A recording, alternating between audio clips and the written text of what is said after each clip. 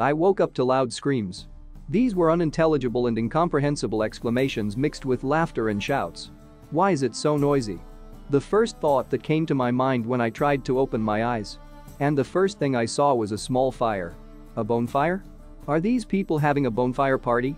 As if not paying attention to me, the clouded personalities continued to dance around the fire, singing strange motifs of shouts and exclamations. Suddenly I opened my eyes abruptly. I understood. Is this a camp party? I didn't think that I was still popular with girls. It's now or never. Suddenly, an unusually joyful fragrance attracted my nose. That smell. Roast lamb. It's definitely her. My eyes shone with happiness. Then I looked at the personalities that were standing by the fire. Beautiful girls and delicious food. A grin filled my face. I'm coming. I wanted to run as fast as I could to the beauties, but suddenly, unexpectedly, I fell right to the ground. Something was bothering me. Lifting my face off the ground, I swore. Damn. Is that a rope? Indeed, I was bound by a vine. Strong enough that I couldn't move my limbs. But it was too early to be surprised. Suddenly a window popped up in front of me, like I was in a video game. What the hell is this? I thought. And he began to read what he had written. The window read. The main task. To survive. A task. Within 12 hours, you should be hunted by primitive people. Reward. 1 skill point, as well as a survival gift bag. Countdown. 1 hour and 20 minutes left. While I was reading all this, those people still noticed that I woke up and plopped down on the ground. 2 people walked towards me. They looked quite primitive. It became even uncomfortable. More than 2 meters tall, 2 boulders were coming straight at me. One was wearing animal skin clothing that covered his shoulder and lower back. He had a huge bone in his hand. The second one had only a kind of shorts, and most of the body remained naked. But that wasn't what bothered me most of the time. Damn, what kind of monsters? Where are those cute girls? They looked at me clearly not understanding a word. For them, I was just another dinner. Hey. This is some kind of mistake. Where am I, guys? No matter how hard I tried to reach them, it seems they didn't even listen. But suddenly, they both pulled their little hands towards me, even competing to see who would grab me first. And at that moment, I had an epiphany. I remembered. I'm totally fucked. 12 hours ago. Wild lands. The sea enveloped a paradise piece of land like a blanket. The sandy beach was simply magnificent. A small ridge of rocks and a jungle, and most importantly, no one. Well, except for me of course. I was sitting on the sand, trying to recover. Clearing my throat and wiping my face with my hands, I tried to remember what had happened. Finally, I filled my palms with water and decided to wash my face in order to refresh myself. Here's the deal. Yesterday I was keeping Mrs. Jan company. We went shopping to buy her jewelry. Suddenly I fell asleep and found myself on this damn beautiful beach. Not happening. Did God punish me for being a gigolo? But that's not a crime. I was sitting on the beach and thinking. The main thought was one thing. That's what I got. Suddenly, my thoughts were interrupted by strange extraneous sounds. Yay. I immediately turned towards the source of these strange screams. And I saw people. They were the same primitive people from the pictures in the books. They mumbled and talked about something, if these screams can be called a conversation, of course. Is this some kind of prank? Not taking the situation seriously, I naively turned to them. Hey guys. Can you tell me how to get out of here? But the smallest of the people started shouting something and then raised a bone like a spear in one hand. He started swinging. Is he aiming at me? While I was thinking, the guy threw this kind of spear right at me. It's lucky for me that he wasn't so marked. The spear whizzed right by my cheek, only grazing it slightly. After this, thoughts about the draw disappeared somewhere immediately. Having weighed all the pros and cons, I made a strategic decision. To run. Running away from the attackers, I tried many ways, from persuasion to promises, and nothing worked. Guys, don't be so serious. Let me go. I shouted when it was already the 30th minute of running. But the guys didn't even think to give up. Fortunately, I have good physical fitness, and Po quietly broke away. Ha. The sound of footsteps is already further away. I think I'm still good at running. Ordinary people can't catch up with me, let alone the boy who was with them. However, the boy had other advantages. No. Another spear flew right past me, barely touching my stomach. Continuing to run away, I finally made sure that this was not a prank. This is all really happening. Suddenly, a window popped up in front of me. Starting the main task. To survive. The main task? I asked uncomprehendingly. What else is the main task? A task. Within 12 hours, you should be hunted by primitive people. Reward. 1 skill point and a survival gift bag. Countdown. 12 o'clock. Is this a system? I thought. Am I in another world? But they didn't let me figure it out. Already another guy that was taller than that kid threw a bone at me. As if sensing danger, I turned around and got a bone right in the neck. Fortunately, the blow came with a blunt end. I'm screwed, I thought, as my eyes blurred and I passed out. And here I am sitting in front of 2 Neanderthals. I'm tied up. They are standing right in front of me with clubs in their hands. Thoughts about how to proceed had to wait. A window lit up in front of me for the umpteenth time. Congratulations. You have been among primitive people for 12 hours. The survival task is completed.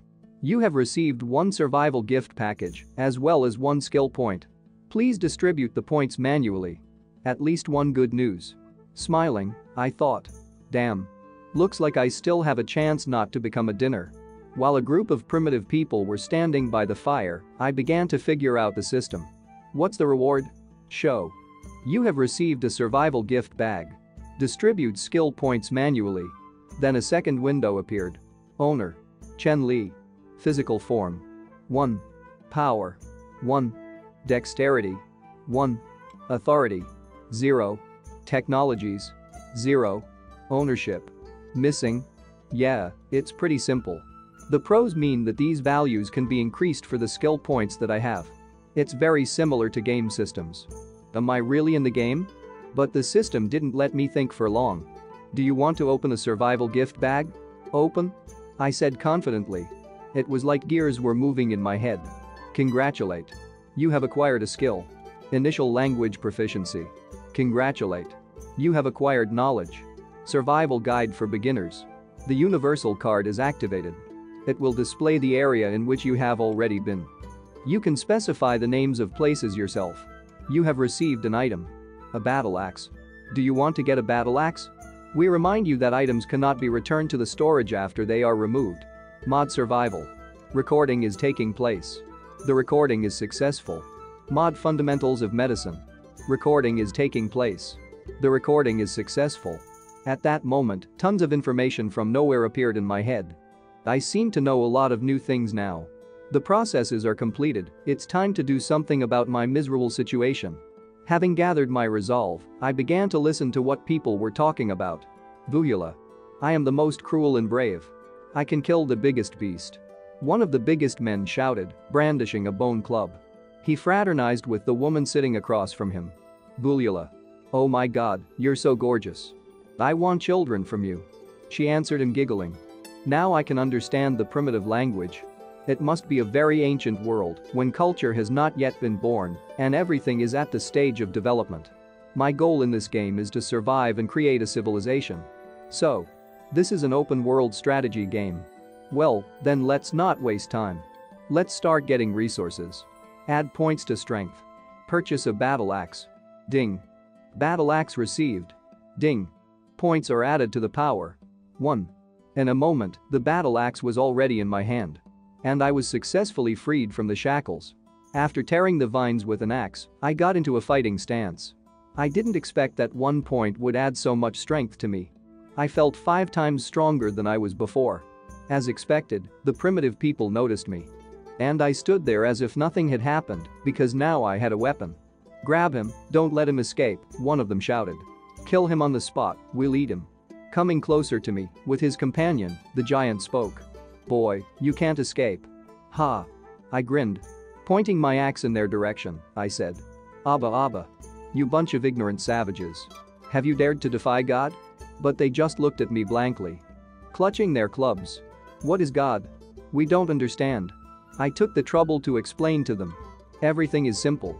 This means that I am an authority among this bunch of primitive people. As well as your leader.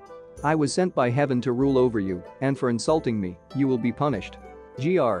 He growled like a disgruntled dog. And then he raised his club over his head and prepared to bring it down on me with all his weight. The main quest has been activated. Get on your feet. Goal. Intimidate primitive people, subdue them and become a leader. Reward for completing the quest. 1 skill point. 3 band-aids.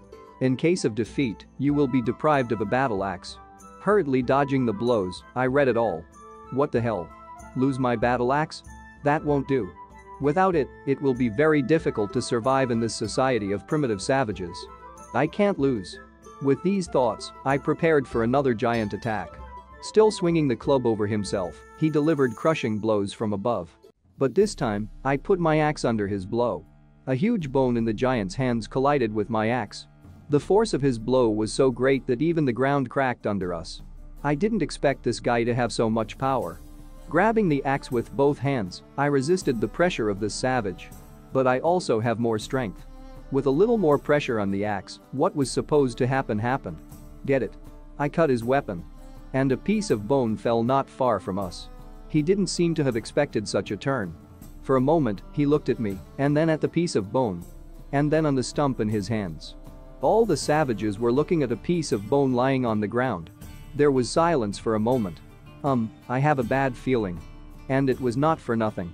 After a second, the giant screamed at the top of his voice. How dare you break my weapon? Boys. Attack. We'll tear him to shreds. The plan was chosen immediately. Escape. Hey.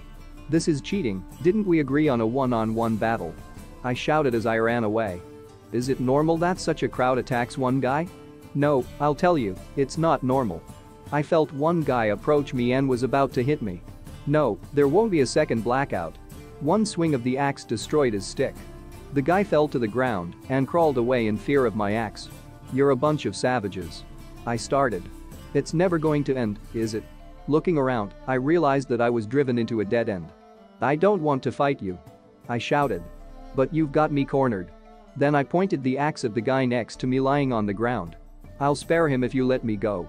Give up. My speech was decisive. All the savages were looking in my direction, and their faces began to change. Meanwhile in my head. If only they hadn't attacked me in a crowd, I wouldn't have had to explain myself now. I didn't expect this bluff to work. One by one, the savages began to panic and scream. And then they turned around and started running away. Let's run. Save yourself. Even the guy who was lying next to me crawled away from fear and ran away. What are they afraid of? Am I that scary? Meanwhile, another screen with the inscription popped up. A side mission has been activated. Banish the saber-toothed tiger. Goal. Help primitive people get rid of the saber-toothed tiger. Reward. 2 skill points and the sympathy of primitive people. The mission is automatically accepted. It is impossible to refuse. The mission has begun. A side mission? A saber-toothed tiger? What the hell?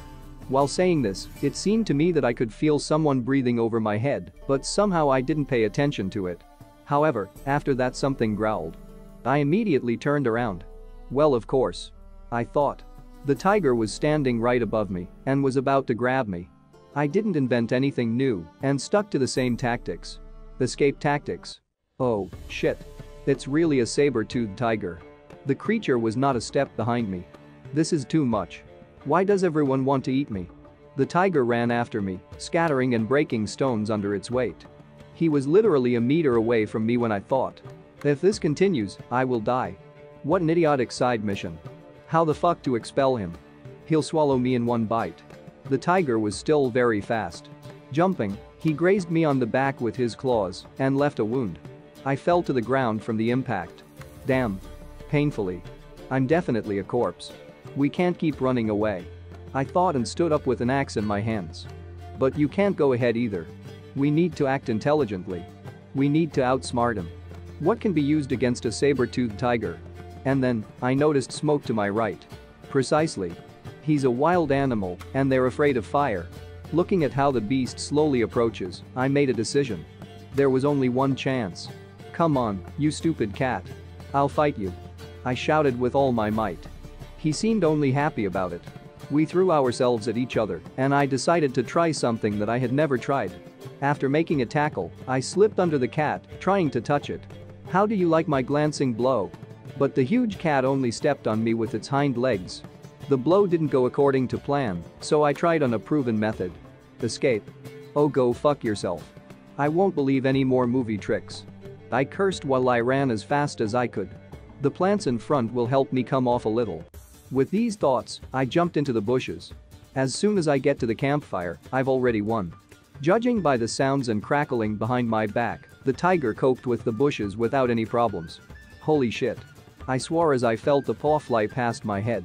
I was close. Ahead. I saw the cherished bonfire. It was my salvation.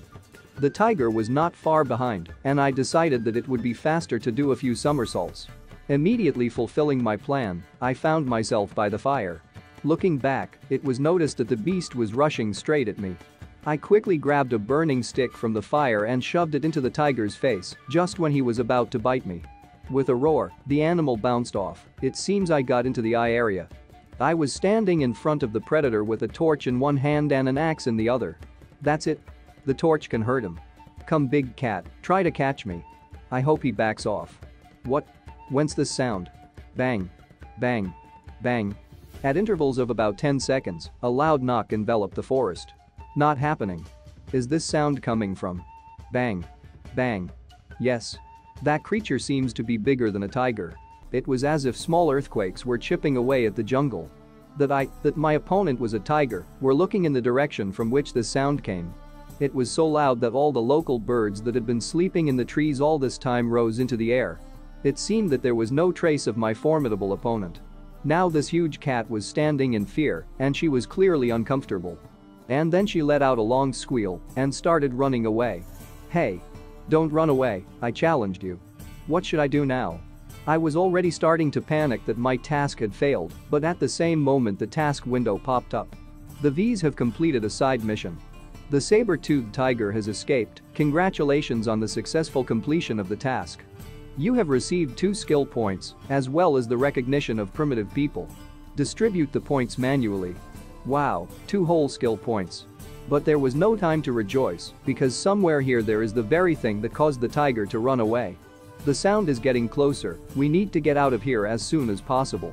Taking a torch with me, I ran, pumping in the process. Add 1 point to strength and agility. Strength 1. Dexterity 1. Whoo. Inhaling, I felt an instant surge of strength. My speed has become much higher. After walking some distance, I came across a small hollow. Shining a torch on myself, I found the refugees. Apparently they were hiding here in case of danger. Hey! I shouted loudly. I was surrounded by questioning looks.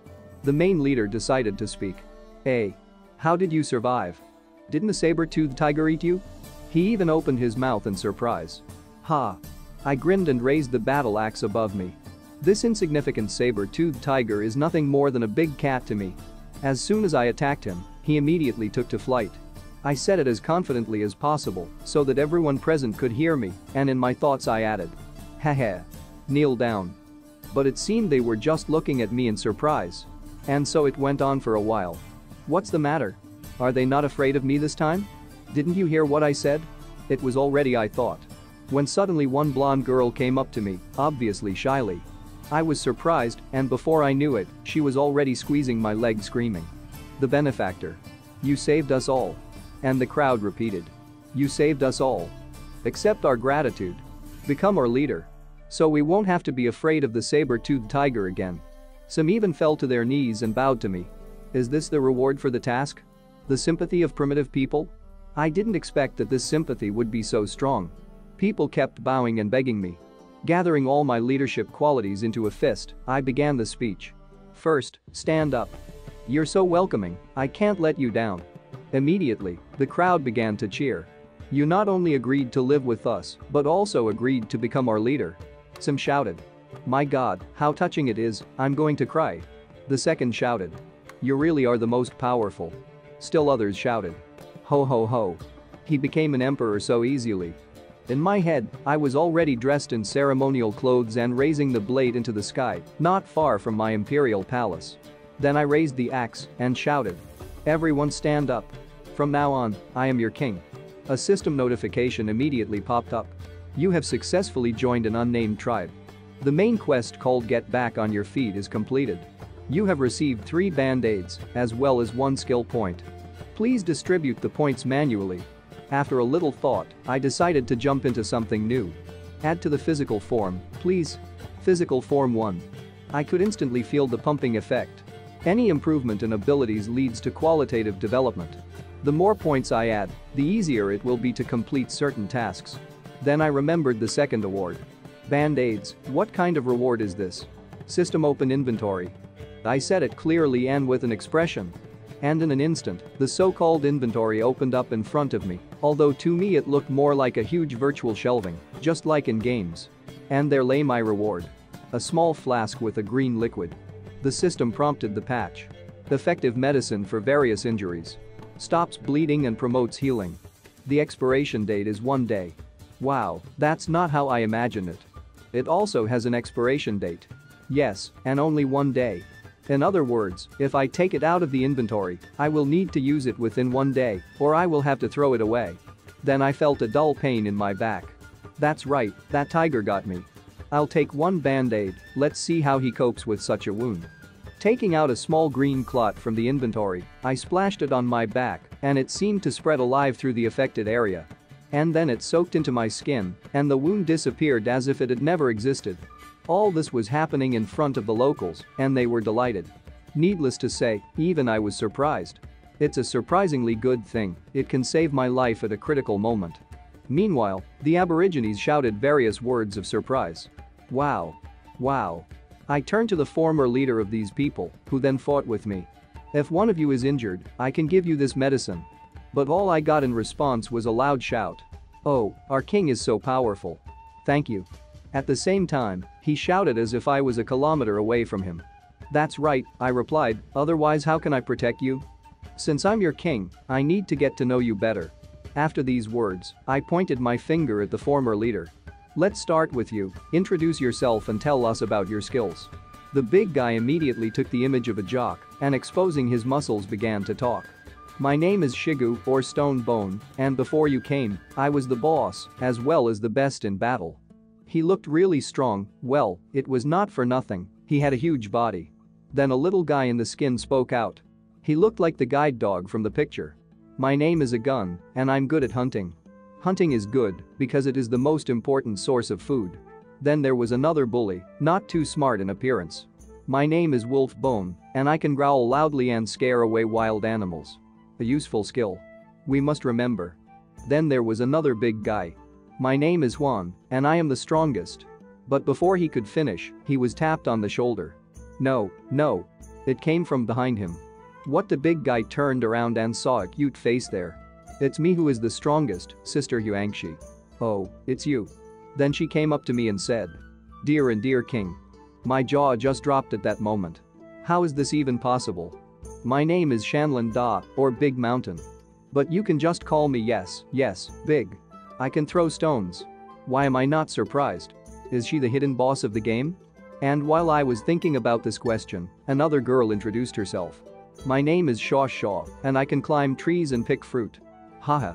You're really skinny. Is it really finally a normal person? Suddenly. Received a slight blow to the back of the head from behind. Turning around, I said irritably. Hey. Who hit me on the head? But what I saw calmed me down in an instant. I beg your pardon, king. My name is Ayu. Hi. Oh my god. I've never seen such big ones in my life. Ah, hello. I squeezed out. And these are my 2 sons, I haven't come up with names for them yet. She pointed to 2 toddlers who were standing nearby. I couldn't get the grin off my face. She also has children, I thought. What? What am I thinking about? The king? Suddenly someone shouted from below. I almost jumped aside in surprise. It was a small guy who then threw spears at me so successfully on the beach. I'm a Xiong hunter, I don't have any special skills. I have good eyesight and hearing, so I'm good at finding roads. And this Xiong can be very useful as a scout in the future. Then the others introduced themselves. And finally it was my turn. My name is Chen Li.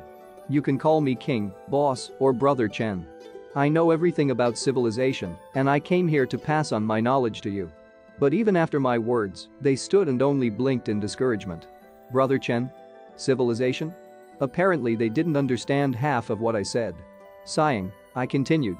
I will teach you a lot later, so you will change. Simply put, I guarantee you that you will be able to eat meat every day. Meat every day?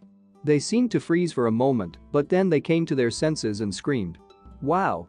Glory to the king! Your Majesty! And other praising cries. Ding! The interface window appeared. The host's consciousness has been detected. The main quest has been activated ahead of schedule. Settle down. I immediately began to read the contents of this new assignment. The content of the quest. Help primitive people build homes, officially create a tribe, and increase the number of people to 50. Term. 15 days. Since the quest is launched ahead of schedule, an additional 3 days are added to you. The time limit is 18 days. Reward for the quest. 3 skill points, as well as a large treasure chest and inheritance. Another main quest? I looked at the people who were standing in front of me. Even if you count these guys, there are only 15 of us now. In 18 days, you need to expand the tribe to 50 people. This will happen only by joining other tribes.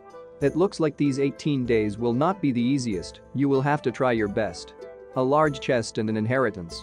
This is the first time I've seen such an award. I hope I will not be deceived, I will look forward to it.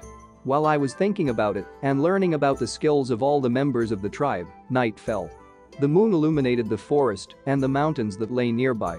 My subjects did not hesitate to lie down to sleep right on the ground. I was lying among them, but I couldn't sleep in one eye. I stood up abruptly and started thinking out loud. Damn. Tired of it. This lawn rubs me all over, I can't sleep. And then, how can you conquer the world on an empty stomach? I'll find something to eat first. Looking at the sleeping aborigines, I even felt sorry for them. These guys are so simple-minded, they didn't even leave a sentry. Damn. My stomach is rumbling. Where can I get food? And then a brilliant idea came to my brain. Precisely. Remembered. There was also a lot of fried meat. Who knows, maybe they haven't eaten it yet. We need to see. And then a real scene played out in my head. The brain seemed to be divided into an angel and a demon. The angel spoke. That giant beast capable of scaring off a saber-toothed tiger may still be roaming around somewhere nearby. And the demon objected. Well, you can't wait for starvation. We have to take a chance. After listening to both sides, I patted my cheeks. Enough worries, I don't think I'll run into this creature. With these thoughts, I took an axe out of my inventory and moved towards the former savage camp. Forward. Fortunately, the moon was shining quite brightly, so it was not difficult to navigate. Arriving at the place, I took a suitable shelter and began to observe. Very quiet. I thought. You have to be careful. The meat is really still being heated on the fire. After looking around, I came out of hiding and came closer to the fire. Coming up, I noticed a couple more pieces of meat and a rabbit lying nearby. And here I see there is another prey. Now that I'm king, I can't just take care of myself. Having found the likeness of a vine, I tied it around the prey. I'll take this to the guys. Let's run. After taking all the food, I went back. On the way to the shelter, I noticed something strange. Trees were scattered here and there. What's happening? It feels like the terrain has changed. And while I was thinking about it, I lost my vigilance. Not seeing an obstacle in front, I fell into a small pit. Damn. I swore on landing. Who dug this damn hole here? What? In front of me, I saw my shadow. Strange. A shadow? Where does the moonlight come from in this jungle? Stop. At that moment, I realized that I was not in a pit, but in a huge footprint left by some huge creature. What is this for such a huge footprint? And the trees were all uprooted. There was clearly someone walking here. Is it an ostrich? No. There are no such huge ostriches. Is it really? Damn. The thought came to mind so spontaneously. I'm a complete fool. I've seen a saber-toothed tiger. I should have guessed right away. It's not just the era of wild beasts here. These are the scariest creatures that have ever inhabited the planet. From this thought, I was horrified. But he did not stay in one place for a long time. We need to find a safe place as soon as possible and settle there. We can't delay a minute. That's exactly the plan that popped into my head. At dawn, all the residents were already on their feet. This chicken head is mine. A fight broke out. A fight over food. Give me the meat. Ah. Give it here. The clearing was filled with screams and shouts of division. I've been watching this for a while. But I quickly got bored. Taking a deep breath, I shouted. Everyone stop. Stop where you are. Everything immediately quieted down, and frozen muzzles with meat in their teeth stared at me. These guys do not know how to share, make a fire, do not know politeness, and the rules of economy. They have a lot to learn. Exhaling, I began to speak. Today's food will primarily go to those who go hunting. Who's with me? The former boss of this lobby took the speech. The king. We usually take turns hunting. Yesterday it was me, a Gong, and Huangshi. Today it's the turn of Liu Tang, Hai Zhu Tiao and Wolf Bone. And then he made a faithful doggy expression and said. But today the king himself is with us, we all want to go. And then all the guys joined him. Yes, yes. And while they were doing bullshit, I noticed that the scout boy was depressed. This kid is probably afraid of me because he thinks that I have a grudge against him for catching me yesterday. We need to figure out how to cheer him up. And then I turned my gaze back to the goons.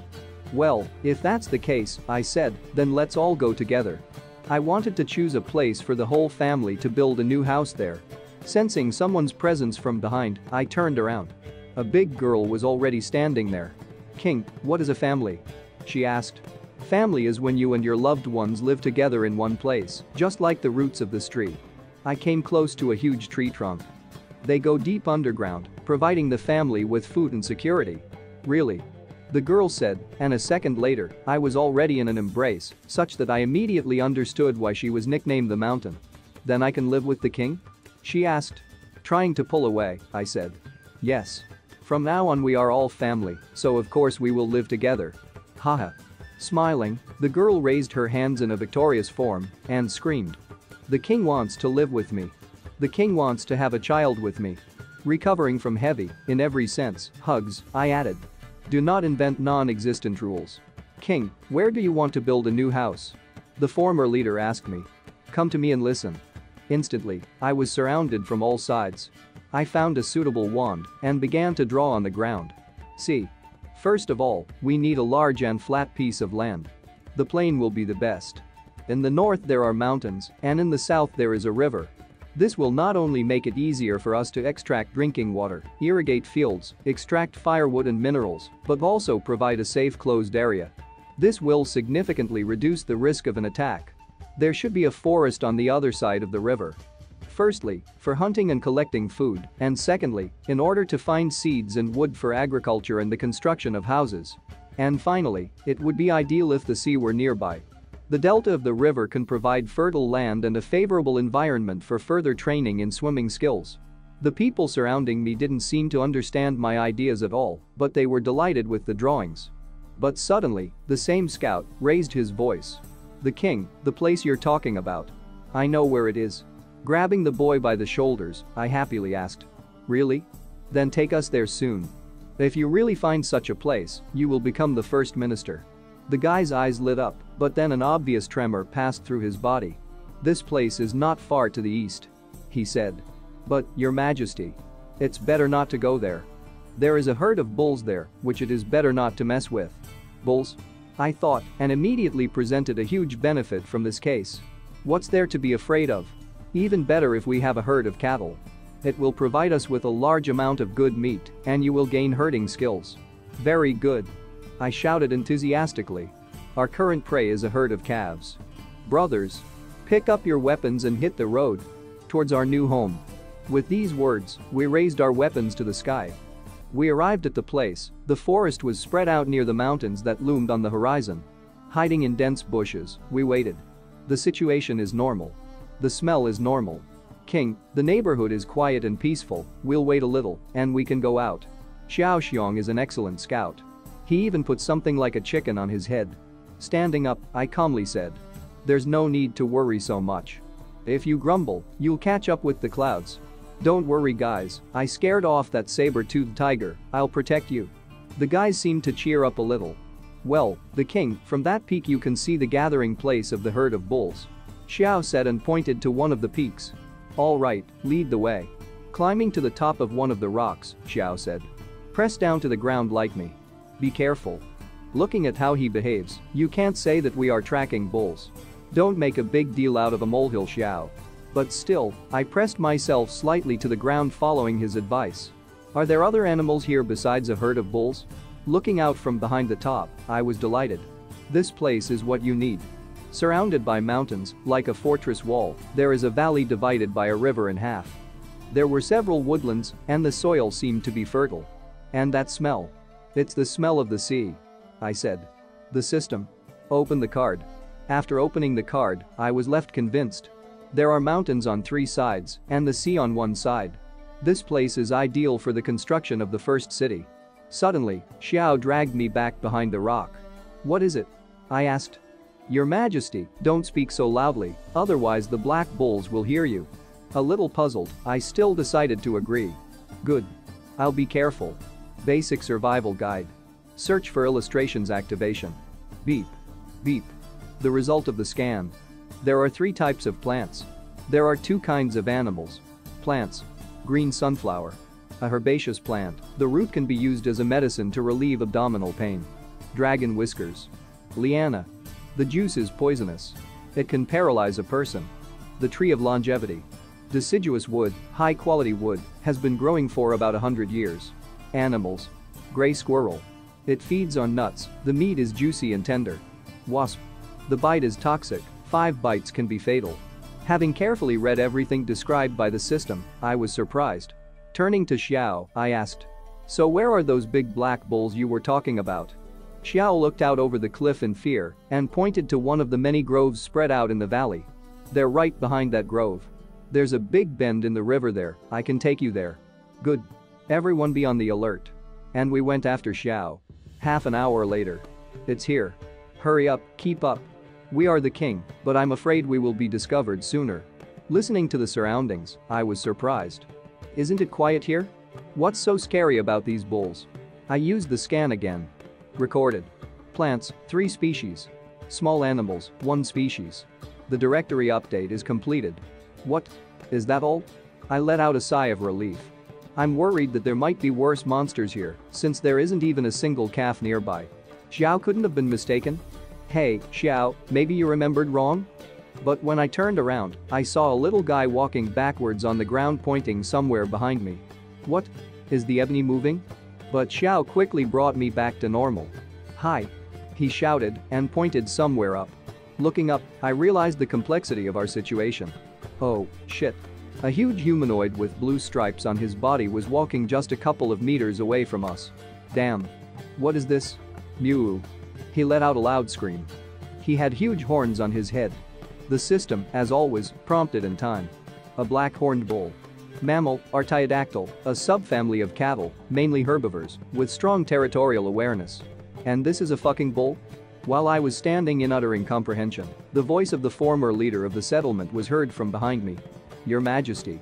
His voice was shaking like never before. Are we really going to hunt these creatures? My voice wasn't too sure right now, but I answered anyway. Sure. Gathering all my willpower into a fist, I made the strongest possible face. Sit in ambush, and I'll go scout the situation. And I went straight behind the tree. King.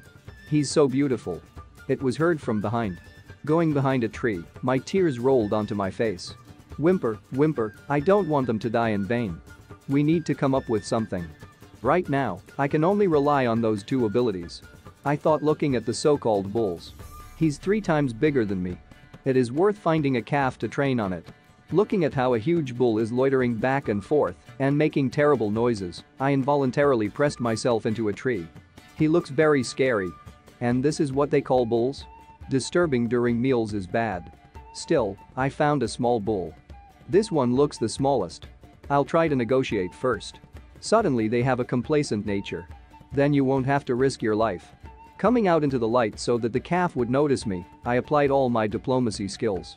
Hello, brother calf. Are you eating weed? Delicious? Seeing me, the bull did nothing at first, but just watched. I smiled back at him and tried not to show aggression. He wasn't angry, was he? It seems that the plan was not very good. But as soon as I thought about it, the calf roared all over the clearing, so that even the birds rose from the trees. His blue plains turned into red, and naturally all the bulls began to look in my direction. Naturally, after a moment, the whole herd was already rushing at me. I was just asking. Don't jump on me right away. I shouted, first running away and then swimming away across the river. Why be so angry? Looking behind all this, my tribe was furiously discussing what was happening. Wow. He deserves to be our king. I decided to provoke the whole herd. He's not afraid of anything. Look, the king has reached the high wall. There's a dead end. What do you know? The king is going to surround them. However, my plan was completely different. Running up to the wall, I jumped first on one ledge, then on the next. But suddenly, hanging on one of the ledges, he began to shake. Hey! What is it? Looking down, I saw a herd of bulls beating against a rock. Several of them even lost consciousness. Apparently they braked late. Haha. If you can, come up here. It would be best to knock you out. Mew. Mew. They roared furiously. It seems that this rock will not withstand their weight. They won't get in here. The bulls stood for a while and then went home. Phew. I think I'm safe for now. When I get back today, I need to tell all the hunters about it and also give them weapons. But how do I get down now? Those raging bulls are waiting for me down there. There is only one way out. I will continue to climb up and I will go the roundabout way. At the same time I will record the view from above. After climbing to the top after some time, I was again surprised by the view that opened there. A valley surrounded by mountains and the sea. I'm going to build my city here. And then the empire. This game is just beginning. I firmly decided, looking at the horizon. My subjects were still watching the bulls. And why is the herd of bulls coming back? And where is our king? He wasn't trampled, was he? The former leader of the tribe started climbing the tree. No. I have to find a way to get the king's axe. Suddenly, my axe flew straight into the tree next to him. Ai! He cried out. And I slowly approached the tribe and began to speak. Shigu, you're a brave man. Do you want me to die? Hooray! It's the king. The whole tribe rejoiced. Shigu bent down, asking. My king. How did everything go? Are these bulls strong? Without paying attention, I said. I'm going to eat beef to replenish my strength. While saying this, I pointed to one of the bulls. Don't you want to try? But Xiao immediately objected. Forget about it. They cannot be defeated. And Shigu immediately confirmed it. Yes, forget it, they are too tough for us. Looking at them, I made the scariest face of all. And then he said in a terrible voice. Don't you understand me? You need to answer simply yes or no. Yes. Yes. The crowd shouted. Good. I said, taking out an axe from a tree. And then raising him above the ground, he added. Starting today, I will teach you how to create powerful weapons, as well as advanced hunting techniques. In 3 days, we'll deal with them. I announced solemnly. Good. Hooray. My tribe exclaimed. In the meantime, we are back to the old place. Ha! With one powerful blow of the axe, the tree was cut down. Wow! Dozens of eyes were watching me, and everyone was shocked by what they saw. King. This tree is not edible, there is no fruit on it, why did you cut it down? Shigu asked. Everything is very simple. I answered. This is the material for making weapons. Watch carefully how I do it, it will be useful to you in the future. To begin with, choose a wooden stick about 2 meters long. Sharpen one end. Voila. System alert. You have successfully invented a new weapon, Technology 1. Current characteristics. Physical form.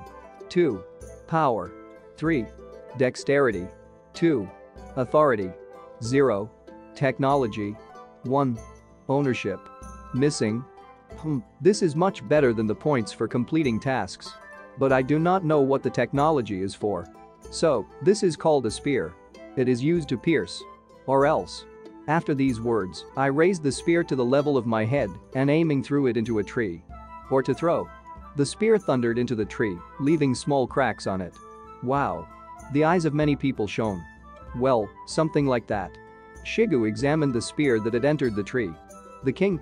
This spear seems to be a very powerful weapon.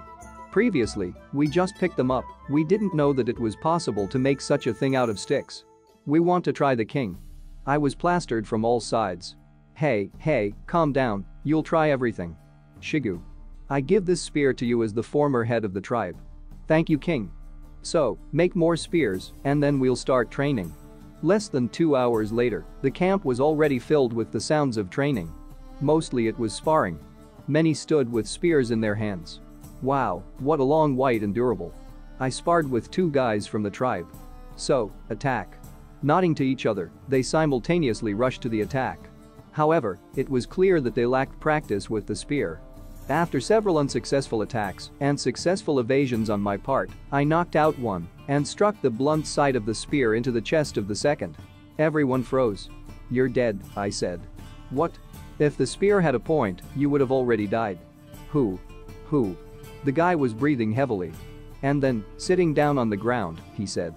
The king is like a god, we cannot overcome him. That's because you don't know how to handle wooden weapons and still rely on brute force.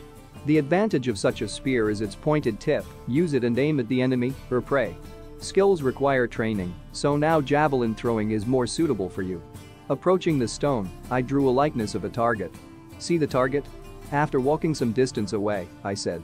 Stand here and throw the spear. Whoever gets there first will get a spear from me as a gift. I'm the first. Shigu shouted and swung his spear to throw.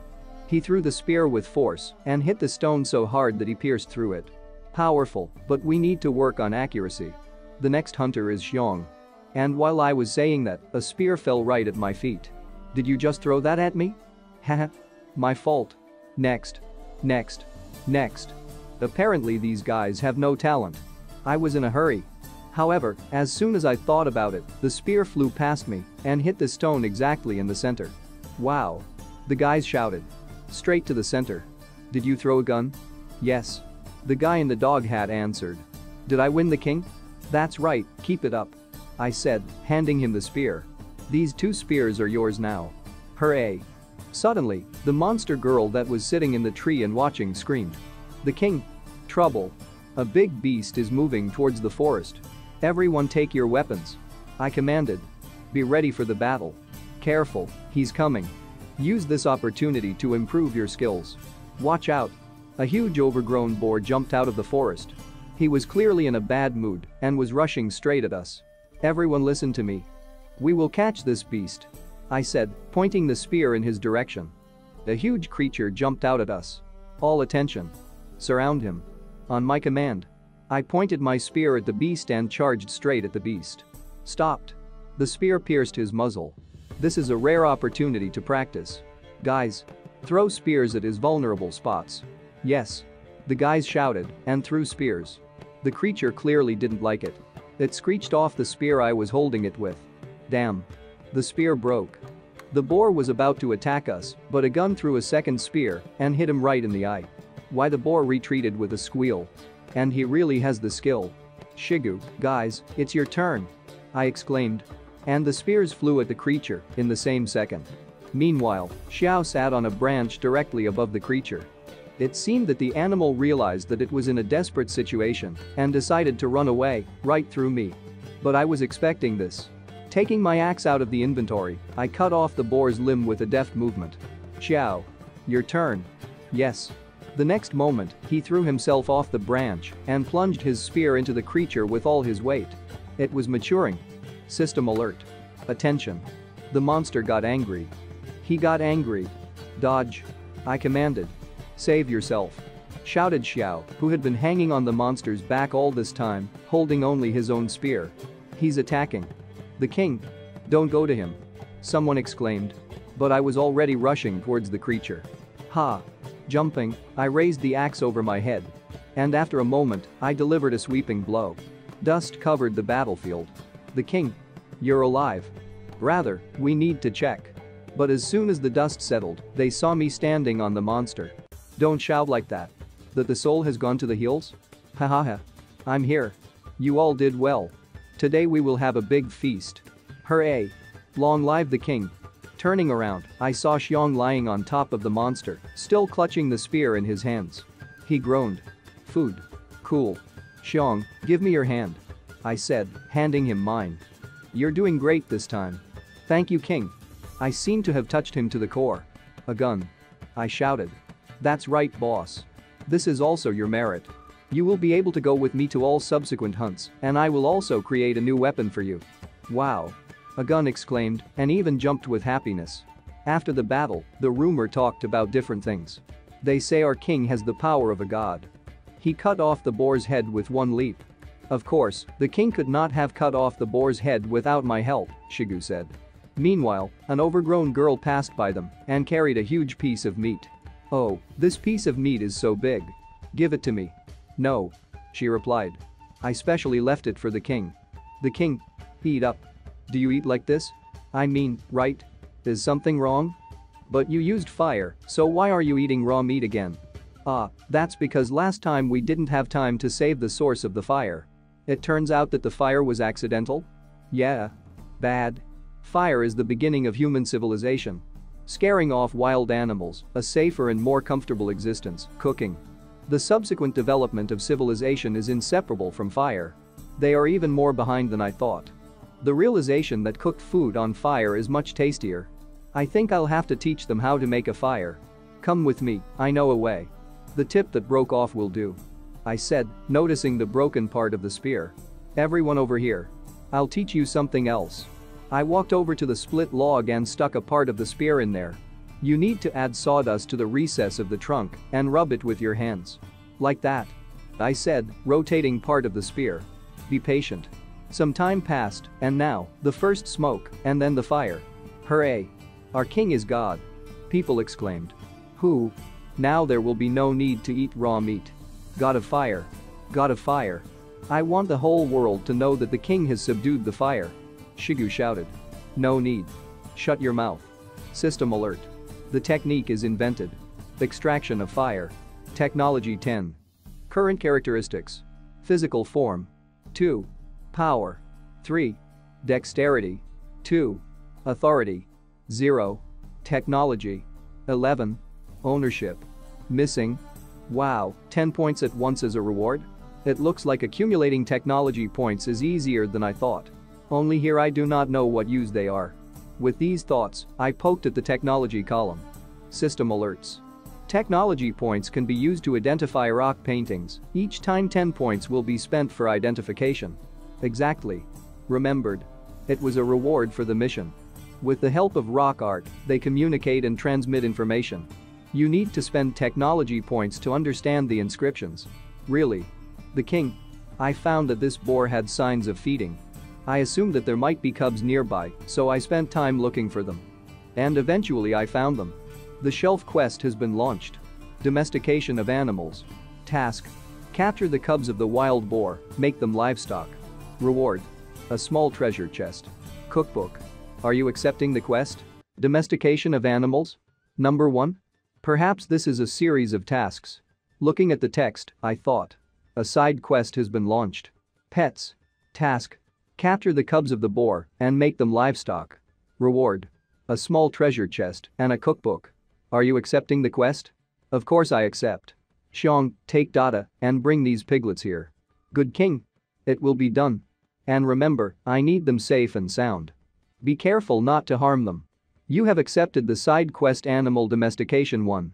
Dada grabbed Xiong by the hand and rushed to carry out the order with shouts. You won't have time to blink an eye as we will be back. Looking at all this, I let out a relieved sigh. Well, before these two come back, we need to build a pigsty. Approaching the rest of the group, who were finishing dinner, I said. When you're done eating, come to me, I'll teach you something else. Of course the boss. Good. The sun was already setting below the horizon when the guys dragged piles of sticks to the place I indicated. Why did the king ask us to collect so many branches? Stop talking nonsense. How should I know? Approaching the place where the other guys were already sitting, they were surprised. Oh, are you back already? What are you doing? The former leader asked. The king said it was called a straw rope. Much stronger than a vine. You need to smooth out the straw in this way and then weave a rope and that's it, you're done. Ah, I didn't understand anything. Noticing that the firewood had arrived, I said. Shigu, don't stand there, bring everything here. Let's go. With a fair swing, I drove a flat wooden stick into the ground. And then another and another. Thus forming holes for the sticks brought by the guys. Come here. Take a branch that looks like mine and a rope. I started making the construction. Everyone must make at least 5 such wooden structures. Then, insert the assembled structure into the place I prepared. And then, tie them together with a rope. The connected sticks form a cage, and everything is ready. And then it remains only to carefully distribute the straw outside. System alert. A simple pigsty is built. It turned out well. Wow. Everyone present shouted. How cool. I didn't even have time to look back as everyone ran to the building. And then, pushing and almost fighting for a place, everyone climbed into the pigsty. I came first. Don't push it out. It was built by the king so that we could live here together. I want to have a baby with him. You're a man. Looking at all this, I had no choice. Fasipum. The pigsty was not built for you. The king. Meanwhile, Xiong and Ada came. The king. We brought piglets. There are 8 piglets in total. All of them were brought. Not bad. Now put these cuties in a pigsty. As soon as I said that, one of the aborigines jumped at my feet. Nuo. The king. How can you give such a good lair to these pigs? And then, the second one hugged me from behind. Yes, yes. We will finally be able to hide from the wind and sun in this nest. We all want to live there. We want a house too. Unable to stand the strain, I threw them away. Idiots. Ugh, how disgusting. If you want to live in a pigsty so much, then I don't care, but after we build a more comfortable wooden house, there won't be room for you there. They seem surprised. Really? Better than this nest? Then I don't want to live here. Let him live here. After that, the huge guy pointed at the smaller aborigine. No. I don't want to either. Let the pigs live there. He said, almost shaking with fear. All right, Xiong, take the piglets to the pigsty. Good, he said, and immediately carried out the order. Suddenly, a hunter in a wolf hat came up to me. King, aren't these pigs our food? Why should we care about them? Everything is simple. I answered calmly. Wouldn't you be happy if we could eat a lot of meat without going hunting? Would be? He answered with confidence. Only by raising them and giving them the opportunity to give birth to a lot of piglets, we will be able to live a good life. It doesn't matter if you don't understand something, just keep learning. Attention, system alert. The quest has been completed. Domestication of animals 1. Reward. A small treasure chest. Culinary Kriga. A pigsty has been created. Technology points +1. Physical form. 2. Power. 3. Dexterity. 2. Authority. 0.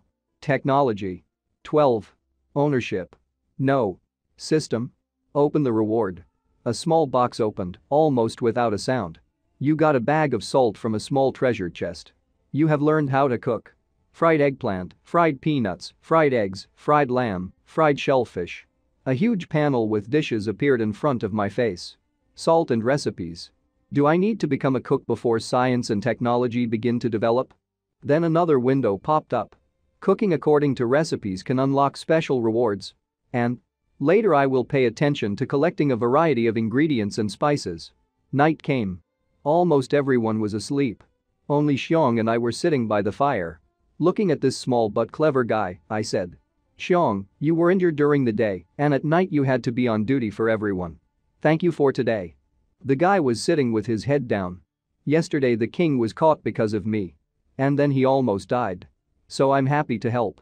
It is clear that he was sorry. Hugging him in a friendly way, I said. Don't worry, I'm not the type to take revenge.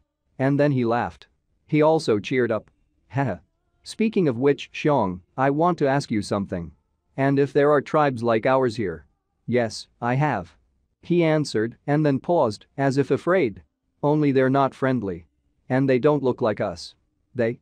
Okay, tell me who they are, how many of them, and where they live. Sure. I know that 3 tribes live nearby. These are the tribes of the Coconut Grove, the Sea Bay and the Giant Rock. Although I said that they live not far from here, but in fact the distance is decent.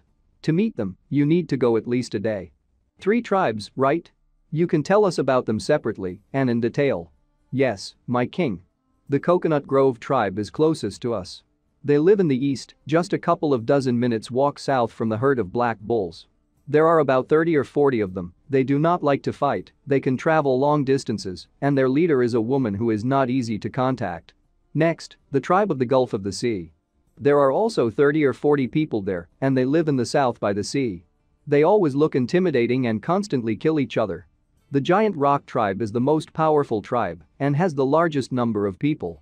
They usually live in the mountains in the southwest, but sometimes they all come down from the mountains together. They say their leader has gained supernatural strength and can kill a tiger with his bare hands. It's better not to mess with him. I thought about it. If the information is correct, then the Coconut Grove tribe is most suitable for the first purpose. Relying on the fact that they are bizarre cannot be rude. We need to find a way to defeat them peacefully. What? Why is it so cold? The king, you are still awake. Suddenly there was a shout behind me. Do you want to do something interesting with me? No. I replied, making such a weird face as soon as I could. Nai. Meow. King, look, do I look like a cat? My face involuntarily tightened. Haha. Very similar. On the saber-toothed tiger. Well done. Reaching out with my hand to Xiong, who pretended not to see anything, I grabbed him and shouted as I ran away. Xiong wants to go to the toilet. I'm going with him. A few hours later, dawn broke. We sat down on a branch of one of the trees and waited. King. Xiong whispered. They came. Indeed, looking at the shore, I noticed two creatures. They were furiously chasing the bird. I'll kill you. One of them shouted. System notification. The dodo bird. Class. Birds. Squad. Pigeon-like. The name of the dodo. Specifications. Poor quality of meat. High egg production. While I was reading the system notification, the creature caught up with the dodo. I got you. Looking at all this, I turned to myself. We've been lying in wait all night. And finally they revealed themselves. Are they the tribe of the sea bay? Two men with strange skins stood contentedly with the loot in their hands. When suddenly, one of them shouted, pointing a sword at the other. Give it to me or I'll kill you. The second one hissed shrilly at the offender. SHHH. Get out. A fight broke out. These guys have well-developed limbs and a very simple brain. Judging by what you said earlier, there are about 30 of them. If we can attach them to ourselves, then the number of people in our tribe increases, and we will also be able to capture the dodo. But the king. Xiong said excitedly. Our people are half as many. We won't be able to fight them. This is really a problem. I agreed. However, if the weapon is advanced enough, then we can. In my head, I was thinking about a plan. First of all, it is necessary to get rid of the herd of black bulls. And then use new resources to create more powerful weapons and equipment. I looked at Xiong. We're going back. We still have a lot to do. Yes. He replied. A couple of hours later we returned to the settlement. The fire had already gone out there, and the guys were kind of dim. However, when they saw us, they cried out. The king is back. The king, whimper, is back. Almost crying, they rushed to me. We have been looking for you for so long and already thought that you had abandoned us. It's good that you're back. I'm sorry, I made you worry. We need to do something else. Shigu, practice fighting with spears. I commanded. And he, like a brave soldier, stood at attention and answered. Yes, the king. Turning also to the guy in the wolf hat, I said. You're in charge of throwing spears. You only have 1 day to improve their skills. No problem, he said. Hey, guys, there's not much time, try your best. Suddenly I was approached. King. Dada was standing there, holding a huge sheet in her hands. Such leaves are most convenient to use when you walk around the big. Yes, I know. I said, looking at her. Thank you for your kindness, and now I want you to gather all the women. I need help. Now I need help with a wooden implement. First, find the stones, I will teach you how to make a stone axe. Understand? I understood the king. She shouted. I'll call everyone right away. After a while. King, look. I noticed Dada, who was carrying a rather large stone in her hand. How do you like this stone? Very good. Just right for turning. To begin with, place a rectangular stone on the grindstone and rub it. Make sure that the tip is like mine. Then tie it to a stick using a rope. So we made a stone axe. Wow. Everyone exclaimed. The king is magnificent. King, you are my god. System notification. You have successfully invented the technique of sharpening stone tools. Technology glasses. 1. Looking at this, I almost burned with anger. 10 points for the extraction of fire and only 1 for the grinding of stone tools? Nonsense. Okay, there's nothing to do. Follow my instructions. As soon as you do, bring it to me for verification. I had no time to move away from the place when Dada called out to me. King, look, I've done it. Look. Wow. I was genuinely surprised. An axe with 2 blades? You seem very talented. Grinning, she said. I remember that the king's magic axe looks the same. So I tried to make it. Suddenly the system menu popped up in front of me. A. System notification. You have fulfilled the conditions. Condition number 1. From Paleolithic to Neolithic. Check mark. Condition 2. Identify new talents among subordinates. Check mark. A hidden ability has been activated. Identification of talent. A hidden ability? Now, looking at Dad, I saw a small window in which it was written. Creating tools. It seems that the talent detection system allows me to find out what each person's success is. Creating tools should be Dada's talent. Why is the king staring at me? Cough cough. I cleared my throat. Make a stone axe according to the standard, I said. Today we have to make as many weapons as possible. Yes. The girls exclaimed. So another day passed. And at sunset, the 30th spear is ready. More than half was done by you. Dada, you're a great fellow. Handing me another spear, she asked. King, are the new ones better than the previous ones? Yes. You really have a talent. Suddenly I noticed the consequences of hard work. Hey, your hands? You've been sharpening spears and stones all day. Thank you, Dada. Oh, it's okay. As long as I can help the king, I'm ready to work hard. Suddenly, out of nowhere, other girls appeared. The king. Others are also injured. Don't you feel sorry for us? Blushing a little, I looked away. It's a pity. Thank you all. King, blow on your hands. Having thought over another escape plan. I exclaimed. 50 guns will be enough for us. Have a rest.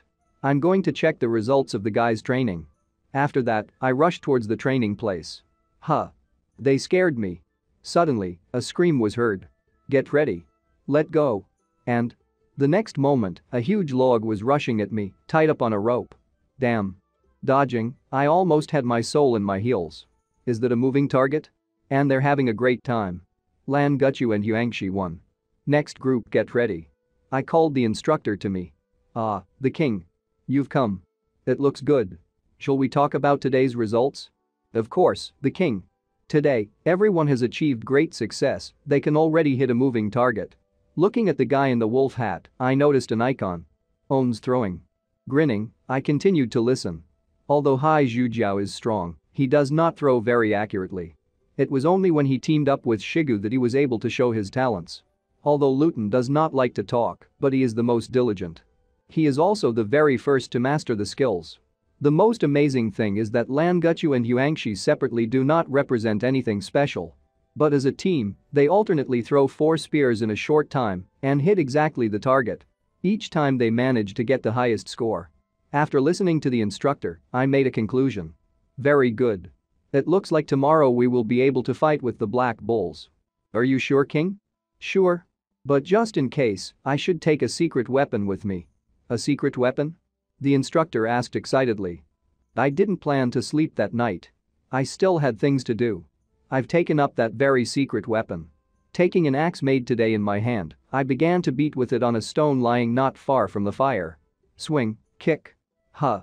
I didn't sleep all night, I wanted to finish. A few hours earlier. Secret weapon? Yes. See. It is necessary to select the black tops of the leaves. If you have wounds on your hands, do not touch the juice of the leaves. The system identified them as a natural paralytic. I hope the juice of this thing can paralyze those monsters. I thought, looking at the leaves. The king. I brought the spears. About. It's you, Dada. King, why did you dig a hole in the stone? Oh, it's a stone stupa. Soon you'll find out what it's for. System notification. You have successfully invented a stone mortar. Technology +1 glasses. Call the girls. Use a stone mortar and crush these green leaves and then smear the juice on the tip of the spear. The king. What should we do? One of the guys asked. We want to help too. To begin with, eat and rest. A big battle awaits us tomorrow. Good king. Great king. I didn't sleep until dawn. And even at dawn, I chewed meat, sprinkling it with salt. Fried meat is much tastier with salt. The king. Everything is ready. Dada exclaimed and threw me a spear. I successfully caught him, and after examining him, I said. The time has come. Women stay at home and protect the children. The rest of you take your weapons and follow me up the mountain. Long live the king. Now it's their turn to be afraid of us. A few hours later. The guys took up a position on the mountain and looked out for the situation. The king went alone as bait, isn't it too dangerous? Shigu calmly replied. The king is too strong. What danger could there be? Look. Xiong, who was sitting on top of the cliff, said. Everyone get ready. There seems to be some movement on the other side of the river. Shigu turned to the girls who went as squires. You must pass the spears in time. Especially from the sight of a gun. Don't let him go unarmed. The king took such a big risk, we can't make a mistake. Shigu stated firmly. 10 minutes ago. As then, I was sitting in the bushes and thinking. According to the latest experience, I will be able to run safely to the mountain. For reliability, it would be best to lure a young bull. Noticing this at the pond, I silently moved through the bushes in his direction. Huh. Just don't trip on the way, otherwise I'm finished. Gathering my thoughts, I threw a stone at the bull. And then he shouted. Hey, catch up with me. You're all shit. Suddenly, two more came out from behind the bull. Mew. Flashing red, they rushed at me. 3. Too much. But there's nothing to do. It will be risky. I thought, running as fast as I could towards the guys. Running up to the rock, I yelled. Shigu. Aim for the first bull. Focus on the attack. Everyone get ready. Shigu commanded. Attention. Drop it. All the spears hit exactly on target. The huge bull roared from his wounds. I jumped on a rock, as if I do it every day. A gun raised his spear. I'll hit the target. He said, and threw the spear straight at the bull's neck. He clearly didn't like this injection. And he fell to the ground. However, there were still two more. They hit the rock, just like they did then. But this time the stone on which I was hanging cracked. It's a bad thing. I thought when he began to fall away from the rock. But as soon as I felt the taste of free fall, someone's strong grip was felt on my arm. The king. Are you okay? I've got you. It was Shigu. Although I was grateful to him, but now was not the time for pleasantries. Attack them. Don't stop. I ordered. Until they die. Keep attacking. After they help me get in, Shigu commanded. That's it. Aim at the one on the left. King, are you hurt? Dada asked. Don't worry about me. Shigu did not stop commanding. Focus on helping Shig. Looking at it, a new icon appeared. Talent to lead troops. No wonder he commands so well. It seems he was brought up so that he became a commander capable of doing everything on his own. King. They don't look good. Woo. The bulls were clearly exhausted, some were completely immobilized. Wow, I didn't expect the anesthetic to work so quickly. Can't go on a rampage now, huh? Suddenly, Xiao screamed. The king. Other bulls are attacking too. Indeed, they were just crossing the river. Damn, it happened much faster than I expected. Most likely they were attracted by the scream. Don't panic, everything is going according to plan. Let's focus on attacking the three bulls from below, we can't let them escape. As expected, the poison slowed them down. Don't let them escape. Mew. The bulls were moaning and were already trying to crawl away from the battlefield. The paralytic did his job. We threw spear after spear. After all, the guys' training sessions were not in vain. All the spears hit exactly on target. Stop, I commanded. King. Now is not the time for feelings. Shigu stated in a serious voice. If we don't hurry up and finish them off, the other bulls are about to arrive. Looking at the horizon, I saw a herd of bulls crossing the river and was already approaching us. How many copies are left? I asked in a calm voice. With the ones you have in your hands, another 28 pieces. Dada reported. Xiong, how many bulls are approaching us? The scout sitting on the rock shouted. About 20. That's why we stopped. We have a limited number of copies. But if we give up, won't it be a waste of energy? A gun asked. A waste of energy? I took a look at the bulls that were lying almost unconscious. Ha. It's part of the plan. I wasn't originally going to bet such a small number of people against a whole herd of bulls. I said when I saw the silhouette of the biggest bull in the distance. The real war is just beginning. My goal is to kill their boss.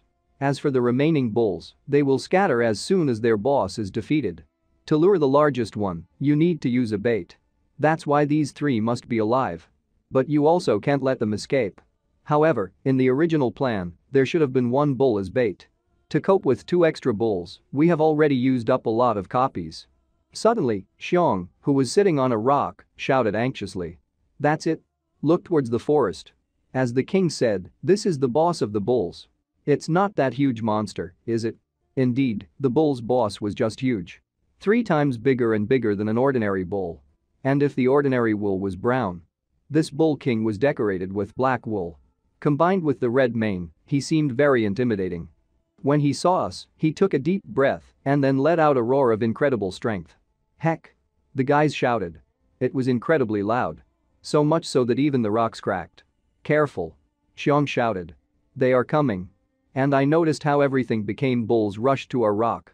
Having accelerated, they crashed into it, which created a lot of new cracks. Hitting the mountain? Could they really have gone mad? Shiga asked. Damn. Looks like the boss isn't going to fight us personally. He just commands them from a distance. I said my thoughts out loud. Suddenly there was a distinct crunch. Hey! What a sound. Your mother. The stone wall cracked. Heck. Everyone go back and hide. But it was too late to command. I noticed how Dada was flying down on a huge boulder that broke off from the rock. The decision was made immediately. Yuangshi, let's save her. I shouted. Yes. And the two of us slipped down the cliff. And there are other guys behind us. Approaching Dada, I said. Get some rest. We will protect you. The guys who were standing in front of me had already put their spears forward and took a defensive stance. What should we do? Fight them? No sudden movements. Listen to the king's orders. Taking my axe out of the inventory, I calmly left the defense. It turned out it was their trick. Spread out. Various thoughts were spinning in my head. The case is rubbish. Most likely, the leader saw through my trap. I didn't expect him to have such a high intelligence. At the top, Shigu remained in charge. To all who remained. Take up arms. Protect the king. Don't do anything yet. I commanded. Focus on finishing off those who come running first. Suddenly the bulls froze, as if they had received another order. And then two of them rushed at us. The right one was taken over by a silent guy who had been training hard all this time. And it is clear that he was good. Almost instantly reacted by jumping out ahead of me, he threw his spear right on target, hitting the bull in the neck. He obviously didn't like it. Then, taking advantage of the moment, I rushed to him and finished him off with my attack. The bull almost fell right on top of me, but my partner picked me up. Meanwhile, a second bull was attacking Guangxi. He tried to throw a spear, but the bull managed to cover himself with his hand, so there was almost no damage. But Guangxi didn't give up. The bull flew straight at him, but when he got close, he was grabbed right by the horns, thereby opening up for the partner of the Guangxi, and received a spear in the neck. Get ready. Shigu commanded. Fire. And 3 more spears flew into the bull. He was smitten. Suddenly, the roar sounded again. All the bulls were looking warily in our direction. A short roar sounded again. And the bulls, looking around, backed away. Did they just get the order to retreat? It seems he decided to fight in person after all. What? Rain? As if by magic, the clouds thickened and a thunderstorm broke out. The Bull King. He was huge. Taking a deep breath, he concentrated the energy in his chest. Damn. Disperse. I commanded. Literally a moment later, the Bull King launched an energy beam in our direction. Your mother. Ricocheting off the rock, the beam went straight into the sky. What was that? A sound wave? The power of the roar? He inspires fear. Everyone lost their fighting spirit. Getting up from the ground, I shouted, I'll distract him on myself. And you hide, Dad. Good king. Everyone upstairs, wait for the signal. I told the guys. I said, pointing my axe at the bull. I'm your opponent. Mew. An enraged bull was rushing straight at me, pointing its huge horns. Taking a fighting stance, I hit his horn with my axe. The earth was cracking from our confrontation. But the collision did not last long. Raising his muzzle, the bull threw me back a few meters. And then swinging both front paws, he prepared to hit the ground. I decided to retreat to the rock. Noticing there a gap left by the sonic boom, I firmly decided. There. Starting to climb the gap, the bull still caught up with me. Hitting his head on a rock, he raised a huge cloud of dust. The king. My subjects cried out. But suddenly, the bull retreated. What's happening? Deciding that it was all over with me, the bull aimed at my subjects. Don't back down. But after all, we can only pierce his corns. The bull was about to sweep away my guys when suddenly he received a significant blow. It was the blow of my axe. Thank you, fat man. Thanks to you, the gorge appeared. This allowed me to hide there at a critical moment. At the same time, I was thinking the following in my head. Despite this, I still got seriously injured. Shigu. I commanded. Follow my orders. Kill him. Yes. Attack. The guys rushed into battle. They jumped on him in a crowd. But it seemed that this monster could not be stopped. One of the guys ran into the creature's horn and hung on his muzzle. The king. He shouted. I'm here. Jumping up, hit him in the face and freed a friend. The bull was clearly enraged. He used his beam again and hit the ground under him with it. Taking advantage of the moment, I slashed the creature right on the shoulder. The wound was quite deep. Shigu. Now. Aim for the wound. He shouted. Shoot. In the same second, 3 spears flew at the boss. Right on target. The damage was great. The creature staggered and then fell to the ground with a crash like thunder. Did we win? We won. The guys from the cliff shouted. Glory to the king. Approaching the creature, I involuntarily thought. Something's wrong. What are the other bulls waiting for?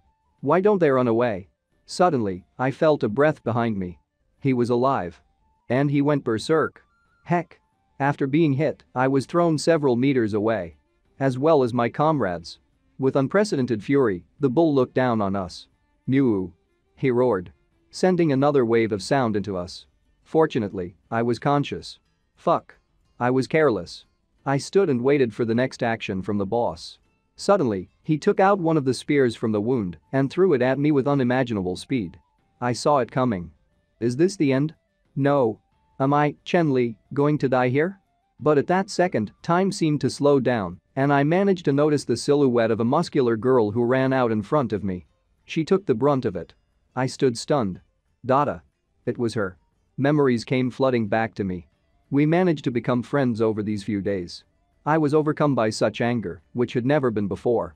The thing that killed her was standing in front of me. Damn. I shouted. Fight me. System notification. Warning. The appearance of an unstoppable force. Warning. Warning. But I didn't care. I didn't notice, but my hands seemed to be wrapped in some symbols. They radiated light and were filled with power. Die. And then I swung my axe, from which a wave of strange energy appeared that cut the monster in half like butter. It seemed even he did not expect this from the one who scratched him. I cut him in half. It's like he's just a piece of butter. And then turning to the remaining bulls, he said. Come on. Who's next? The bulls were clearly not ready to confront me. Looking at their boss, who was defeated so easily, they hesitated. Die. I shouted frighteningly. And the bulls were seized with fear. Mew. They roared in fear, running away. Then my axe fell out of my hands. System notification. Attention. Warning. You're dying. Leaning on my axe, I was breathing heavily. It seemed that there was almost no strength left. Ka. Suddenly I coughed up blood. It was a bad signal. So the system wasn't lying. Consciousness was leaving me. The shouts of subordinates could be heard in the distance. The king. The king. But I barely understood what was going on. Coughing, I realized that my eyelids were closing. Warning. Warning. After a moment, I was already lying on the ground. Looking at the battlefield, I noticed her. Dada. With the last of my strength, I groaned. Get it. Medicine. After that, my eyelids finally dropped and darkness came into my mind. I lost consciousness. When I woke up, I saw a thatched roof and a woman's chest. What? Finally opening my eyes, I saw her. The king? Are you awake? Ew? I was lying on her lap. Obviously she spent a lot of time with me. This? A pigsty? Of course not, king. After you drove away the herd of bulls, we moved to this new land. And we built this hut for you. Lie down for now, I'll tell the others. Wait. I said, heaving myself up. Do you want to give me an order? Dada and Liu Tang. How are they? I asked hopefully. Sighing, the girl began to speak. When we found Liu Tang, he was barely breathing. However, he recovered quickly, and after he woke up all this time, he was standing outside guarding you. Dada is more injured, we had your magic medicine, so now she needs to rest and she will recover, the others are fine for now. Huh, I'm glad that everyone is fine. In 4 days, everything returned to normal. Ayu answered me smiling. 4 days? I was so surprised that I grabbed her hands. And? Yes. She answered confusedly. I hurriedly opened the quest menu. Settle down. A task. Help primitive people build homes, create a tribe and increase the number of people to 50. Term. 11 days. Hell, there's no time to recover. We can't waste a second, I thought. Ayu looked at me thoughtfully. It was in her eyes. Why is the king constantly looking at one point?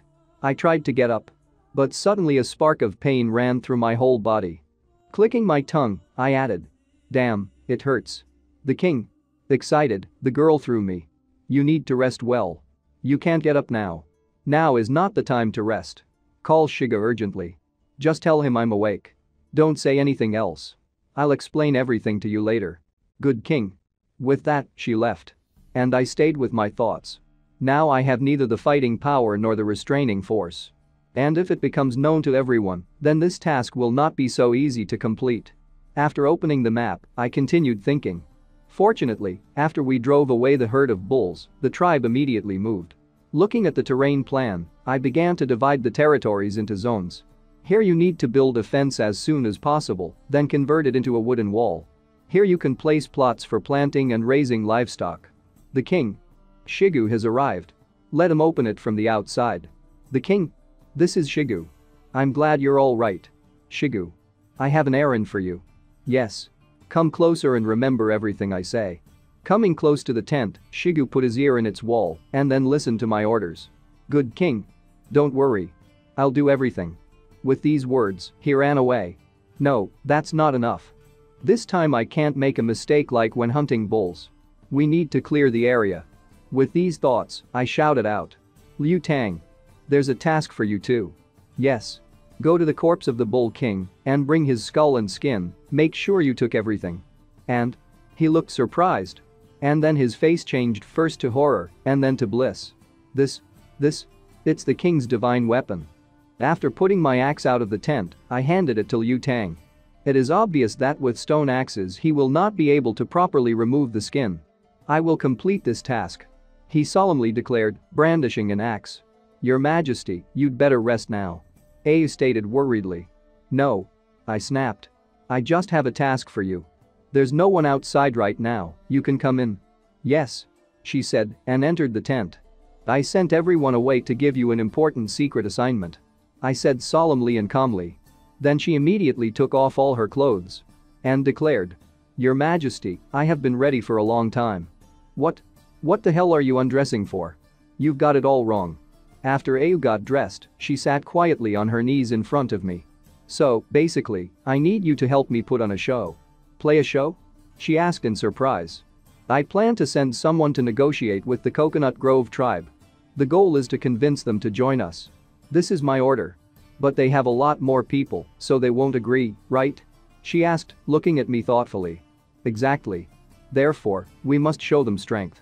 Let them think that only agreeing to join is the right choice. I chose you for two reasons. Firstly, they are a matriarchal tribe.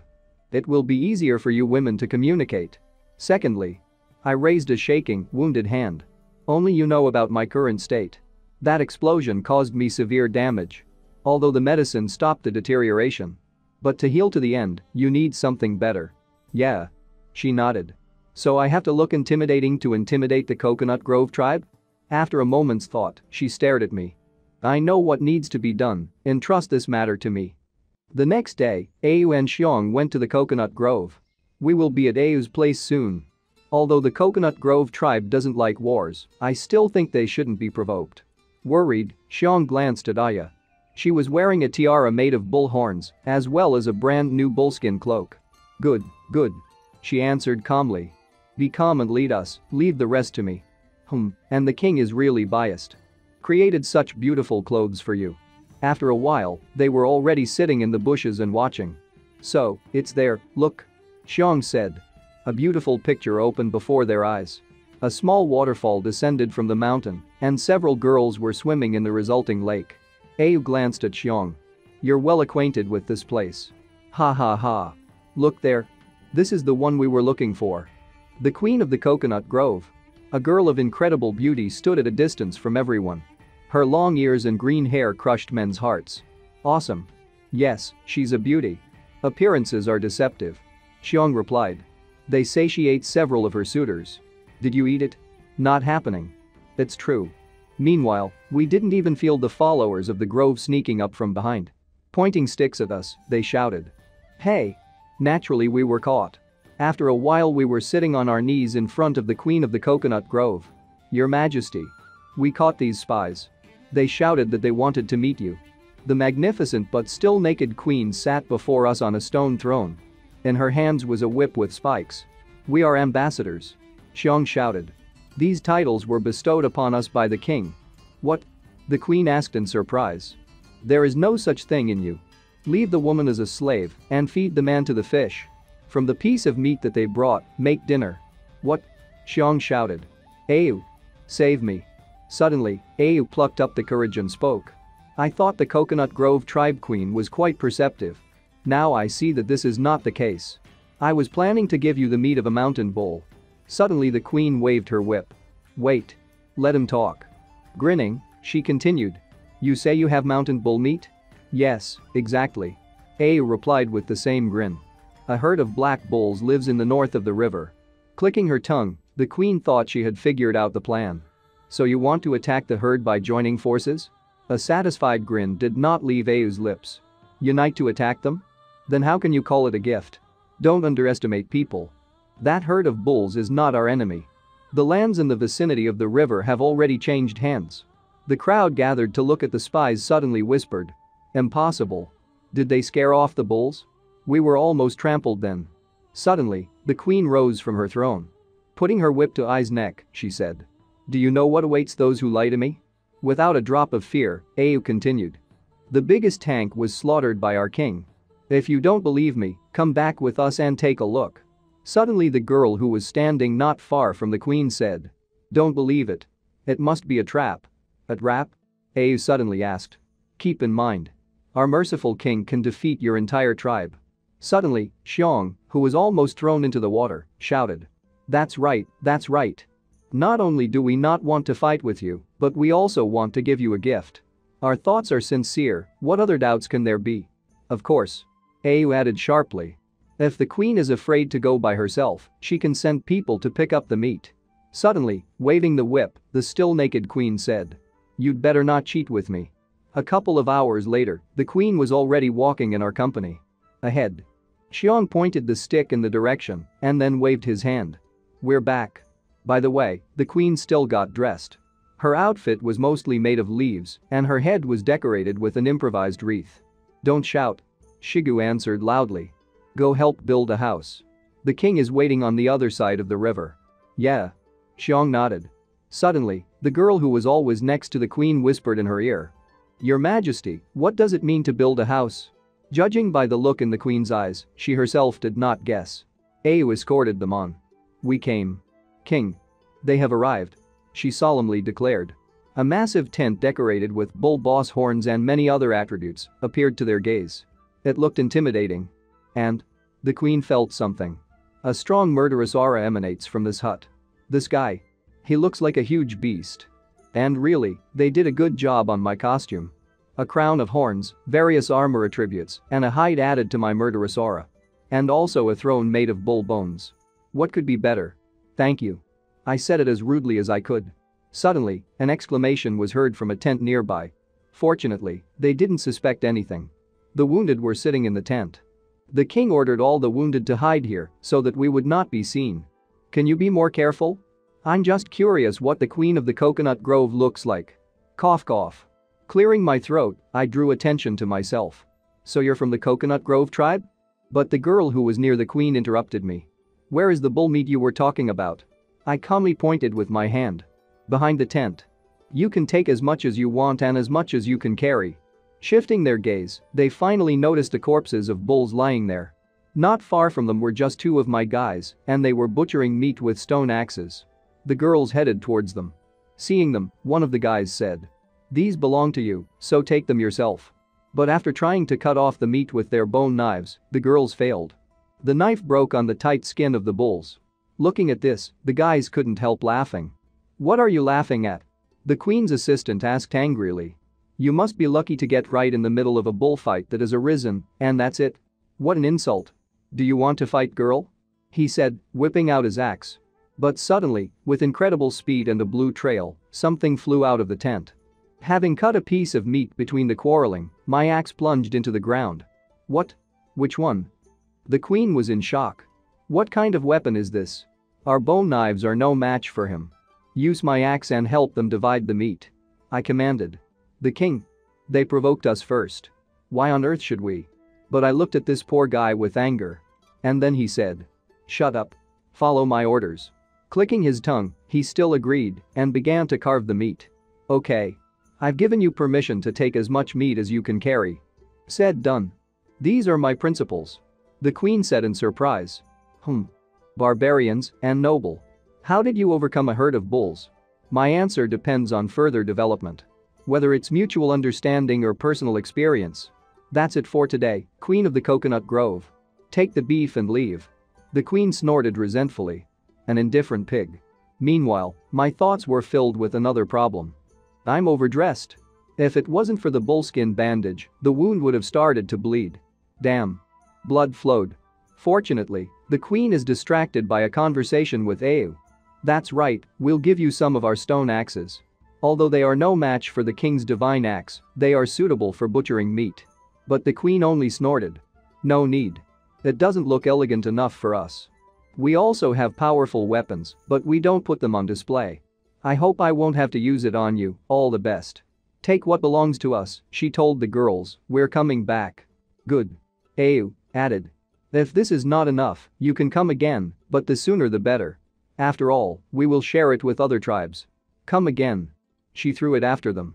After moving some distance from the camp, the queen stopped. Have you checked everything? She asked. Suddenly, more girls jumped from the trees. Reporting, said one of them. We found out from the buildings, the so-called houses. Perhaps there were piglets inside, we accidentally heard grunting. Pigs? The queen was surprised. Did they build such a nice pig house? Moreover, the scout continued. They also mastered the divine power of fire. It can't be. Even more surprised, the assistant said angrily. We saw with our own eyes how they got a fire out of nowhere and fried beef on it. What? The queen was clearly surprised. Only. The speaker was quiet for a moment. Just what? Don't hesitate to tell me already. There are only 10 of them. The others are several children and one old man. I doubt they deliberately hid the rest of the tribe. Why didn't you make a thorough search? Because trees were cut down in the area. We couldn't hide in the open. So we watched hiding in the woods. The queen snorted with displeasure. After walking a little, she took out her whip and hit the scout several times. If you dare to look for excuses again, you will not get off with simple lashes. Thank you, Your Majesty, for not expelling us. Meanwhile, in my settlement. Who? I sighed heavily. The king? How are your wounds? Au asked. Ah, that's better. This bovine skin has a high regeneration, for sure it can gradually heal my wounds. It's very good. She said smiling. Looking at Aya, I noticed a notification icon. Talent activated. Eloquence. Eloquence means a rare talent. Looking at me, she was embarrassed. Oh, compared to the Coconut Grove Queen, the king loves me more, right? It's not like that. I shouted in embarrassment. Phew. Even the walls have ears. Tell those who were hiding to come out and then come back and help me heal my wounds. There were traces of blood on the throne. Please clean up before Liu Tang comes and don't let anyone get close. Good. Au answered meekly. The king. You're so handsome. She said, playfully sticking out her tongue. I turned away in embarrassment and cleared my throat. That's all for now. Meanwhile, Xiang came running. The king. The king. You are so amazing. They really put people around the camp. What about my errand? Of course I did everything. What they should have seen, they saw. What they shouldn't have, they didn't see. Phew. I sighed calmly. Very good. You did a great job today. Thanks. Xiao responded. Then I went to help Shig with the construction of houses. King. Au turned to me. Will the Coconut Grove tribe really want to join us? It's too early to draw conclusions now. The plan is only half completed so far. The next time they come to us, we can proceed with the second part of the plan. I said with a chuckle. Damn, I'm tired. Messing up in my tent, I analyzed the system data, opening an interactive window in front of me. A task. Settle down. Help primitive people build homes, officially create a tribe, and increase the number of people to 50. Term. 11 days. 11 days, I repeated. This time will not even be enough to recover. Open the warehouse. I commanded the system. The warehouse is open. Basic knowledge of the language. Basic survival guide. Basic cookbook. Universal card. A healing potion, for one person. A small bag of salt. Battle axe, information update, Pangu axe. An unread message. Damn. The first words that came to my mind after I took the axe out of the warehouse. What happened? He's changed. Strange markings were now etched all over the contour of the blade. What happened to my battle axe? When did he manage to turn into a Pangu axe? Has this axe turned into an artifact? Why didn't I notice it when I gave it to Liu Tang in the morning? Summoning the axe again, I noticed the inscription. A legendary weapon. Axe Pangu. Oh.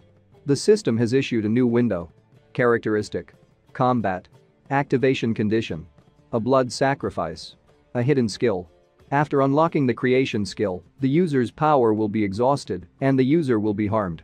Destructive power is related to the user's remaining physical strength. A blood sacrifice. I repeated aloud. Did the blood I accidentally spilled on the axe activate this powerful skill? Judging by the note, the creation of the world should be used in the right place and at the right time. Neither sooner nor later. Otherwise, I may not just have a scar on my arm. Huh. I sighed heavily. Raising my battle axe, I began to examine its golden patterns. I didn't expect that weapons could evolve. After thinking about it, thoughts just popped into my head. I don't know if the rest of the weapons have the same hidden skills or properties. After looking at the axe enough, I put it aside. Okay, in any case, the activation conditions are not regular, it all depends on fate. The axe alone almost killed me. We need to be more careful. Let's see what's left. The healing potion turned out to be extremely useful. It's a pity that there's only one left. I'll leave it for a critical moment. Suddenly I remembered the coconut grove. The meat they took should be enough for 2 days for 30 people. The remaining time is 11 days. Time is limited, so Xiong will have to work hard. With these thoughts, I looked out of the tent. Liu Tang. Call Xiong. I have a secret mission for him. Yes. After a while, Xiong was already running to me. The king. Sitting down on one knee and bowing, he said. Reporting, Hunter Xiong has arrived. Do you remember the herd of black bulls that we drove away? You have 2 days to find them and report back to me as soon as possible. Rely on me. He shouted already on the run. I sat down on the straw bed again. Everyone has made a big contribution these days. Why not take advantage of these 2 days and prepare small gifts for everyone? 2 days have passed. Xiong was running around looking for bulls, but I did what I planned. Sighing, I opened the system menu. The task is to settle down. 9 days left. That's enough for today. I said, putting the makeshifts aside. System notification. A stone tip was produced. Technology +1 glasses. A bone whistle was produced. Technology +1 glasses. A drinking horn has been produced. Technology points +1. I'll give a bone whistle to Shig. So that it would be much more convenient for him to command the battle or during the hunt. These stone spearheads can increase the lethality of spears many times, but if we fight with the Coconut Grove tribe, the spearheads can increase the percentage of victories by several points. I'll give a drinking horn to Xiong, I think he'll like it. An exclamation distracted me from my thoughts. The king. Good news. And? I looked in surprise in the direction of the voice. It was Au. The king. Our house was completed. Clearing my throat, I was surprised. Calm down and take me to see. The king. If you feel unwell, please put on this raincoat. With these words, she handed me a cape made of bullskin. Yeah, I nodded obediently and smiled. Thank you for reminding me. Carefully wrapping me in a cloak, she said. I'll help you put it on. The king is working so hard, let me do this for you. Thanks to I. The smile did not slip from my face. Well, let's go watch. Yes. We headed in the direction where the construction was being carried out. When we came to the place, A loudly proclaimed. Make way. I brought the king. Shigu met me first. The king. You've come. Look.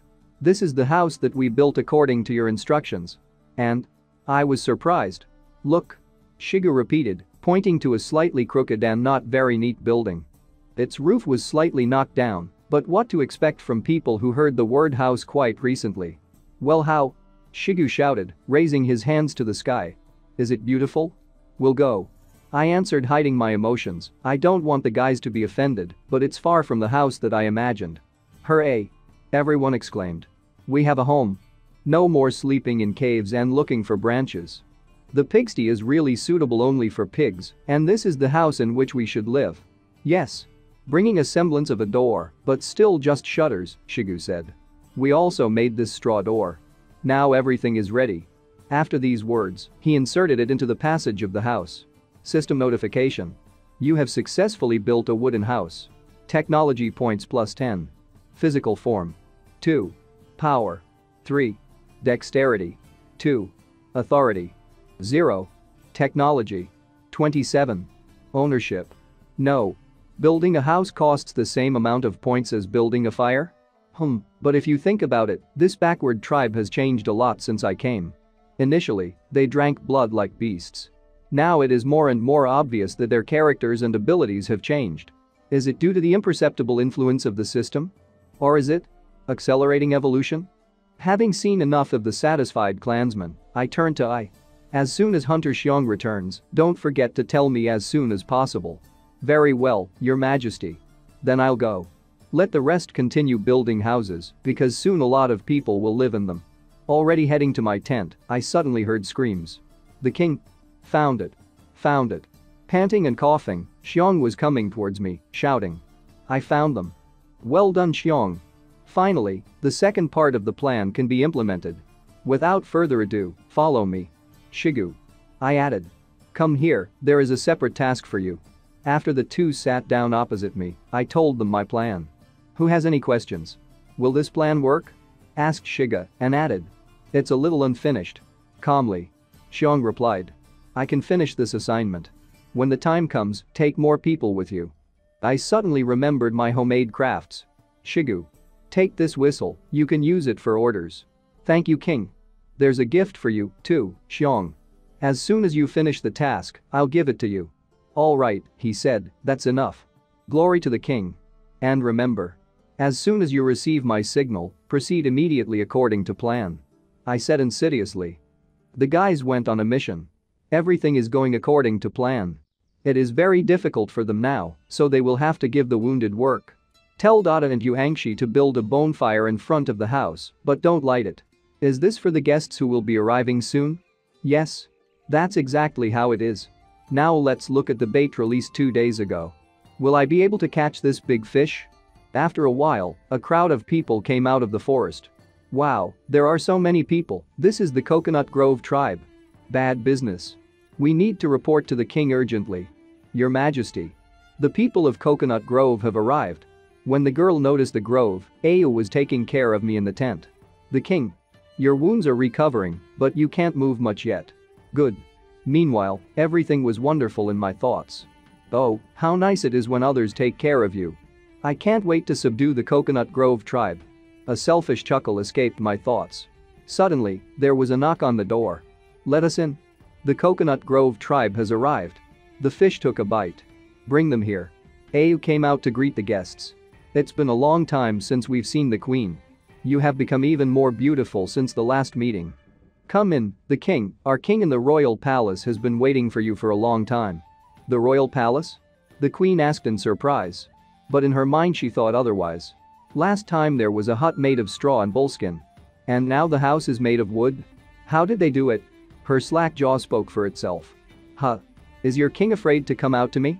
In order not to bother you again, this time we will take more meat. These people who came with me just wanted to meet new kind neighbors. Therefore, a lot of people came. I hope it didn't scare you? Don't worry. Ayu replied with a smile. The king has already ordered us to prepare beef for 40 people, so you can go get it right away. Only, it seems you are not 40. After these words, she chuckled slightly. The queen approached I and decided to make an offer. Do you care so much about my people? How about serving me? I have long been conquered by the power of my king, thank you for your kindness. Beef is in the same place as before. What you can take with you, eat here. This is also the king's order. If you are uncomfortable butchering meat, our warriors can also do it for you. Not worth. The queen refused. Yes. Queen. Her companion confirmed. Come in. I said it loud enough to be heard outside. Opening the door, the queen stepped into my chambers. Welcome to the queen of the Coconut Grove. At first she turned her head and looked around. She obviously likes the wooden house. Very noble. Is this your royal palace? It looks fine. Meanwhile, my thoughts were filled with her reaction. Very well, it seems she is interested in the technology of building houses. You can continue to lure. It's just a temporary palace. I said with a grin. As soon as the real royal palace is rebuilt, subordinates will be settled there. Will you allow subordinates to live in such a place? The queen asked in surprise. Only grinning more, I added. Ah, this is really a miserable dwelling. Later they will live in a stone house, which is much better than this. Suddenly the queen grabbed the whip and expertly wrapped it around my body. I was tied up literally in a matter of moments. Your mother. The queen approached me with her foot on my throne. What is this girl doing? I can see everything. Is she going to kill me? Approaching me, she put a knife to my throat. No one knows men better than me. I have a way to make you these rare things. Voluntarily give it to me." I could see it on her face. "Brat, how do you like that I grabbed you?" But I was thinking of something else. "Damn." Calmly. "It's too exciting. You need to control yourself. Do you think you can force me to obey this way? Do you think I'm not being overly cautious?" Suddenly, the door opened and Aya looked in and immediately reported. "The king. Everything is ready. You can start the banquet. They will see this scene," she said awkwardly. "The king? Are you?" The queen freed me. And clearing my throat, I said. "Well, we're done talking, let's all go eat roast together. Have you lit a fire?" I asked Aya as if nothing had happened. The queen stood and thought. How can he be so cold-blooded after I threatened him? Is he really being overly cautious or is he just not afraid of death? The guys in my tribe are weak, but he's not like them. We went outside, where a bonfire was already blazing. And my tribe and the tribe of the grove sat and enjoyed its warmth and delicious beef. The queen. "Come here. It's very tasty. We fried you too." Looking at her satisfied subordinates, the queen was also delighted. I decided to finish her off. "Give them some salt." With these words, I handed Aya a bag of salt. "Hey. This jewel, what makes the taste of food incredible?" "Good," she said. Handing a little salt on a leaf to the girls, she said. "Sprinkle it a little, the taste will be much better." "Thanks." Without a drop of disbelief, they accepted the salt. The queen was also interested. "Hey, what's this? If you're afraid, you don't have to eat, your majesty." But the girls' exclamations only whetted the appetite. "It's very tasty. So much tastier. Why, I'll eat another 10 pieces." I was watching. Eat, it's better to buy some time for Xiong and Shigu." After taking a bite, the queen was surprised. "Yummy," she said. "Delicious." At the same time, Shigu and the guys took a position near the bulls. "Don't we have more beef than we can eat? Why do we need to hunt a herd of bulls again?" one of the warriors asked. "What do you understand?" Cut off Shiga. "We're not here to hunt this time. Just follow my orders." "Yeah." Smoke from the campfire came from the settlement. "The king has given us a signal." Shigu whistled into the scroll, giving the command. And all the warriors threw their spears at the bulls. Shigu shouted. "Hunter Xiong. The herd is heading towards you. You only have one chance, so be sure to find their new boss. Calm down. I've already found it." After these words, Xiong jumped down from the tree and thrust his spear right into the back of the new boss of the bulls. He roared in anger. "Ha! I did it. This bull is mine." Mew. The herd was running after its leader, on whose back Xiong was hanging, grabbing the spears stuck in his back. "Don't be afraid. Don't be afraid. I can do it," he encouraged himself. The bull tried to throw him off in various ways, he kicked and crashed into trees, but Xiong held on. A pathetic attempt. "Even your old boss was just our prey." A gun carefully monitored the situation. "Damn. The herd is moving east." Shigu blew his whistle even harder. Xiong clearly heard the signal. "Heck. We're running the other way. So why did you turn the wrong way?" Then he pulled on the spears, directing the bull in the right direction. And a window appeared next to him. Ability. Riding. Mew. The bulls were running in the right direction. The plan was beginning to take effect. Meanwhile, our feast continued. The queen ate and ate. "If I eat so much, I'll get fat. But it's so delicious." Taking another bite, she almost cried. All residents of Coconut Grove liked the taste of fried meat. I looked at the billowing birds on the horizon. "It's coming soon," I thought. And I'm not the only one who noticed it. The girl who was with the queen was also looking in that direction. At the same moment, another girl from the grove ran out of the forest. "The queen? There's a man from the camp." "What?" the queen said in surprise. The girl who was running, seeing the queen, began to scream. "Trouble. Queen, trouble." Tripping, she fell right at the feet of her master. "What happened if you came running in such a panic?" Almost through tears, she reported. "A number of crazed bulls invaded our territory and began to rampage. Those who stayed in the camp will not be able to resist them." "What?" the queen shouted furiously. "We return immediately." "Move faster," she shouted. "They will pay with their lives." "Damn it, we didn't interfere with the bulls." So what finally happened? At the same time, the bulls smashed the Coconut Grove camp in full. The wounded were lying here and there. Many took shelter in the trees. Used slingshots to attack them. Fire. A hail of stones rained down on the bulls, but it didn't seem to bring results. Damn. These slingshots are useless against their thick skin. You'll have to fight hand to hand. Let's save our sisters. 3 girls armed with knives rushed at the bull. For the queen! They shouted. But for all their determination, the bulls could not be defeated with bone knives. The bull threw off all 3 of them without any problems and was going to finish off those who were still moving. Swinging, he was about to strike when suddenly a whip entwined his arm. Is that it? The queen is back. Grasping the whip with both hands, she restrained the bull. I will not allow harm to my people. You're a raging bull. Your opponent is me. With these words, she threw the bull away and he fell to the ground. But it only seemed to infuriate him. When he got up, he became even more furious and rushed at the queen. How fast? Before she could dodge to the end, the queen received a small but strong blow and she was thrown away. Fortunately, I arrived in time. Catching the queen in my arms, I asked, "Are you okay?" "I'm fine." Panting, she answered. "Take a rest, leave the rest to us." Me and my guys arrived in time. The queen was in shock. It's a herd. I don't know why they got so mad and came here. Be careful. Standing in front of their boss, I screamed. Hey motherfuckers. The danger has passed and you have already forgotten about caution? I clashed in the battle of auras with their current boss. Mew. He roared furiously. Damn it. Didn't you recognize me? Why weren't they scared when they saw the Bull King's leather cape? But as soon as I thought about it, the color of the bull changed to blue. I breathed a sigh of relief.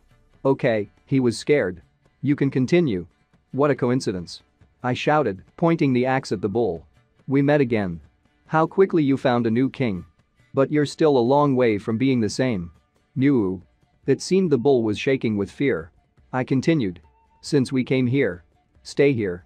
After my words, the guys armed with spears and torches rushed into battle. Shigu commanded. Xiong. Let's take care of the Bull King. Yes. After that, Shigu folded his arms and Xiong was able to push off from them. By jumping straight at the Bull King. Grabbing his horns, the sign reappeared. Writing. The bull was confused. But Xiong completely guided his movements. A fight broke out. Queen, we should leave. No. She snapped. The herd has not been driven away yet, I have to join the fight. She was about to leave, but I grabbed her arm. Don't go there. Let me go. You will not be able to cope with these monsters. I interrupted her. I didn't take many people with me. Going there is like certain death. The queen quieted down. She clearly understands this. It's better to send people to me to heal their wounds. And then you can come back here right away. I will provide you with houses, food, and also guarantee your safety. It is clear that she hesitated, you need to finish. Look at your subjects. I pointed to the broken and wounded people and added. They are not able to fight anymore. Ayu added fuel to the fire. Would you really prefer to watch them die in vain?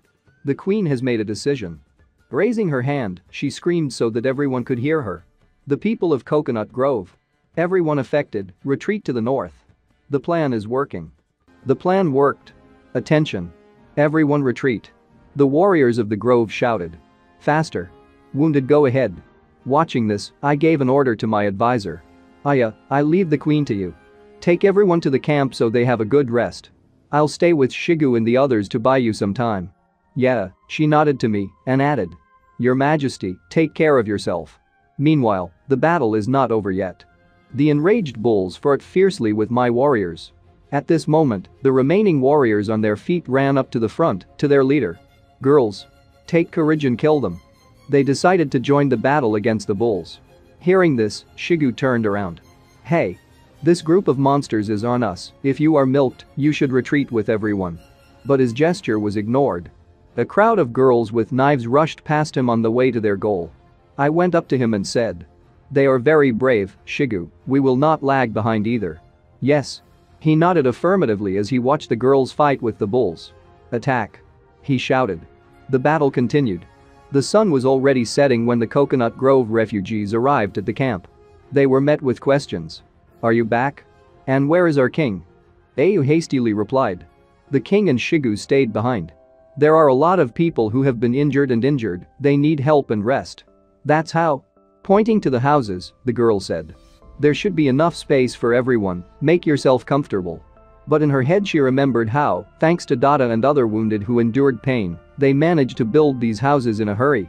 Then she gathered all the survivors and they went for provisions and water. It was necessary to urgently help the victims. There were no objections, on the contrary, all the survivors were ready to help. Ayu brought the queen to her house. "Stay here," she said, "food and your safety are guaranteed, so please don't worry." "Yeah," the queen nodded. Entering the house, she sat down on a kind of bed made of hay. Ayu also added, "I'll take care of the others too, don't worry your majesty." "Thank you," she replied. "Phew, in general, everything is going well." Ayu exhaled. Thoughts of the day when the king told her the plan of action scrolled through her head. The essence of the whole plan is to use the lowest costs to achieve the goal. And the goal is to conquer the Coconut Grove tribe and join them to us. After all, we have just finished the hard battle for the valley, we cannot bear the exhaustion. Ayu said with trepidation. As expected from the king, the plan is great. There's not much left. A little later, everyone returned safely to the camp. Day 2. Dada approached the guard. "I ordered a guard to be posted so that the residents of the grove would be calmer, because now it is important that they feel safe." Looking at the guy yawning, Dada asked, "Well, how? Everything is fine?" "Yes," he replied. "Everything is fine, I was on guard all night, nothing happened." Then she went to the queen's tent. The queen's first assistant was also standing guard at the entrance. "Good morning," Dada said to attract attention to herself. The assistant almost fell to the ground from the sight of a huge girl. She was just in shock. "Heck!" she shouted. "What are you doing here? Our king has invited the queen to the palace, and it seems he wants to discuss something important with her personally." "Hey, good," the guard answered. At the same time in the palace, I was sitting on the throne looking at the system menu. The main mission. Settle down. Help primitive people build their homes, officially found a tribe, and increase the population to 50 people. There's time left. 8 days. Damn. There is less and less time. Knock knock. There was a knock on the door and a second later it swung open, letting sunlight into the room. 2 silhouettes could be seen in the open door. "King, I have brought the queen," said Ayu. Upon entering the palace, the queen immediately spoke. "I've heard subordinates talking about the merger of tribes. If this is true, then my answer is don't even dream. Don't think you can force me by taking advantage of my tribe's temporary weakness." I noticed how her hand fell on the handle of the knife, so I hurriedly began to speak, making my voice as serious as possible. "This is not a compulsion, but a deal." "Huh?"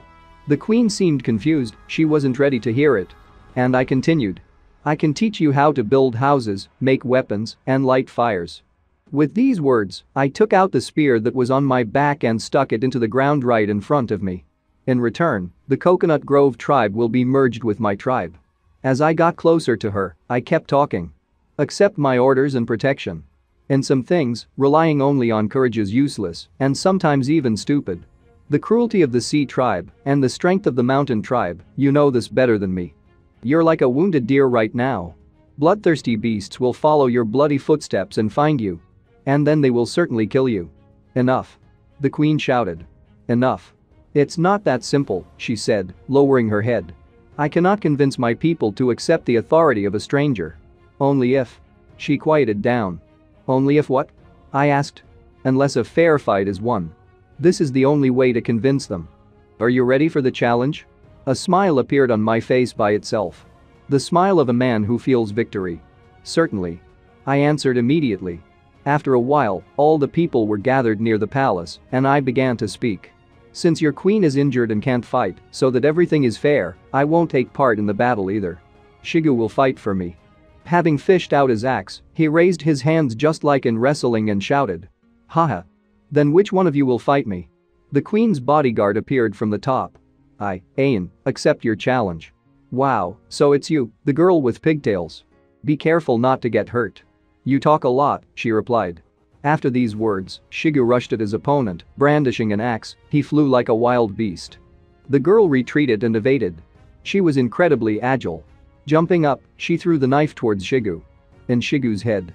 A tiny knife? What is she trying to achieve? Wait a minute. The king is behind me. If I dodge? How dare you cheat, dirty girl? Huh, although if you can't dodge, then you need to fight back. With these thoughts, he put the blade of his axe under the blow of knives and beat it off without any problems. After that, he beat off the second knife, already with his bone helmet. "It's over," he shouted, swinging his axe. when suddenly, a stone flew into him, from which Shigu lost his balance. He screamed as he fell. Someone intervened. It's not fair. Ayan took advantage of the moment, grabbed a knife and rushed in my direction like lightning. No doubt she wants to kill me. I saw her flying at me armed with her knives. Her killing intent could be felt from afar. Fortunately, I had nothing to worry about. It's not for nothing that I overreacted. My best javelin thrower was sitting on the roof of the palace, and he had already thrown a spear at her. As you know, he does not miss. I expected such an outcome, and apparently so did the queen. The spear pierced through Ayan and she fell to the ground. The inhabitants of the grove ran up to her in a hurry, threatening me with knives. You murderers. They were shouting.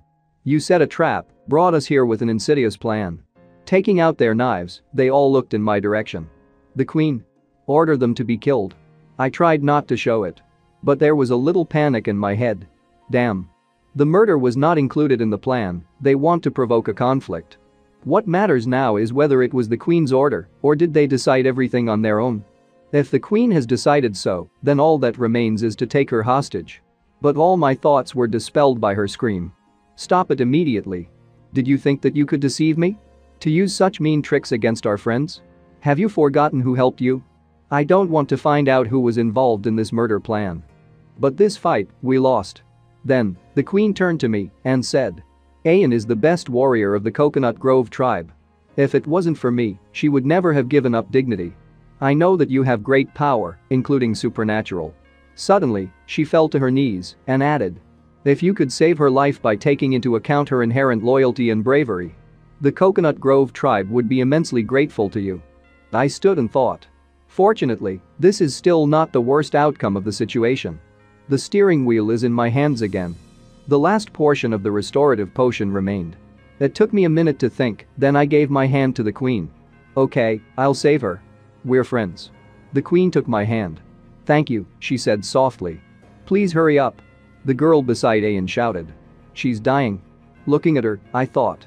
Based on the general situation, for the sake of the general situation, I will forget about this situation, but there is a small punishment. It is not necessary for her to recover immediately. This dose of medicine will be enough to save her life. I'll spend the rest to treat my own wounds. With these thoughts, I poured some of the medicine directly onto her wound, which caused it to heal instantly, and the girl came to her senses. Take her inside, let her rest. She will be able to fully wake up in a few days. I said, and turned to the queen as if nothing had happened. She was in shock. She had no idea that I would cure her so quickly. It's a miracle. The girl examining Ayan exclaimed. A miracle. They repeated everything from the grove. A miracle. They worshipped me like a deity. I grabbed the queen by the shoulders and asked with a malicious smile. So what? Can we unite our tribes now? She even seemed to blush, but she nodded anyway. Ha ha ha ha. I laughed. Great. Hugging the queen to me, I said. I allow you to command my tribe as long as you obey my orders. Suddenly, the queen, blushing even more, said. I have one last request. Last request? I asked. Yes, you should officially become my partner. We will hold a grand ceremony to confirm our relationship. What? I seemed to turn red as a tomato as soon as this information reached my brain. Although for some reason it seemed that I blushed all over. It's like a pie delivered to your home for free. We'll arrange a wedding, exchange rings, the wedding night, give birth to a daughter, raise her, the daughter will get married, grow old together, and die in one day. How touching. It seemed like I even let out a tear. The queen was standing right in front of me, a little perplexed. What is it? Don't you want to have a wedding ceremony? I want to, I replied, and hugged the queen. Of course I want to. But I hope that you will recover first, and I will have some time to prepare for the ceremony. Yeah. She nodded sheepishly. And then. I turned to the people. You can disperse. The wounded return to heal their wounds. All who are safe, proceed to your duties. In a few days, come to our wedding ceremony with the queen. There is. The crowd shouted. Ding dong. System notification. Congratulations. You have officially created your tribe. Please name it. Characteristics. Name. Chen Li. Physical form 2. Power 3. Dexterity 2. Authority is 0. Technology 27. Population 46. Characteristics of civilization. Stone Age. Level 0. Ownership. An unnamed theoryology of about 1 square kilometer. 46 people? Why are 4 more missing? What the fuck? Okay, first you need to name the territory. Without thinking twice, I called.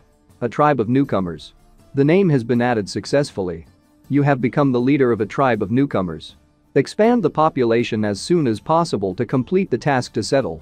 It looks like we still have to subdue the tribe of the Gulf of the Sea. My wounds have already healed, so why don't I go alone and take some prisoners?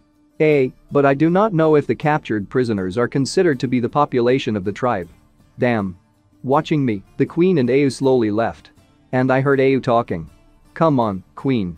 Don't worry, the king is often like this, you will soon get used to it. I put my hand on my face when suddenly I heard more voices. It was 2 girls from the grove, they were loudly discussing something. Seeing him so happy, I thought he was crazy. Yeah, me too. Now he should look depressed, in the end, it will be the same with him as with previous partners. At the ceremony, the queen will cut him into pieces. And then mercilessly eat. What will she do? That's what I got. After that, all my thoughts were filled with this. Do the queens of their tribe eat men? Is this the reason for the lack of men in their tribe? The king? Suddenly, a voice was heard from behind. Why? Don't eat me. I shouted. Oh, it's you, Dada, what's the matter? King, do you really want to partner with this woman? Oh, you mean that, I need to think it over again. But I heard that you are going to hold some kind of ceremony. To tell the truth, I was a little hasty. Really? Dada asked hopefully. Yeah, I nodded. Who would have thought that the bride would turn out to be a mantis? I was unlucky. Dada. Why did you leave? Suddenly, Au's voice was heard. Didn't I say that the wounded should be hidden? I want to keep the king company. Leave me alone. Au. Let them no longer hide, but build a camp as much as possible. Okay, I'll go notify them. Dada said goodbye. King, think it over carefully. Think about me. Let's go already. We have a lot of work to do. So, shouting and bickering, they left. And I was left alone with my thoughts. I have to talk to her about breaking off the engagement. The next day, as soon as the sun rose, I got up. Looking at how both tribes work together, I watched the markings change on the map. There was a gathering point in the forest. A little lower across the river is the royal palace. And even further south is the temporary location of the Grove tribe. How well they got along, the newcomers have already begun to help build houses. But the thought of being eaten tormented me even more. That won't do. Today I have to end the engagement. I went to the temporary residence of the Grove. I was greeted cheerfully and bowed. Your Majesty, good morning. The king. Don't pay attention to me and keep working. I said, waving my hand. King, if you have come to see the queen, she is in the north of the river. You can follow me, I'll show you. I agreed, and after a couple of minutes we reached the place. It's there, up ahead. Good.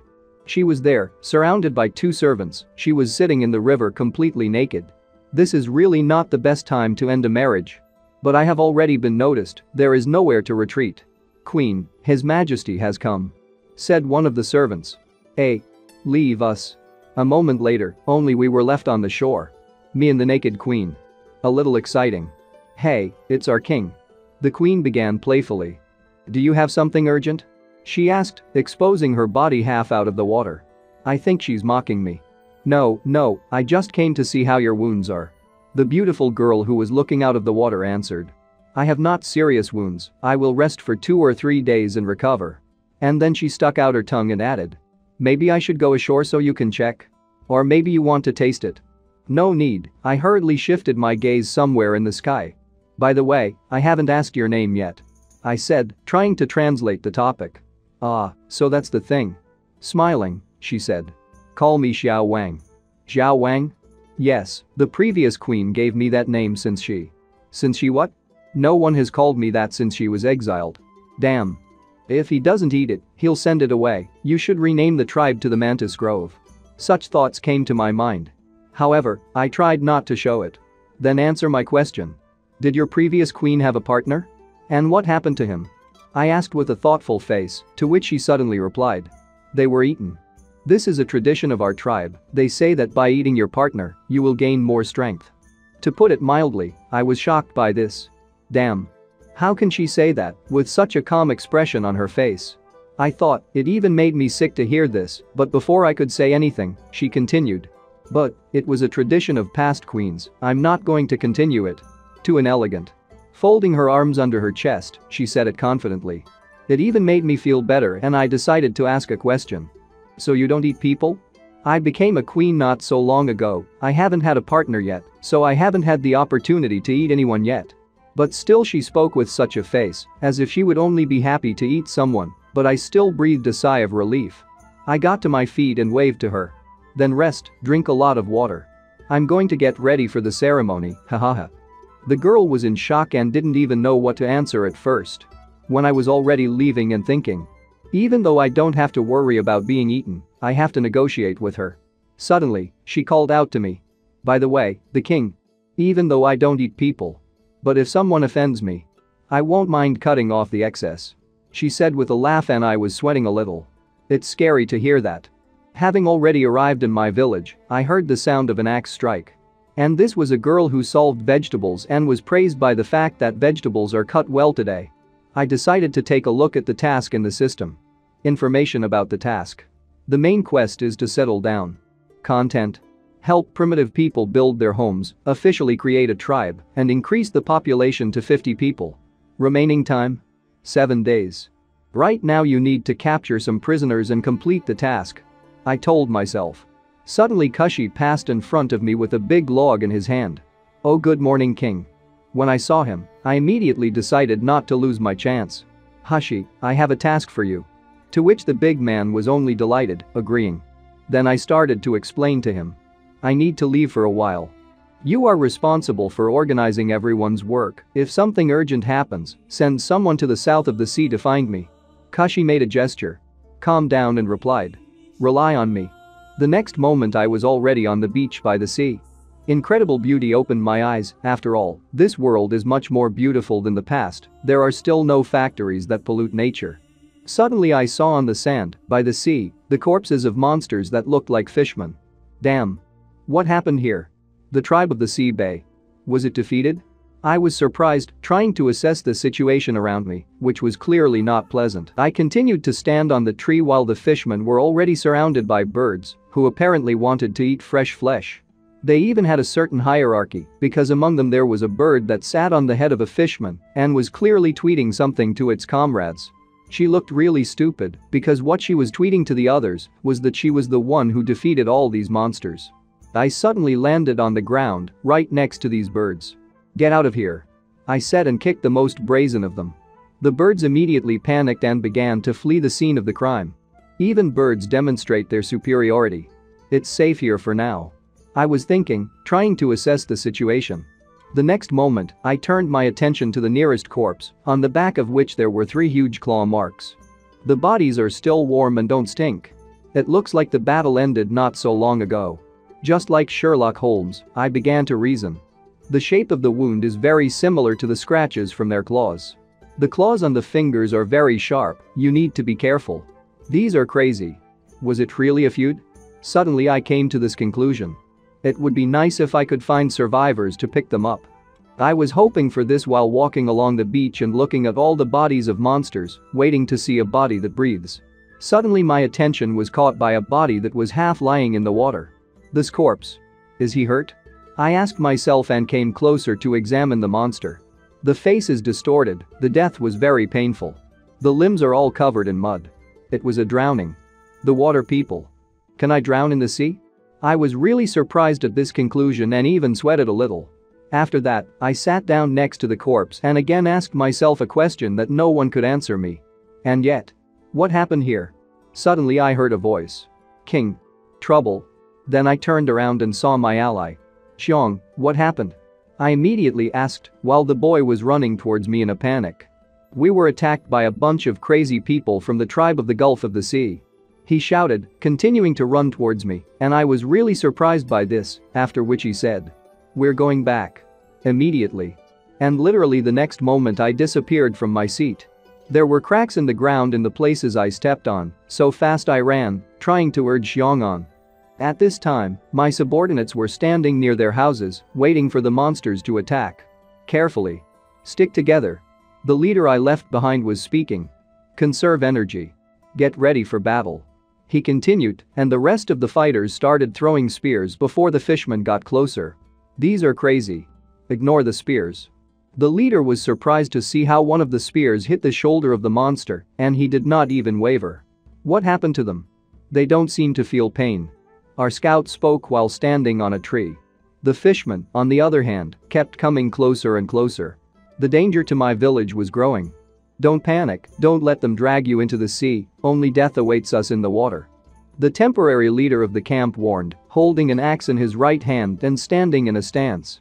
The next moment, the fishman got down on all fours and with red eyes rushed at full speed towards my allies, which put everyone into a stupor. With each passing second, the tension increased and the distance between monsters and people decreased. A good chance. Their formation is destroyed. Fight them off. The leader shouted, hitting one of the monsters on the head with an axe. It was obvious that the fishmen attacked without tactics at all, as if they were ordinary animals that could not think. Suddenly the leader turned his head and saw the girl. The queen came to the rescue. Then she said, "What's happening? Is this the Bay tribe?" Surprised, she asked, watching as the monsters continued to run at them, continuing. "Don't they live on the south shore? Why are you here? Besides, their condition is very strange." She noticed and the leader took the floor. "I don't know, it looks like these people went crazy, came from the shore and attacked us. Perhaps the word monster suits them. Already the whole army of my village came to the defense and everything was already going to outright slaughter. You can even say that a war is about to begin." And that's the moment, literally in 1 second it all started, we rushed at each other. A bloody battle began. The queen, wrapping a vine around the throat of one of the monsters, stood on his back and asked, "Hey, can you talk?" She wanted to find out what was going on here. Something's wrong. They can't communicate. When she came to this conclusion, she howled. "Psychos. What are you doing?" Then, without even noticing, a monster jumped out from behind her, ready to kill the queen. The huge claws were literally a few centimeters away from the wonderful woman, but the murder was not destined to happen. The next moment I appeared, just like a hero, protecting the queen with my axe at the very last moment. From our collision, a huge number of explosive waves appeared around. "How dare you attack my woman?" I declared, exuding pathos. The queen was incredibly happy to see me, but the next time I shouted at the top of my voice. "Xiao Wang. Go away." And how good it is that I have an understanding woman who immediately listened to my order. I swung the axe again, beating off the fishman's hand and sighed with relief that I had made it in time. The monster continued to stand on its feet as if nothing had happened. Was he able to withstand my blow? I was surprised and continued. But how? I have 3 points of strength.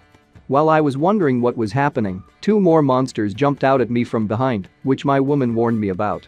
I didn't even need to pay attention to them because the next moment, 2 of my allies took them out of action. "Fight with us," declared the first. "Don't even think about hurting our king," said the second. "As expected from you, a great job." I praised them with a satisfied smile, continuing to stand still.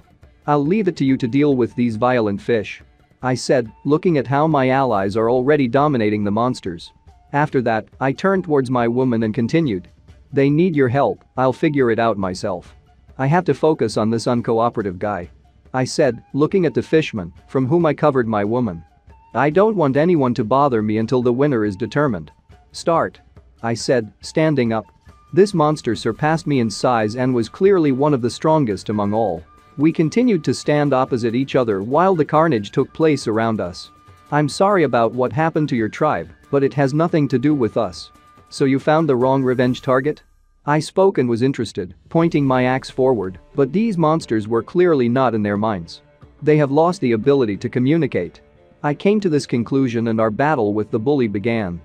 Naturally, in tactical terms, I was superior to the monster, so I decided not to kill him, and dodging a lunge, I tried to knock him out. But no matter how I dodged, the fishman also did not lag behind. Excellent muscle strength and reaction.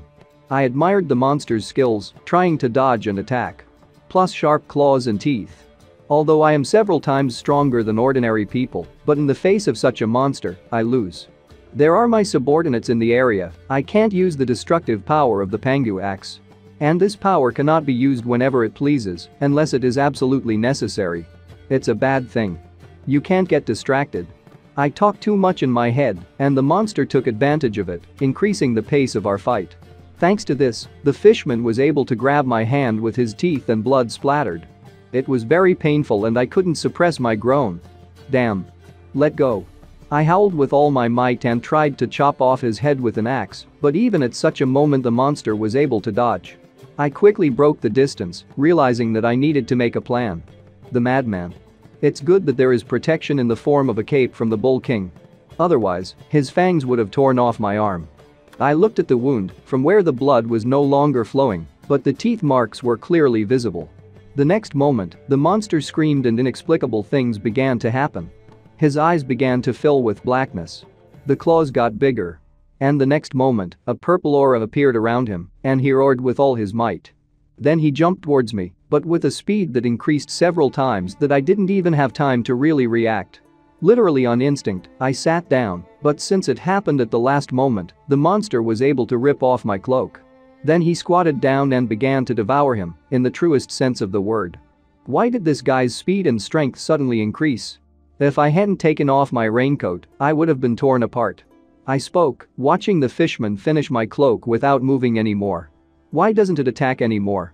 I wondered and continued. What is he doing? I asked myself and saw how he and the rest of the monsters turned towards the water and began to leave. Leaving? So why else did he take part of the bloody cloak? The next moment I turned my attention to my allies. One of them was very wounded. Why was he surrounded by so many monsters? I asked myself a question and began to come to a conclusion. Maybe. I understood. It's because of the blood. They use the smell of blood to capture the target, besides, this smell makes them become even more violent. Especially in this strange state. They're just following an animal instinct. Just like scary sharks. But I sat down, trying to come to a final conclusion in my head and bandaging my wound. If you use this feature. I tried to think, but I was distracted. King, I'm back. Is there anything I can do to help? My subordinate asked and I turned in his direction. Putting my hand on his shoulder, I said. You're just in time. Take 2 people, bring 3 piglets. The boy was surprised at my request. Piglets? Didn't we leave them to eat? He asked, but I already turned around and started to leave, throwing one last. Do as I say. Then he continued to reason. They forced me to sacrifice 3 piglets. You'll pay for it, you lunatics. I decided and told my woman. The wounded should leave as soon as possible. She unconditionally listened to my order and went to carry it out. Good. The pigs are here. The boy shouted, approaching me, along with 2 other people. Let them run to the river. I pointed to the monsters in the water. After that, the subordinates released the pigs and the troika rushed forward, being in great fright. Then I turned my attention to the tree and shouted. A gun. But he didn't let me finish answering. Understood. Look at me. After that, he launched 3 spears towards the pigs, which clearly hit the target, nailing them to the ground. The fishermen immediately stopped, as if time had stopped. At the same time, even those who had already gone into the water stopped, after which they immediately turned their heads back. In the next moment, the monsters, the whole crowd, growled and rushed in one direction at a tremendous speed. A huge number of fishmen's teeth hung over the 3, already dead, pigs. Then I decided to bring my subordinates to their senses. Don't stand there. I shouted and continued. Rather, smear the tips with anesthetic. Shoot at vital points. Everyone, having listened to my order, immediately began to act. King, look, something seems to be wrong. The boy in the tree shouted and I asked what had happened, paying attention to the fisherman. The monsters at that moment held onto their throats and bellies, growling violently, and the next moment, they began to fall to the ground. Did you poison 3 piglets? I decided to ask my subordinate, to which I received a negative answer. Literally in 1 second, all the monsters were already lying on the ground, with foam in their mouths. Don't come any closer. Beware of deception. I tried to warn my people. Damn. What is going on in the end? I asked myself, looking at the huge pile of bodies that were lying unconscious. Agricultural area. Next to our houses there were cages with the same monsters that we defeated with the help of 3 pigs. They were guarded by girls armed with spears. Suddenly, one of them started talking while looking at the cages. Be vigilant. If they do something, punish them. A herd of freaks. She finished, looking at the sleeping monsters. Suddenly, one of the fishermen started coughing, which made people wary. What? Woke up. The same girl exclaimed and the next moment the monster pulled his hand towards her, saying, Help. Help me. His appearance was, to put it mildly, not very good. Just like after a binge. The girl turned to her partner and said, "Tell the king they're awake." While the weather was sunny outside and hot enough to swim in the sea, I walked in the direction of the cages. Literally the next moment, my voice began to recognize the situation from the girl who was the head of this duty. "Are they awake? What is the situation?" That was my question. Literally the next moment, all the fishermen woke up and began to pray. "Water. Give me some water." It was obvious that they were suffocating because, as I said, it was really sunny weather and the sun was very hot, and the monsters that live in the water are not used to this. Looking at all this, I was interested in another question. "What's with that fat guy? The one I fought?" I asked the girl from the patrol. "He also woke up, he was closed separately from everyone." She answered and led me in his direction. The big guy, like his comrades, also asked for water, and I expected it, so I immediately took a container of water with me. Uncorking the bottle, I turned it over, and the water immediately poured on the monster's head. The fishman did not think long and raised his head to the sky so that water began to fall into his mouth. A little bit of good, I thought, and stopped pouring water on him, which made the monster surprised and upset. "Do you understand me?" I asked him. "Yes," was his answer, looking at me with hope that I would continue to pour water on him. After it, I immediately said to the girl who was standing next to me, "Keep an eye on him." And he gave her a horn with water so that she would give the big man a drink if necessary. As soon as the horn was handed over and I continued to watch what was happening, the girl immediately started pouring water into the monster's mouth, saying, "Take your time, it's all for you. If there's not enough, I'll bring more." She was really kind because after everything these monsters did, not everyone would do that. Then she smiled sweetly, continuing, "But the river is far from here, so we'll have to wait." The monster made an innocent face and calmly started talking. "My people also need water, please give them some." The girl, hearing his words, said, "Of course, this is the least I can do. It would be very nice if you could help us by answering a few questions." Suddenly, the monster got angry, which surprised me by asking, "What? You gathered an army and attacked us, and now you want to ask a few questions?" The girl was in some confusion from what she heard and turned to me, hoping for help in solving this issue, but I just stood in silence while the monster continued. "Although I've heard before that you mountain tribe are still weirdos, but I didn't expect that so much." The girl plucked up the courage and asked, "You say you were attacked by a mountain tribe?" The monster did not expect such a turn, exclaiming, "Aren't you a mountain people?" He asked, looking at the three people standing in front of his cage. "You made a mistake, we are a tribe of newcomers, and behind us is our king." The sweet girl answered confidently. It was difficult for the monster to understand what was going on, but he didn't hesitate to ask, "A tribe of newcomers? I've never heard of such a thing. Surely it was the mountain people who sold us as far as possible." It was evident from the speaker's face that he did not understand the situation at all and was building theories judging by what he remembered. The girl sighed heavily and tried to explain everything that had happened recently. "And again you were wrong. You have attacked our territories. We have no relationship with the mountain tribe. But then you lost the ability to communicate like wild animals, so we had to lock you up here temporarily." The fishman suddenly interrupted her and exclaimed, "No, that's not possible. Are you saying I've completely lost my memory?" The girl answered the question with a question. "Then can you tell me what happened?" And that was the right question. I was interested to know the answer to that. "My name is Haihu, I am the leader of the sea tribe. We lived near the shore." The monster started talking and it was as if we were transported into his memories. One of the fishermen said, "Boss, Chen Li and Huabei are fighting again. Let them fight." The big guy replied, pointing his finger up. "Fights between young people strengthen relationships." He spoke while his subordinates were fighting not in a friendly way, but to the death. Suddenly the fisherman's child screamed, "Aya! They stole my bird." And the next second, the boss grabbed the kid by the head and said with a smile, "Is it Lin and the others again? Don't cry, you have to learn how to fight. Only if you make others afraid of you, no one will dare to steal your things." When suddenly the kid pointed his fingers at the forest and calmly said, "But it's not Lin, it's those weirdos." The boss immediately became serious. "What? Are these people from the mountain tribe?" He asked a rhetorical question, remembering a tribe that he had already met before and who came out of the forest at the same second. "Why did you come here?" the big man declared, looking at the leader of the human tribe, who raised his hand, stopping his people. And the next second he lowered his hand and loudly declared, "Kill them."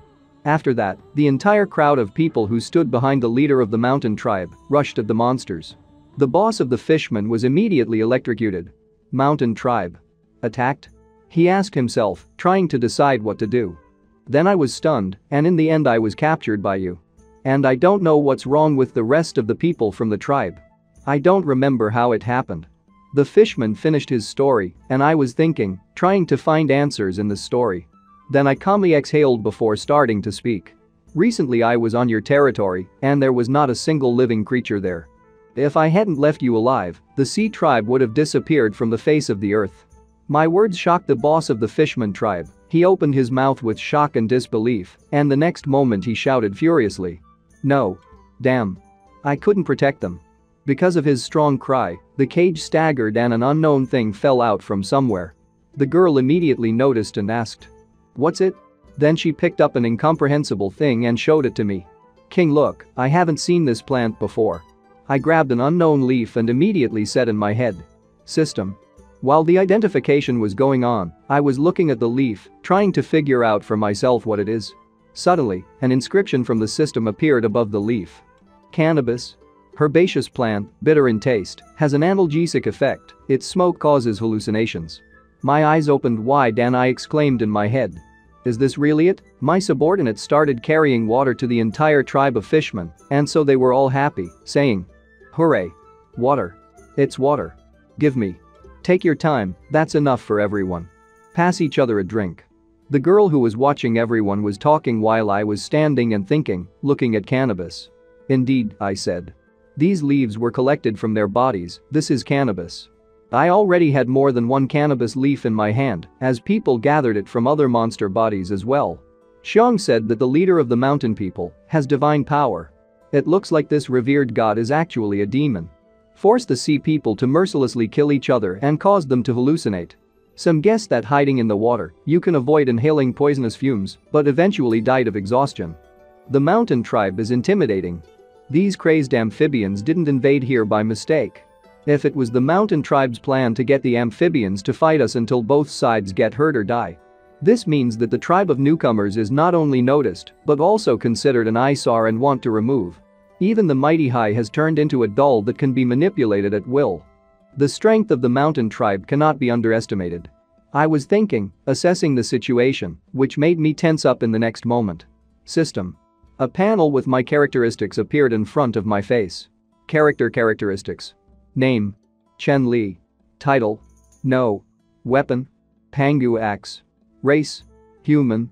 Physical form 2. Strength 3. Intelligence 1. Dexterity 2. Authority 0. Technologies 27. Ownership. No.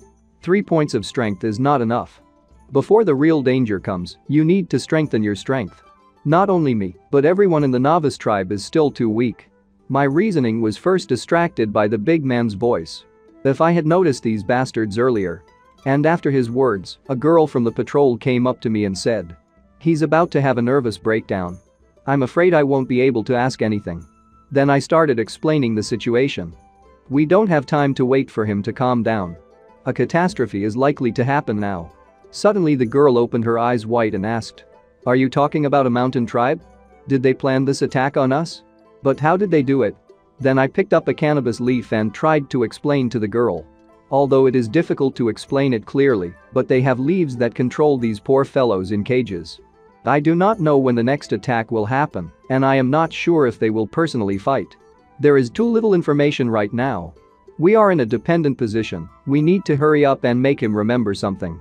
I told the girl and called the big guy to pay attention to me. "Hey who? Don't blame yourself too much, it's all the poisonous fumes of this thing. No matter how strong your body is, it's all in vain. Look at this." I handed him a cannabis leaf and he even took it in his hand, after which I continued to talk. "Do you have any memories related to these leaves?" Suddenly, the boss slapped himself on the head and exhaled heavily.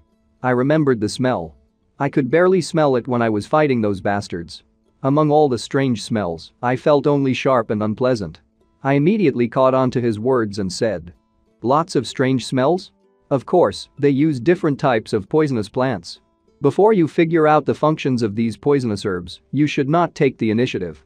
Suddenly, as soon as I got to my feet, the monster waved his hands trying to stop me and started talking loudly.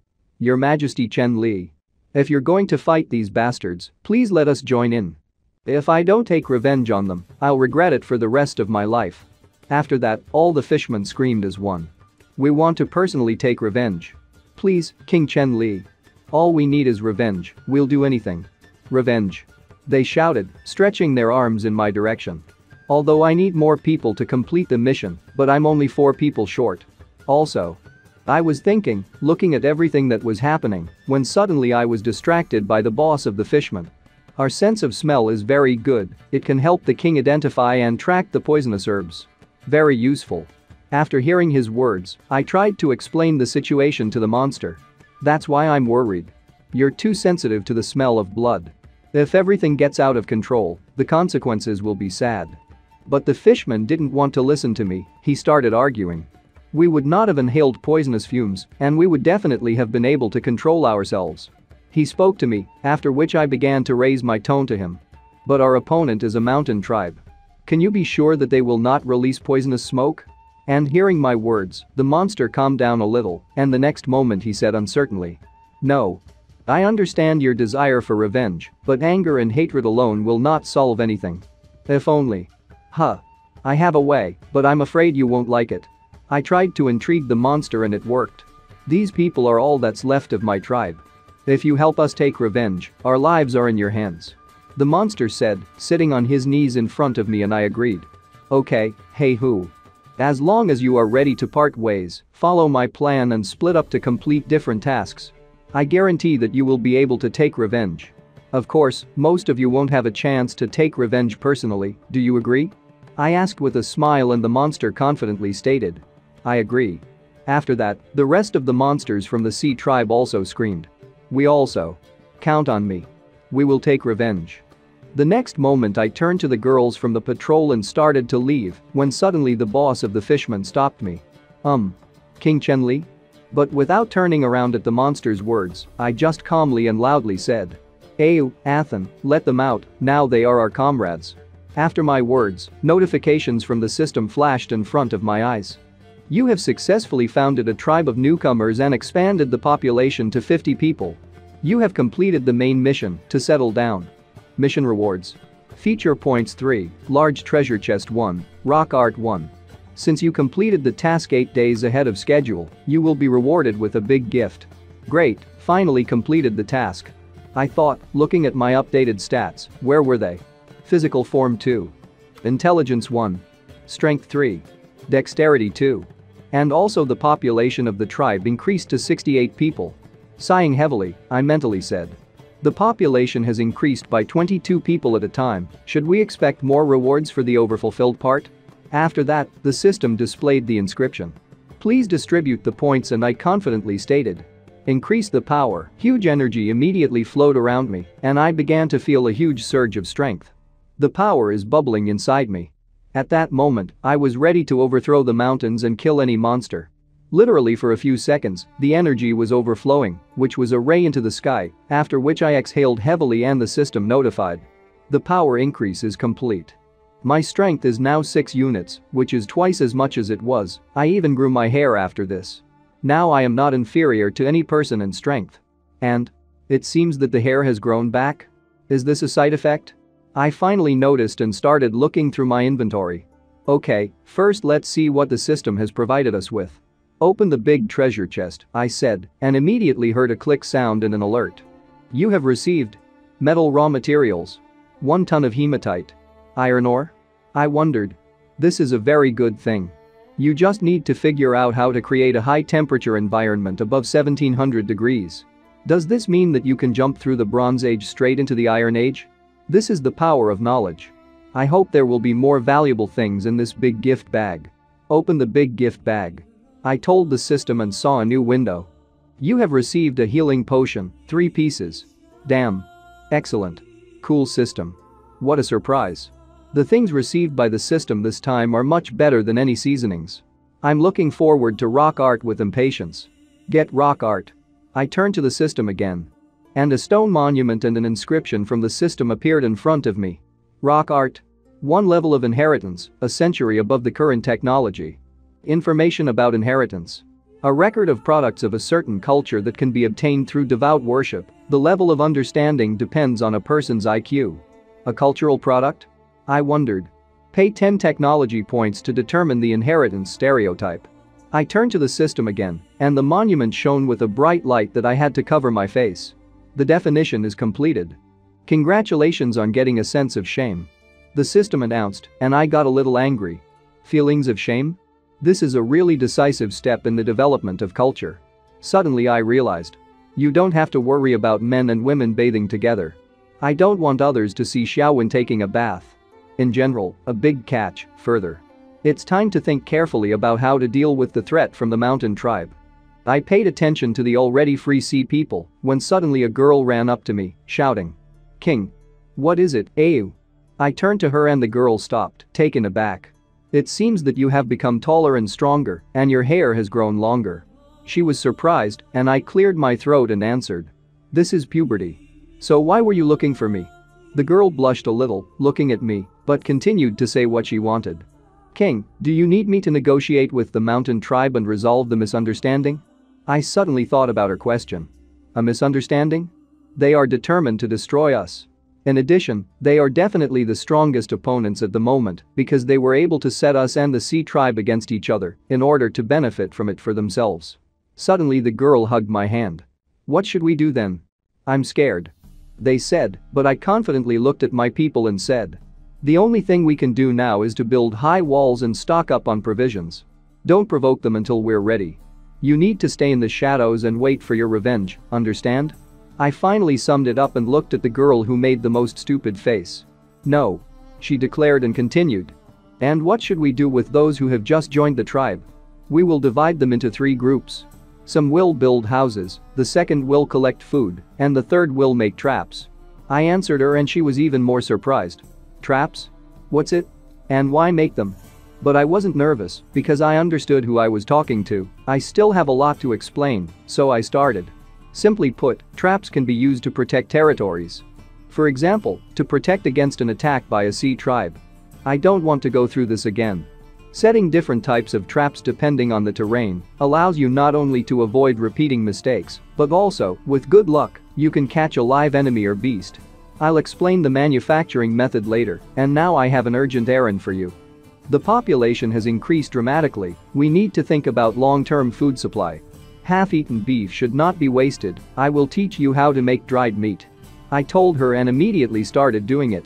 A few days passed, it was evening, the sun was already going to sleep at night. I watched how my people cut, or rather, chop meat with an axe, someone strung on ropes. Not bad, the newcomers quickly adapted and mastered the technique of drying meat well. I am thinking, rejoicing at our successes.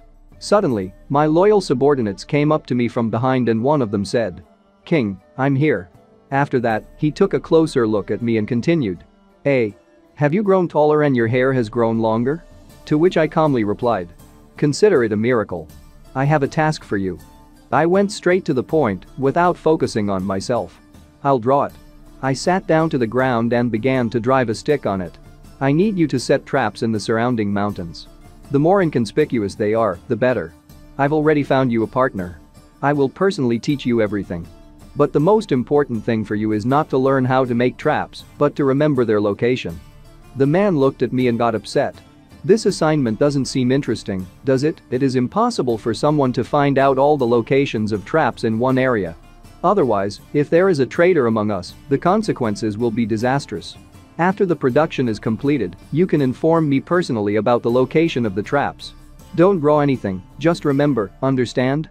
I hit him on the chest with my fist to understand his mood, but the guy was not happy at all and said uncertainly. Don't worry. Although it is difficult, but I will prove that I deserve your trust, King. Good. I said happily, believing in this man. And now go, rest, come at night, we will work. The next moment I was left standing in front of a huge house with another of my subordinates. Suddenly, a monument appeared in front of us. I'm leaving it here for them to see for themselves. How many things you learn depends on your nature. I need to rest, Shigu will come at night. If there's anything urgent, wake me up. Before entering, I told the subordinate, to which he replied well. I'm so tired. I said, plopping down on the bed, which was behind the throne in the first screen. Time is running out, and there are still so many things that need to be solved. The training of soldiers, the construction of fortifications, the distribution of patrols, the development of technology, the expansion of territories. There is still a lot of unfinished work, so I cherish this rare time for rest and recuperation. Suddenly I was knocked out and plunged into the realm of Morpheus. Literally a couple of seconds passed, so it seemed to me, as I heard screams. Haha. To the bottom. Oh, how good. And it was because of these words that I opened my eyes. Raising my head and paying attention to what was happening, I saw a crowd of girls. Is this a party? I thought, and a hand touched my shoulder, and then a woman's voice. What's wrong with you? Won't that do? The girl said, holding a drink in her hands. Why not? Will fit. Smiling, I said, holding a mug with a drink in my hands. And who are you? That was my next question. Chen Li. You've had too much to drink. I'm Xiaoya. This is Lily, and this is Titan. The girls introduced themselves. Then I raised the mug up and shouted. Ijiji. Drink. Drink, Titan. Like that. I'm back from time travel. Finally, I don't have to live in fear. Turn on the music and dance. I spoke, completely relaxed. Ooh. And then. I was lying in bed with a naked girl. Get up, it's time to work. She said, but I didn't want that. No, I can't do it anymore, Xiaoya. Hey. I'm not Xiaoya. Oh, Lily? No. Titan. Wrong. I'm Shigu, your majesty. What? Suddenly I woke up, shouting at the whole village. Why are you here?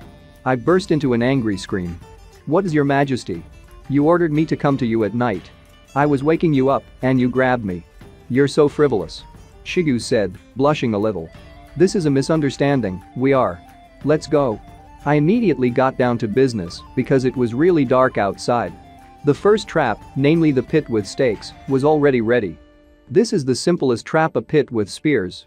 Once again, I note that the enemies and beasts we encounter are quite large. For the trap to be effective, its depth and width must be sufficient. Then hide the trap like I did. And now the trap is complete. I explain to my people, I clearly demonstrate how a trap is made. Pits with spikes can be used together with the tripwire traps that I taught you. You need to know how to combine traps. After my conversation, the people around me flamed up. As expected from the king. You are God to me. A gun can also teach you how to make other types of traps. I looked at the guy with the wolf hat on his head. I don't know how. He answered, and I continued. The moving target you used last time to practice throwing spears. Just turn it into a trap. If the tree is replaced with a net, then it will be possible to make a hanging net trap. I'll leave the rest to you, I need to do other work, come back after dawn. I told a gun and got a positive response. Don't forget what I instructed you to do. I said finally, passing by him. Don't worry, your majesty. He replied. I hope I can finish my sweet dream. I was already in my dreams while a gun was giving orders to others. Arriving in the village, the sun was already coming out on the street. Usually at this time some people go to work, why is there not even a sentry today? They're not sick, are they? I suspected something and went on, through the village. Opening a random door, I heard a loud scream that almost blew me away.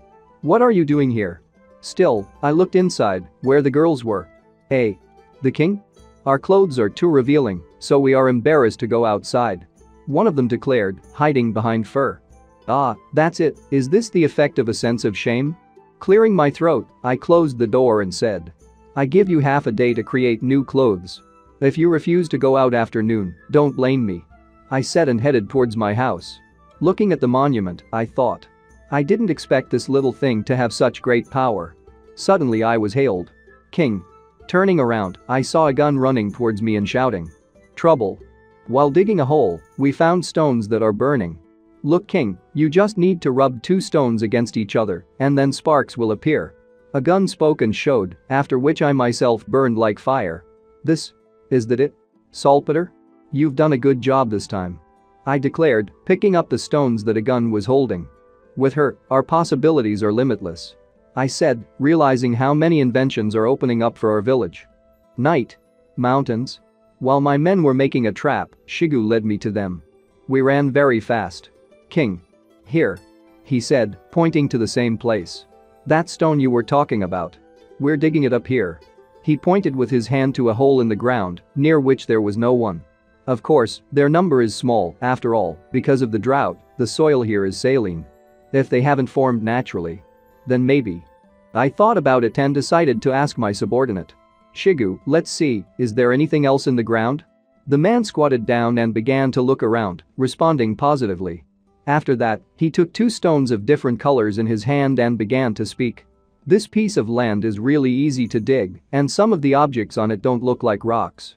He said Shigu with an intelligent face and began to put one of these stones in his mouth. After chewing a few times, his face became sullen and with a businesslike look he declared, "This is shit." I decided not to spoil the fun atmosphere and said, "You guessed it." After that, he became serious and started thinking while Shigu was dying from the taste of shit. It is likely that there is a rather big manure pit. Did another group of primitive people once live here, besides their civilization, has reached the concept of such a thing as a toilet? Is it possible that this is an old nest of a mountain tribe? After I thought it over, and Shigu was burping, I immediately gave him a command. Collect saltpeter and bury everything here. Leave as few footprints as possible. He answered positively, but it was obvious that he did it with difficulty. Place more traps in the vicinity, also build signal towers, and send people to the garrison in turn. Suddenly Shigu became inflamed and began to scream. Haha. What kind of tower? A tower with a signal light? Signal what? I decided not to answer his questions and just leave. 4 days later. The day was already drawing to a close. I was walking through the village with my subordinate and talking. Not bad, not bad. Everyone has a home. The first step on the path to happiness. At my words, the man next to me decided to ask. King, what do you mean? Everything is very simple. If the people are provided with food, clothing, housing, then the foundation of the tribe will be firmly established. The next step is this. But before I could finish, a huge woman interrupted my words, shouting. King. You've come. Noticing her, I immediately said. Damn. Where is King Kong? Then he turned around and began to run away, giving a command to his subordinate. Liu Tang. Detain her. But the man didn't have time to do anything, as the girl already hugged me, and all I had to do was say plaintively. Save me. By inertia from her jump, we flew into the nearest house, destroying it. The sound of the explosion could be heard even in space, it seemed to me. Liu Tang immediately began to worry about my health. Damn. Your Majesty. Are you okay? I was lying unconscious while a huge woman hugged me, flying in her dreams. Liu Tang said in a stern tone while looking at us. Get up from it. Otherwise you'll kill him. Hearing his words, the girl got to her feet, holding me in her arms and applying double force, began to bring me to my senses, saying, King. Our houses have just been built, you can't die. She cried while my mouth was bleeding from her embrace. The next moment I was fine and standing on my feet, as well as wiping blood from my mouth. I was talking. Okay, don't make any noise. You say the houses were rebuilt? After that, the girl began to report. Yes. 2 rows of wooden houses, 10 of them, about 5 or 10 people, will be able to accommodate there. Watching how the people around me work, I began to praise her. Progress meets expectations. In that case. In 2 days, everyone will be able to move into the houses. Well done, keep up the good work. See you in 2 days. I stroked the girl on the head and it seemed to me, or did she really start to purr? But the next time you see me, don't be so rash. And fix this house. I declared, leaving this place, leaving the girl behind. After leaving a little, I said the following plans. Next will be the work on the supply of food and stock. When suddenly I was interrupted by my subordinate, who was looking at my waist, which looked, to put it mildly, unnatural, after the girl's embrace. King. Are you feeling unwell? I didn't understand why he asked this and replied that everything was fine. The next moment we were already at the shore near the river and watched how the fishermen were catching fish and the girls were hanging it up for drying. I caught a big fish. The boss of the sea tribe declared while his people were praising the monster. The children ran around, rejoicing at the fish, and one of the girls tried to calm them down. Looking at such an environment, I was glad, it became so calm in my soul. Compared to digging traps and building houses, fishing suits them more. I declared, looking at the work of the sea tribe. Thanks to them, the food supplies in the tribe have increased significantly. Liu Tang decided to insert his word. It's all thanks to you, King. After all, it is you who lead us to a life of abundance. And don't worry about being destroyed. Without moving, I just asked. Liu Tang, are you going to blame me for using these methods to subdue the Sea tribe and the Coconut Grove tribe? There will be even more in the future. But the guy just grinned and answered with a smile. You should not have such doubts, your order is our will. Moreover, I don't see a problem here. In this world, the strongest survives. Large and small tribes destroy each other every day. You get the maximum result with the least losses, that's why you show your generosity to us and to them. I was glad to hear that, I felt good. After standing for a while and getting some fresh air, I declared. Liu Tang, you already have all the most valuable qualities. Come on, we need to check border security. I believe that the people from the Sea tribe will give us many more surprises. The elusive squad of divers. While the day was inexorably coming to an end, we were already at the foot of the mountain and watched Shigu and the others go somewhere with spears. Shigu, don't leave yet, I want to ask you something. The man turned around and exclaimed. Oh King. How are things going with the installation of traps and signal towers? I immediately got down to business and started listening to the answer. By your order, signal towers were rebuilt in 3 directions. South, west and north, only. Shigu stumbled and fell silent. Only? I asked. After we appointed 6 people to guard the towers in shifts, there was very little manpower left. In order to finish the work on time, we had to start earlier and climb the mountains before nightfall. The man explained, and I sighed heavily, summing up. Hey, there are not enough workers again. Today, Liu Tang and I will climb the mountains with you to help. I said confidently, but Shigu stopped me. No, we'll manage on our own. But I started to convince him. Now is a special period when every second counts, there is no time for reflection. I told him and began to reason in my head. If a mountain tribe has ever lived nearby, then they are much more familiar with this area than I am. In case they take advantage of our unpreparedness and launch another sudden large-scale attack. I stumbled in my thoughts and exclaimed. There is no time. Quickly show the way. It was already night outside, and we were all making traps together, there were various conversations around. You need to be careful here. Carefully. I don't have enough copies.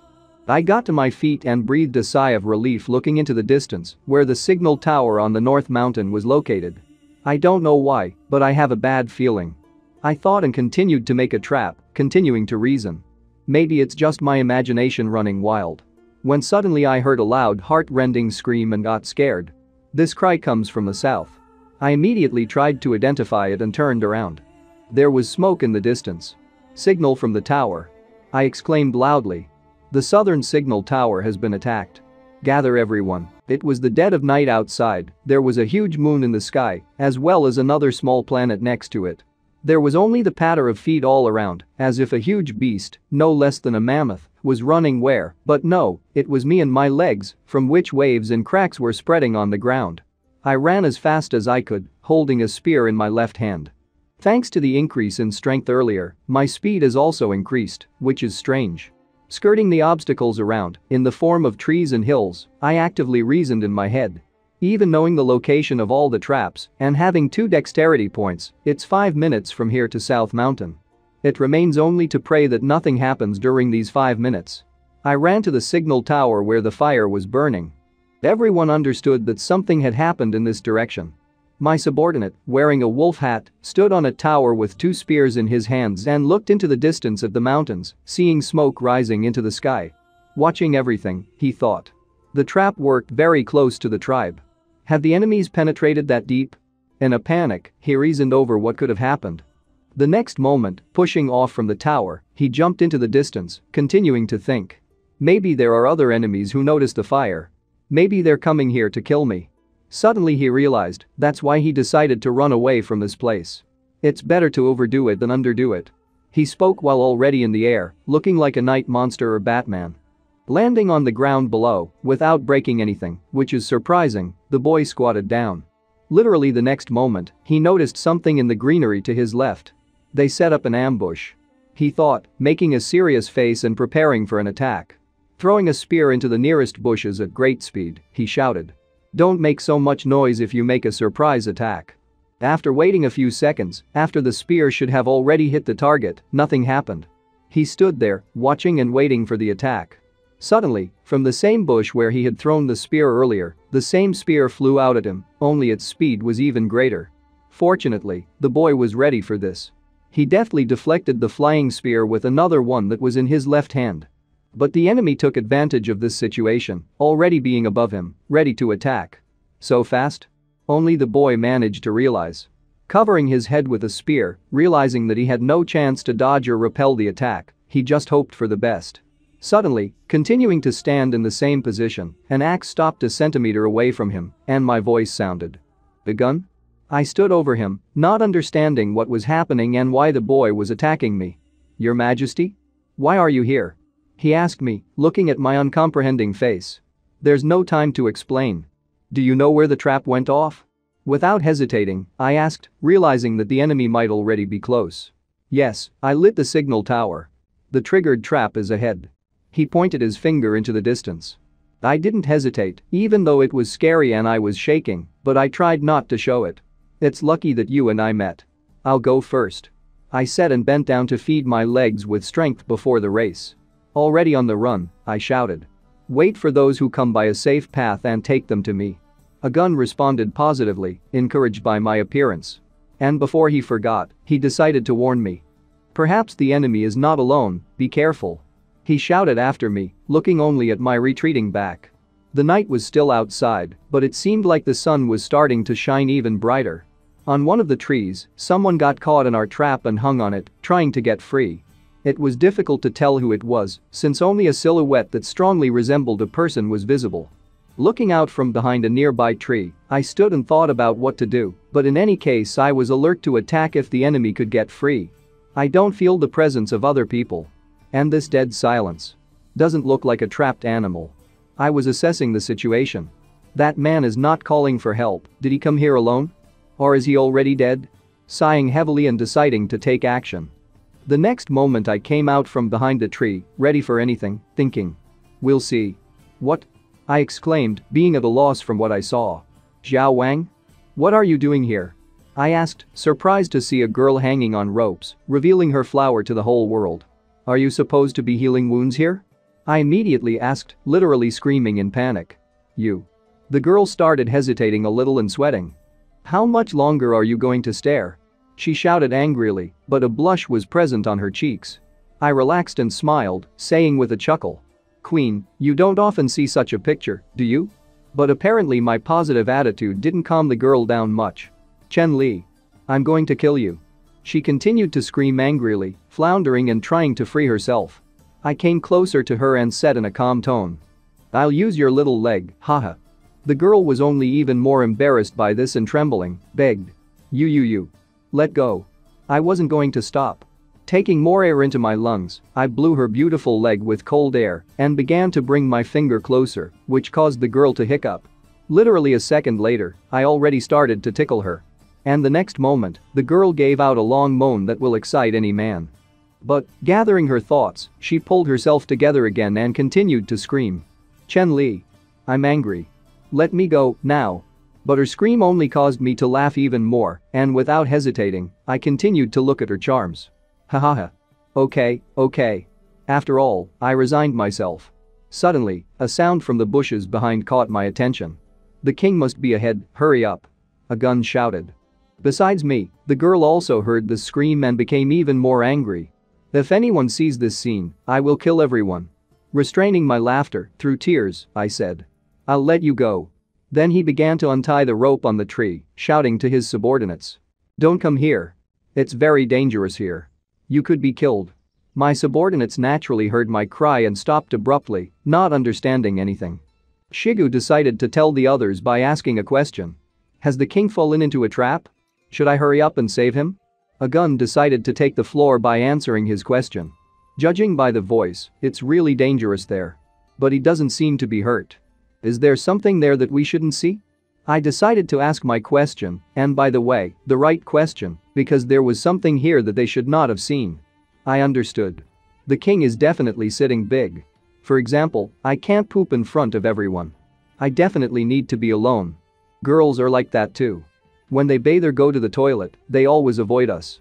With the most stupid face, Shigu said, which confused a gun a little. Everyone seems to have changed a little, I don't know myself. I came to the logical conclusion of the tire. The next moment, my queen's wonderful legs landed on the ground. I kept laughing, trying not to start laughing all over the neighborhood. It's my fault that I forgot to inform everyone about traps and safe roads.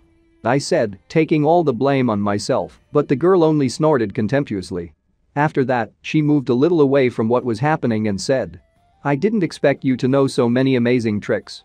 The queen praised me, already forgetting that just a second ago I was looking at her flower. My fault. By the way, why did you come here in the middle of the night? I couldn't help but ask, standing next to her, admiring the beautiful view. In the evening I heard a conversation between people from the Sea tribe. She began, making sure that I was listening to her and continued. Hey. One fisherman was addressing another. It would be great if you could go back to the beach and catch some fish, shrimp and shellfish. If they were eaten, there would be more energy for work. He was talking. Listening to the queen's explanation, a question popped into my head. More energy? Probably because of the salt content in these products. I thought and continued listening to the girl's story. Then the second fisherman began to speak. But on the way to the beach, you can meet a pack of jackals. You can't go fishing at the risk of being eaten.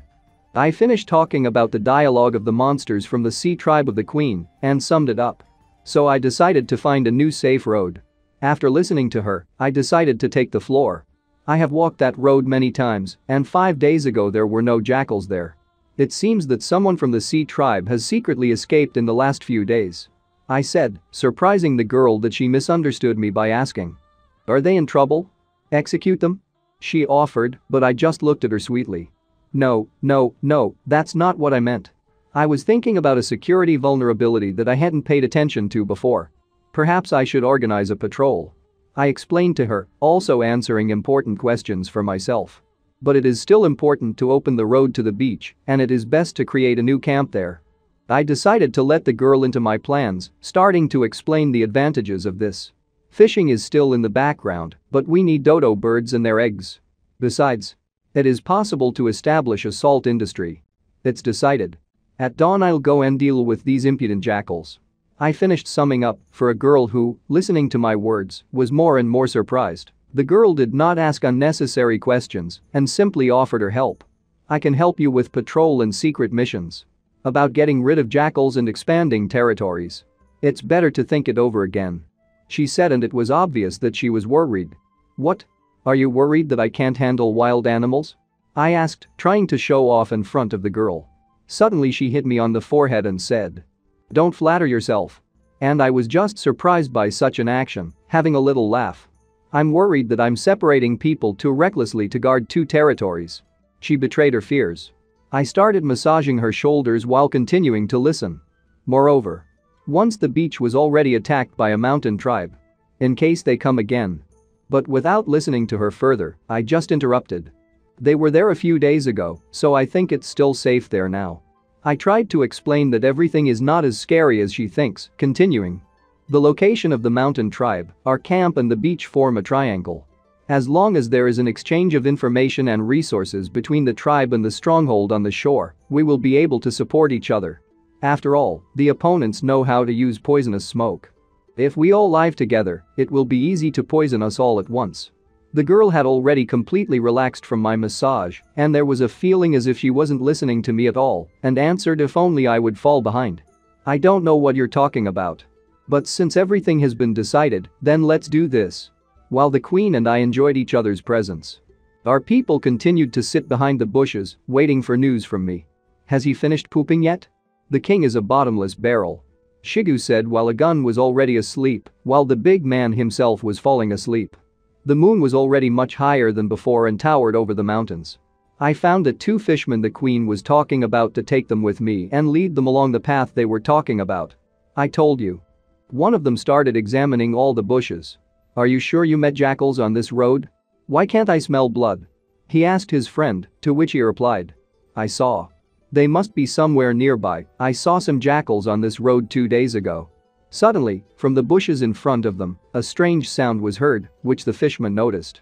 Literally the next second, a jackal flew out of the bushes, with red eyes and big fangs, ready to tear the fisherman, who fell on his ass from fright and screamed. Before the jackal's fangs bit into the fisherman, his friend stood up and sent his fist into the animal's head, saying, "He's so brave."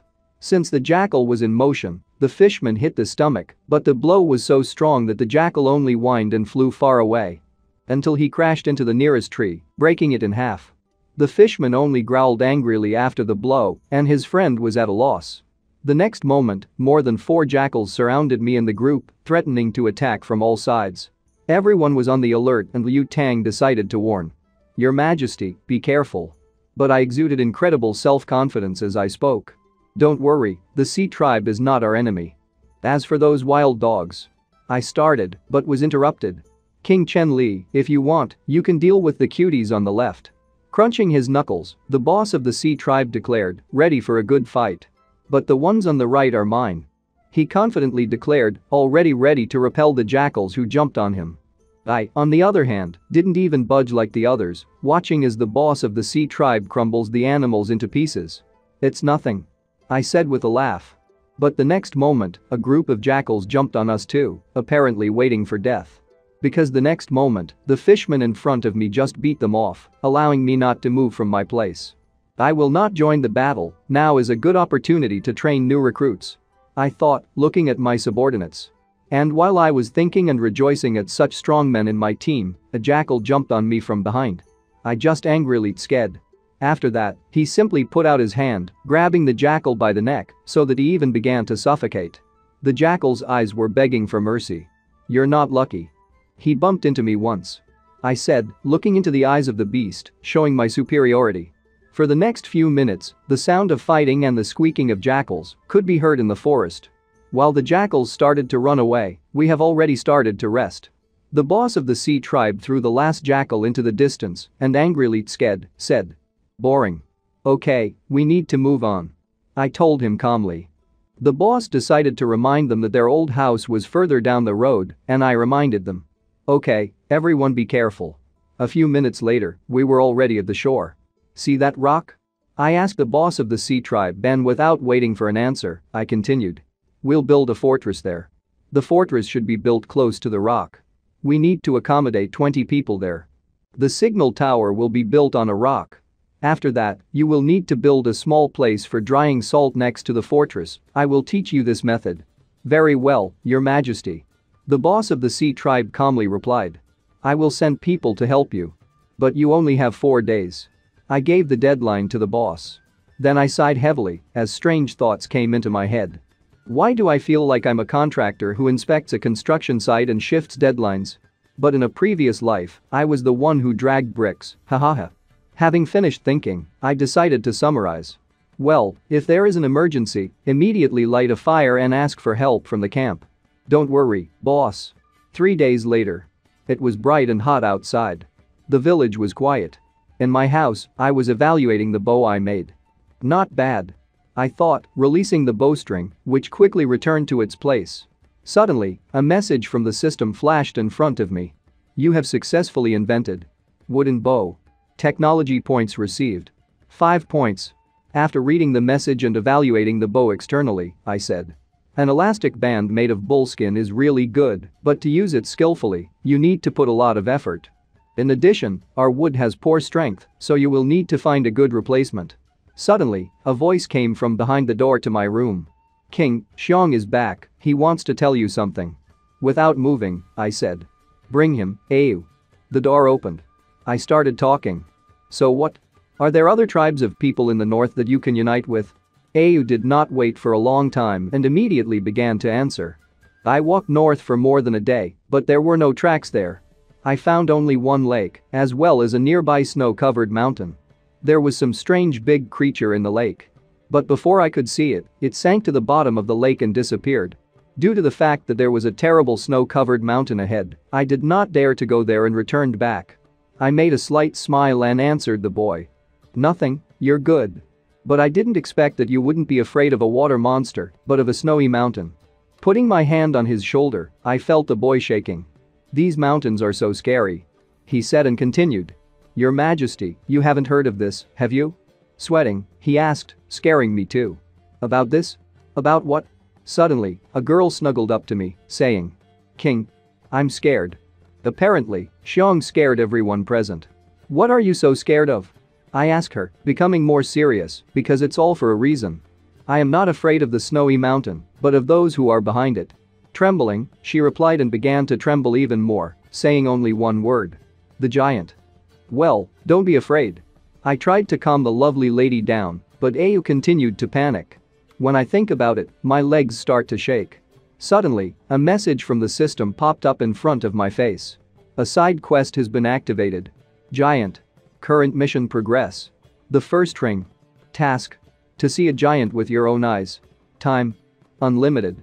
Reward. Performance points 1. I immediately wondered if I should accept this assignment.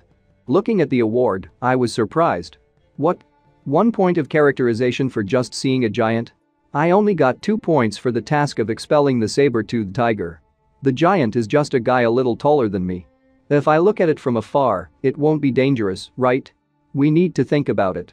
What if the giants are also a tribe with a civilization? Maybe I can subdue them by making some powerful helpers. Of course, you need to be careful. Otherwise they will destroy us. I thought, looking at how my people panic at the very thought of a giant. After that, I started issuing instructions. It looks like I won't be able to hand over this mission to Xiong and I. Xiong, have a good rest, there will be a banquet in a few days, have fun there. I said confidently, looking at the trembling and sweating guy. Goodbye, Your Majesty. Turning around and starting to leave, Xiong said. Aya, left alone with me, started talking. Xiong. Sometimes he's such a coward, don't pay attention. But after hearing her statement, I replied. I'm not sure he's a coward. Perhaps his perception of danger is much higher than that of ordinary people, which makes him so sensitive to some things. So Xiong is able to freely explore the outside world and can always protect himself. By the way, how are the preparations for my wedding ceremony going? At the end, I asked, making the girl think. The preparation is almost complete. She replied with a smile. Prepare equipment for 4 people, I'm going to take someone with me on a long trip. I quickly translated the topic. Will you personally go? How dangerous is it? She asked me. Just exploring the neighborhood, don't worry. Prepare a portable meal, a bottle of water and warm clothes. Speaking of which, these thin clothes are really good. At the end, I pulled on a t-shirt on myself. Yes. It was you who inspired us to do this. Previously, the skin was useless, but now it is not. By the way, when are you going to leave? She asked, waiting for my answer. The wedding ceremony will take place the day after tomorrow at noon, and we will leave the next day after the banquet. I answered, leaving the house. In 2 days. Nothing had changed in the village, it was still quiet and peaceful. Only I, being at home, trained to handle the shield. Oh, not bad. The leather of hard rocks is combined with the inner part of cowhide, and the weight of the shield is just right. After 2 days of hard work, I finally achieved something. Putting the shield against a wall, I looked at the message from the system. You have successfully invented a new artifact. A wooden shield. Current technology points. 62. Finally finished so that everyone could get a new weapon as soon as possible. I spoke, looking at all my inventions lying on the floor. Suddenly there was a knock on the door and without moving I said. Come in. Aya opened the door and immediately declared. Your Majesty, everything is ready outside, it's time to change. Oh, thank you. I answered with a smile. Having already changed my clothes and started to leave my house, I heard screams. Hooray. Congratulate. Congratulations to the king. People in the village shouted while I was leaving the house, and a gun and Shigu sprinkled me with flower petals. Hooray. Congratulations to the king. Hooray. Everyone kept shouting while I was standing in a beautiful raincoat made of leather, as well as with fur. Looking into the distance, along the path that I will now walk, I saw the queen, in a beautiful dress. The best dress that could be made in the current conditions, and all the people of the village were standing around by the path. My thoughts were active. The wedding ceremony. Isn't this a wedding ceremony? In my previous life. I should be working hard right now. Now I have my own tribe, my own people and his own wife. Although it's all like hallucinations. But in this world, I finally have a sense of belonging to something.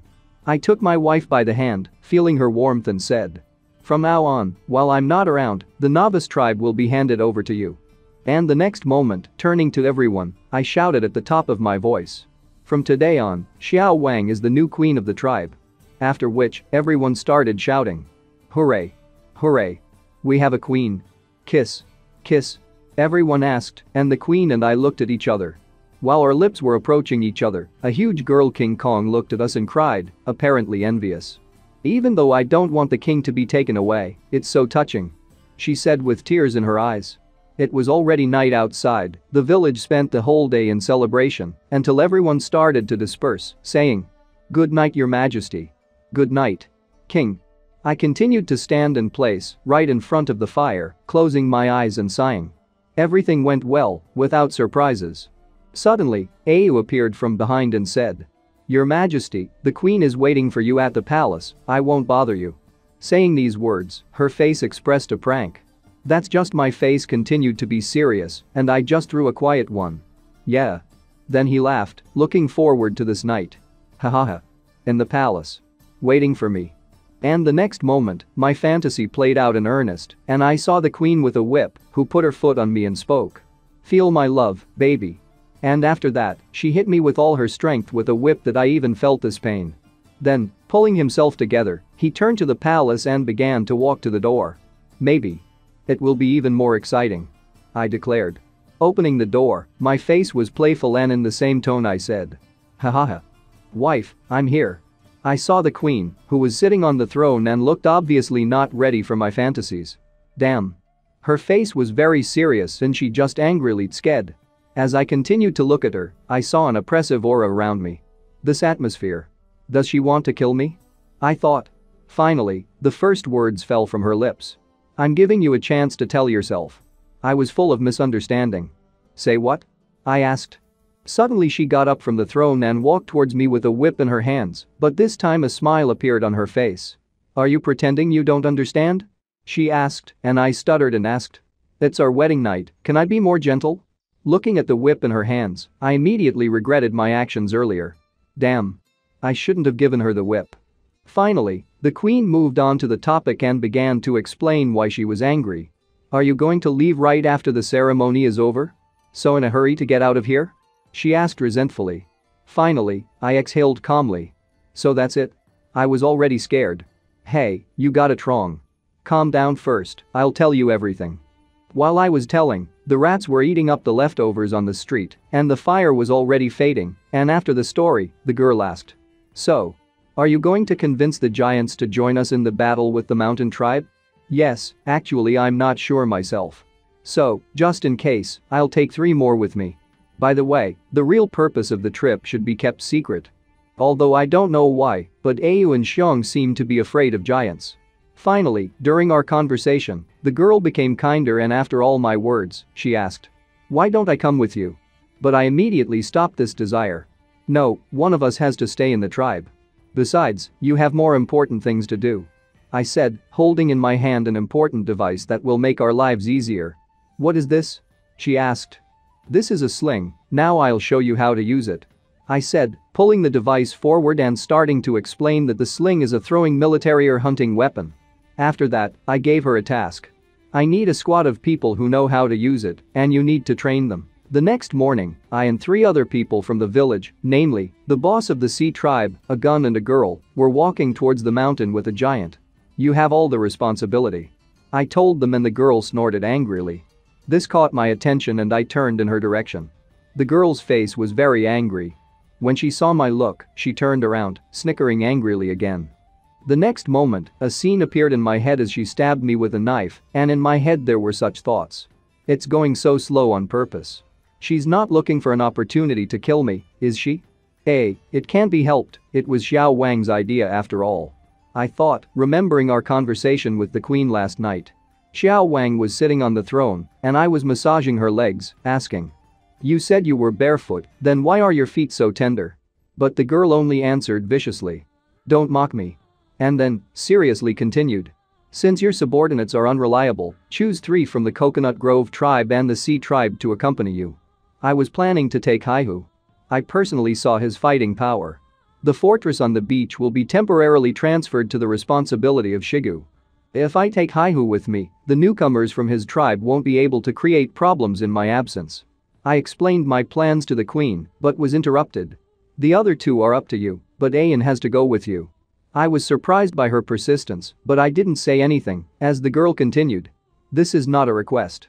Ayan is the strongest and bravest fighter, besides her wounds have already healed. If she goes with you, I'll be calm.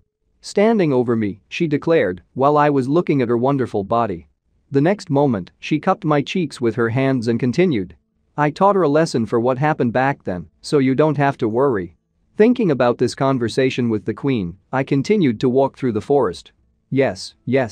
I'm not worried at all. If there is a problem again, I hope a gun will save me. It was in my thoughts while the girl continued to drill me with her eyes. It seems to me that someone is watching us, maybe I imagined it? A gun said warily, but I didn't pay much attention to it. Yes, it just seemed. A gun decided for himself and went on, after us. As we walked, the girl continued to exude an aura of murder, and I was thinking on a gun's words. I do not think so. Look back, don't you think? Suddenly, the boss of the Sea tribe caught up with me to point ahead and say. King Chen Li, do you know that there is a lake ahead? Yes, Xiong told me about it. The boss laughed a lot when he heard my answer. Hahaha, then he probably saw that whopper. He said, slightly embarrassing me. Are you talking about the monster in the lake? Further, the fishman began to tell me about his acquaintance with him. Yes, about him. When I was a kid, I saw him swallow a leopard whole. I was too young then, so I was very scared. If I'm lucky, I'll definitely fight him. The boss uncorked a horn with water and started pouring it into his mouth, and I was confused and asked. Is it luck for you to meet a monster? It doesn't matter if it's a water monster or someone else. It would be interesting for me to face someone stronger than me. For example, with a giant. I said to check the reaction of my comrades. The reaction was not long in coming. A gun squeaked like a girl and screamed. No, Your Majesty, don't get your hopes up. I was immediately curious to see such a reaction. I just casually said. Do they really exist? Squatting down to catch up with a gun, I asked. Actually. See you soon. We were a large tribe that consisted of more than 30 people. And then one day. We met a giant. But they were too weak to fight back and eventually ran away. Unfortunately, most of the people were eaten. Even though I was a child then, I think none of the survivors, like me, will forget that terrible scene. He told the tragic story of a gun in detail, making him think. All right. No wonder Xiong and the others tremble every time they mention the giant. On the way to the lake, the boss of the Sea tribe stopped abruptly, pointing at the strange berries. Don't eat these fruits. As a child, I ate such, the consequences were very serious. He informed us and I was immediately interested. Coming closer to the bush, I took a closer look at the berries. Suddenly, the system issued a message determining what kind of berry. Croton. Herbaceous plant, bitter taste, poisonous. After reading it, I looked at the fishman and laughed, thinking. So you ate the croton. I think you had a good time then. By the way, the surrounding plants are not familiar to me in these places. I hope there won't be any surprises. I thought about it and decided not to risk saying. Scan everything. After my words, system windows with information started popping up near all the plants, and I started reading. Verbena. A family of primroses, has antipyretic and diuretic effects, improves blood circulation and eliminates stagnation. Burdock. The Rosacea family, stops bleeding, removes toxins and has an insecticidal effect. Wormwood. A family of compound flowers, stops bleeding, relieves fever and is an antihistamine. Honeysuckle. Honeysuckle family, relieves fever, antitussive agent, neutralizes the effect of poison. My eyes immediately became big and I was happy as a child, running from one plant to another. Oh my god, yes, it's a big garden of medicinal plants. Suddenly, I approached one of the plants that was still being identified and thought. It looks familiar. Really this? Millet. An annual herbaceous plant, a family of cereals. And the common people millet. The system gave out the information. There was no limit to my joy, and I screamed. Millet. I found cereals. Suddenly, my joy was interrupted by the system, showing me a new task. Side mission. Farming. Task. Plant more than one type of grain, grow and harvest them. Term. 180 days. Reward. Heritage plate 2. It looks like we can finally enter the era of farming, not bad, not bad. When we find the clay, we will be able to prepare food and medicine. Unfortunately, it hasn't matured yet. I'll wait a bit and come back to collect. Just now I felt a chill run down my spine. What? Is it not Ayan with his hostility? After I decided what to do with the wheat, I began to assess the situation around when suddenly a gun pointed his finger forward and said, "There." "What is it?"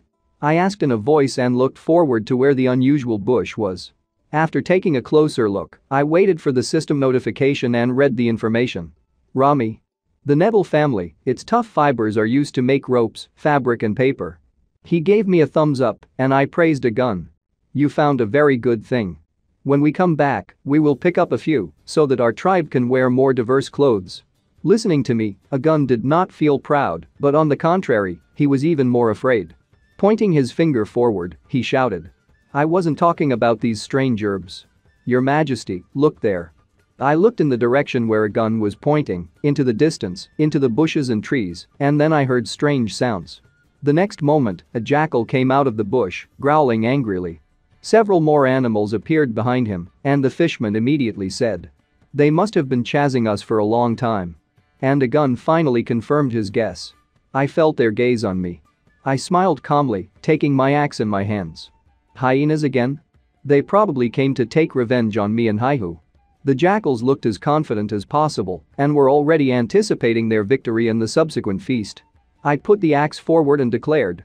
In that case, we won't let them go. We need to fix the root problem. Kill them, I shouted to my people and everyone rushed at the animals. While the jackals also jumped on us. The boss of the sea tribe was the first to go into battle and caught two with two hands. This time you came by yourself. With blackness in his eyes, he growled. With all his strength, he hit the two hyenas at each other over their heads. The girl, with a bone knife in her hands, cut the hyena's thigh, leaving a deep wound. After that, I noticed two more hyenas flying at her from above. Preparing to repel their attack, she stood in a stance. But before she could do anything, hyenas flew into them, which were defeated by the boss of the sea tribe. Hahaha. That was cool. Said the big guy. Don't thank me. He smiled. The hyenas began to run away, whining and limping. Oh, what a pity, they're running away again. The fishman was upset. Catch up with them. This time we have to deal with them, don't let any escape. I commanded my people. The hyenas, hearing my words, began to turn around. Hahaha. You can't escape, you dogs. I rushed after the animals, and so quickly that my people were left far behind. Jumping over a lying tree, I was already on the tail of one of the hyenas. With 2 dexterity points, it's hard to catch up with them. It would be unwise to continue the chase. I thought. The next moment I heard a girl scream. What? I turned around. The girl was wrapped around the vines of a strange plant. What the hell is this? I shouted, assessing the situation. Suddenly, a system window appeared near a strange plant. Red royal flower. A large flowered species, the core and surface of the flower emit caustic mucus that can destroy the surrounding ecological environment. Actively catches and devours animals. Is it Rafflesia? I was surprised, continuing to think. And the things around him are humoral fluid? Saber-toothed tigers, huge bulls. Also Rafflesia. This is all different from my knowledge of the primitive world. The plant was already ready to devour the girl while she took out a knife to try to free herself, screaming. Damn. Let me go. Suddenly, the vine knocked the knife out of her hands. And flew into the mouth, if you can call it that, plants. Landing in the creature's mouth, he bit into the wall of the venturi. Suddenly I felt sick and I shouted. Hey. And the next moment I was all attention. Damn. I shouted, seeing the boss of the sea tribe and a gun standing behind the trees. Hey. Why are you standing rooted to the spot? Save Ayan. I shouted to them. Your Majesty, it's not that we don't want to save her. A gun started and the next moment he started screaming furiously. And the fact that we were also captured by this thing. Damn. I said and saw how the vine was already wrapped around my leg. But quickly orienting myself, with a clear blow of the axe, I split the vine, not allowing myself to be captured. Don't be afraid, I'll save you. I shouted, rushing to free the girl in the first place. Her next words shocked me. Leave me, save those two. She said while I was running towards her. Running closer, I saw that the vines released the girl and she began to fall. Run away. Those were her last words. I only had time to shout her name, and the girl was already inside the plant. Only her cute legs stuck up.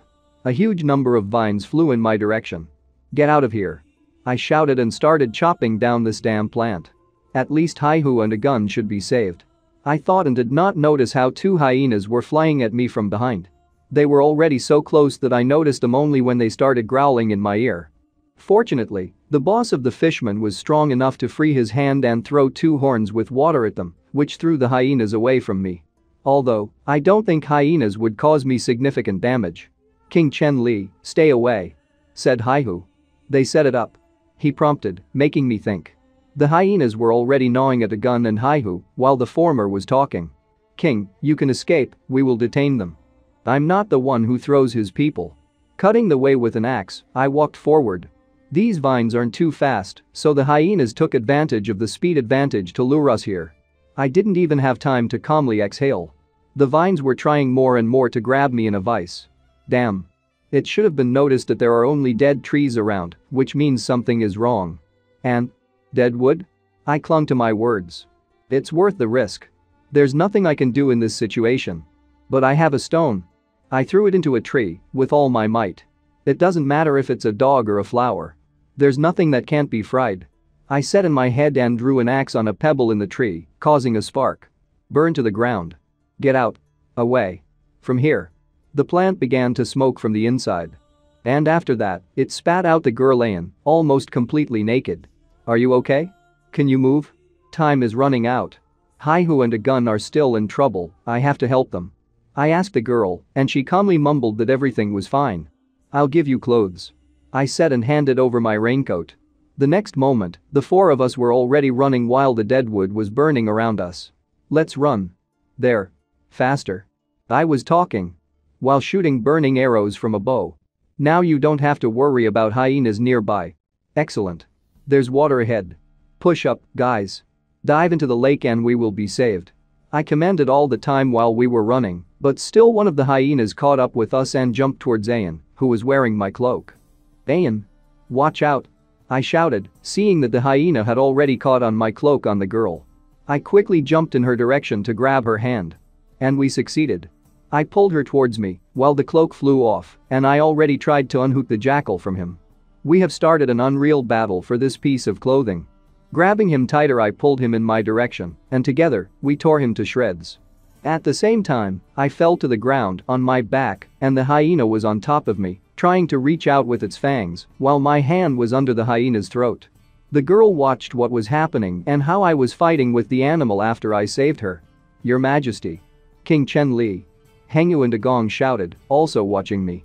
I raised my other hand. Then he grabbed the hyena and answered the guys. Leave quickly before the fire gets here. I can handle it. He must have already weakened. We need to exhaust him before the fire spreads everywhere. Suddenly, a stick flew into the hyena's neck, piercing the animal's skin. The hyena just fell to the ground. You. I said, turning back. Ayan was sitting there, with a bow in her hands and breathing heavily. I saw a sign with an alert from the system flashed above it. Talent activated. Archery.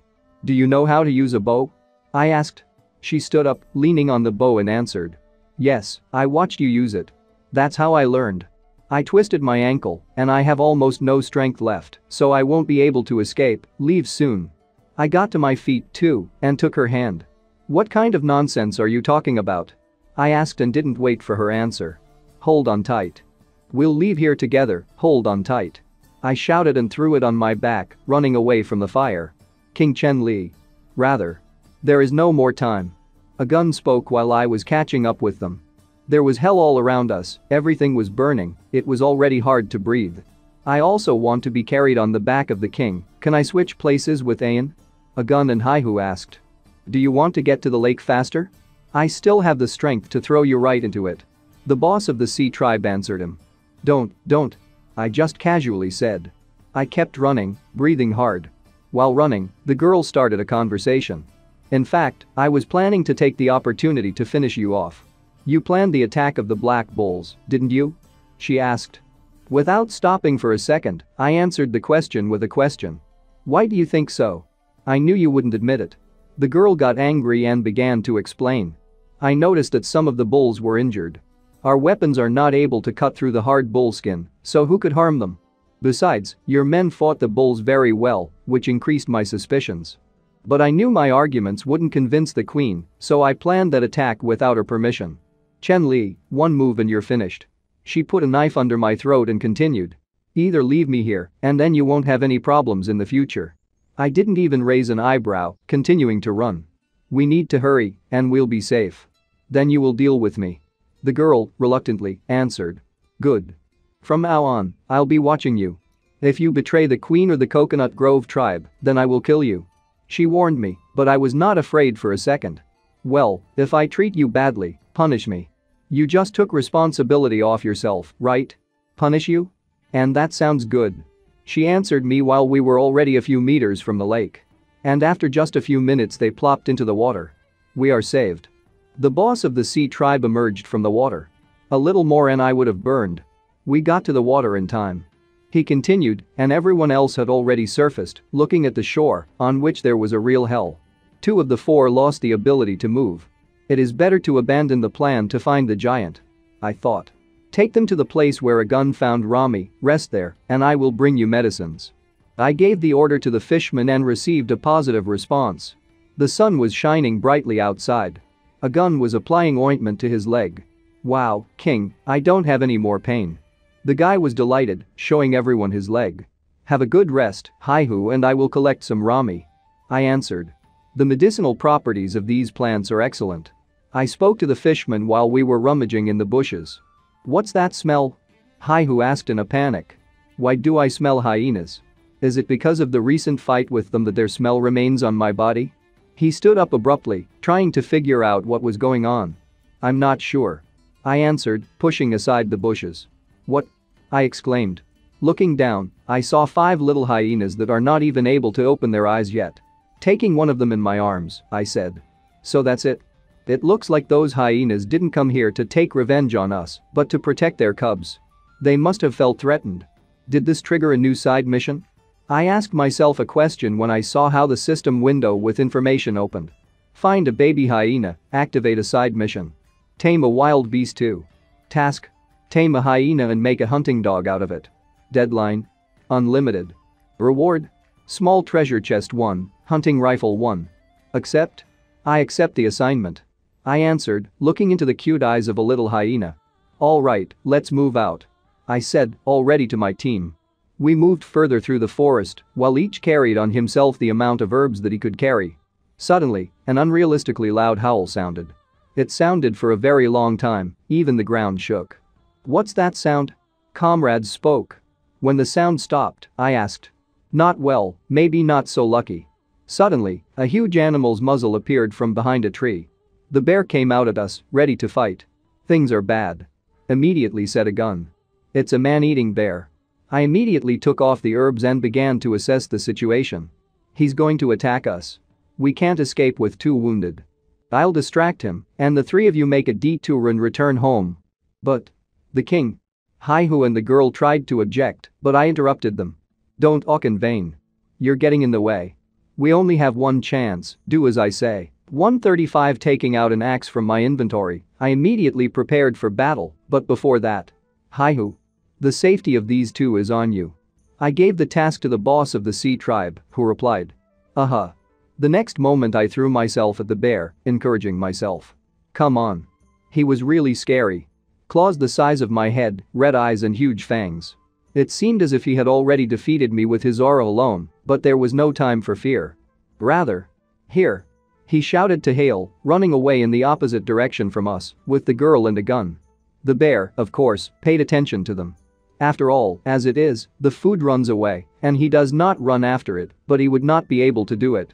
Look here, a huge monster. I told him. And a second later he jumped high. Being just above his head, I raised the axe to strike. The bear squinted his eyes, as if with incomprehension. Then he threw me off with his paws, with a vertical blow from top to bottom, which caused me to fly back. King Chen Li. The boss of the sea tribe turned around in a panic. Take these cubs and come back, and I will help the king. He said to the girl and the guy, passing the little hyenas. A gun tried to stop the fishman by saying. No need. I have personally seen the strength of the king, this opponent is no match for him. But if we stay close to him, he won't be able to act freely. So we follow the order. It was obvious that it was difficult for Haihu to admit this, and he did not want to leave. But still I decided, and I saw only their retreating backs, so I breathed a sigh of relief. Now. I said, looking at my axe. I think his attention is focused on me. Starting to get up after the bear hit, I got ready for a fight. Well, it remains to distract this fool, and the matter is in the hat. I went in his direction. Looking around the corner, I made sure that the bear was still standing in place. The next moment, I made the most stupid face and shouted, "Hey, come here." The bear did not wait and, like a bull on red, rushed in my direction with a sweeping blow. While we were fighting, my men were already far enough away, running further and further away. Suddenly, a shock wave went through the forest, which cut it in half. But the bear was still alive and continued to chase me. Hiding behind a tree, I began to think. A gun and the others must be safe by now, it's time to get rid of him. Forward. I had already prepared myself and started walking forward when I felt an evil intention behind me. I exclaimed and turned back as quickly as possible. But there was no time, the tiger had already jumped in my direction, and all I had to do was try to dodge. Holy shit. I shouted, still leaving the trajectory of the enemy's attack. What a rat was hiding there. Come out. I said, looking at the column of dust that rose after the creature landed. Really this? My old friend? I calmly asked a question, looking at the animal that was growling in my direction. Meow? Suddenly the tiger gave out, wondering, and I started talking. Damn it. That smart look in the burnt left eye. It's definitely him. But still the bear did not let us remember the old, jumping in our direction, breaking trees. Clamped on both sides. I said, expecting an attack. Now it doesn't matter if I put all my strength into speed or power. That won't be enough. Use the power of Pangu? I was thinking what to do while I was pretending to be a victim, which made the animals calmly evaluate themselves. But if I use the power of Pangu, I will weaken for a long period of time. Who knows how many days I'll be in a coma. Even if I don't die here, the mountain people will seize the opportunity. The animals continued to quietly continue in my direction, growling angrily. First the tiger. And then the bear accelerated. And literally the next moment, they rushed at me from both sides, and all I managed to say was this. Damn. I thought you wanted to fight among yourselves, but it turns out. Attack a defenseless person? I stood in a fighting stance, ready to repel the attack. Suddenly, a message from the system flashed in front of my eyes. I thought you wanted to fight among yourselves, but it turns out. Attack a defenseless person? The system detected that the host was in an extremely dangerous position and automatically turned on the extreme escape mode. You will temporarily gain 20 dexterity points, strength points will be converted into physical form for 600 seconds. After the completion of the mode, 33% will be deducted from the 3 characteristics of the host. Rounding up. What? It's a feeling. I immediately felt like my legs and as if the weight became lighter. I was ready to take off. That's how I felt. And literally the next moment he really took off, which is why the bear and the tiger crashed into each other with their foreheads instead of catching me. Wow. I thought, landing lightly on my feet. Such a feeling of lightness and explosive speed. It's just unbelievable. I spoke, looking at the animals already from afar. But they apparently decided to unite against me, growling angrily and walking in my direction. Still want to kill me? Don't you want to fight each other? I shouted, really not understanding their actions. But the next moment he turned around in the other direction and started running with all the dope. Will you give chase together? I advise you not to go beyond the limits. I was talking. My speed was impressive and with every second I was coming off more and more. While running, a system window opened in front of me. Power. 0, temporarily. Physical form. 8, temporary. Dexterity. 22, temporary, reverse. Countdown. 325 seconds. I stopped to turn around and check the situation. Finally broke away from them. This extreme escape mode is awesome, but too expensive. While I was being chased, I ran to this place.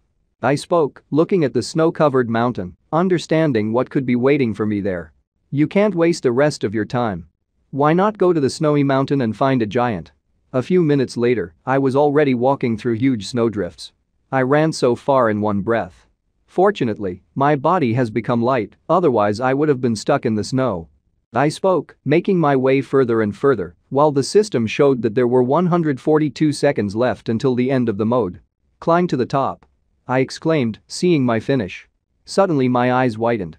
Standing at the top, I was in a stupor, talking. Really this? Looking down, I couldn't believe my eyes. After all, a natural giant was sleeping there, but most likely it was a yeti, and a dinosaur was standing next to him, like a dog on a leash. It can't be the giant from the legend, I thought. Standing at the top of the cliff, I looked down at the same giant that looked like a block of ice. It was unclear if he was frozen or if he was. There was no limit to my surprise. Come on. So huge. I couldn't help myself and said out loud. While my eyes could not tear themselves away from such a sight, a system window appeared next to me. You have found a giant. Mission accomplished. The giant. First test. Points 1. Distribute them in a timely manner. Automatically accepted. Giant. Second test. The content of the second test. Attack the giant. Reward. Performance points 0. Time limit. Unlimited. I immediately fell into a stupor, imagining in my head a scene in which I jumped with a bone knife towards the giant. Attack the giant? I thought. Is this system crazy? I got angry, pointing my finger at the system window with the contents of the new task. Huh? Suddenly the dinosaur was surprised, turning his head towards the hill next to where I was. Quickly hiding behind a rock, I covered my mouth with my hands, trying not to make a sound, otherwise my journey in this world would end. Sitting quieter than the grass, below the water, I only heard the growl of a dinosaur that was exploring the neighborhood. But the reward of 9 points of characteristics warms the heart.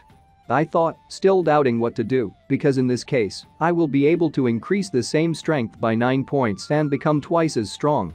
You can try it while I'm running fast. I decided for myself, picking up the nearest stone, the size of a tennis ball and looking around the corner.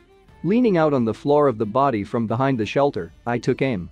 The next moment, the stone flew towards the giant. Unfortunately, I didn't hit it, but it attracted the attention of one of the dinosaurs, as there were 2 of them, and I didn't notice one of them right away. Graya. I heard a ferocious roar in my direction. Ouch. I teased him. I realized, quickly hiding back in the hope that everything would be fine. And suddenly burst out of my mouth as a message from the system flashed in front of me again. You have successfully attacked the giant. The second giant test has been completed. Points of characteristics 10, distribute them in a timely manner. The third test is automatically accepted. My eyes widened. The third test? I asked myself the question, already waiting for the description and realizing that most likely I will not fulfill it. The system window has been updated and a new message has appeared. The content of the third test. Kill the giant alone. Reward. Performance points 100. Lead time. Unlimited. Under the loud growling of dinosaurs, I read the message. 100 points of characteristics? I exclaimed in my head, starting to doubt again. This amount of points will help me solve all the problems with the enemies of my village. Very expensive. Is it worth a try? I assessed the situation after looking around and seeing that the dinosaur continued to growl, but the giant was really completely frozen. I wonder how it happened? Quietly. The giant's voice sounded majestic and loud, followed by a blow with his hand on the dinosaur, turning it into a pancake. From the giant's blow, the earth began to tremble and an explosive wave dispersed. I was literally covered with a layer of snow that came from the impact, and I stood there for a while, trying not to move so as not to attract attention to myself. Clearly, he's awake. Shaking off the snow, I stated the fact. Even if I was given 10,000 points. I disagree, my life is more expensive. Still, I decided, already turning around in the opposite direction. I felt really cold that bruises appeared under my eyes.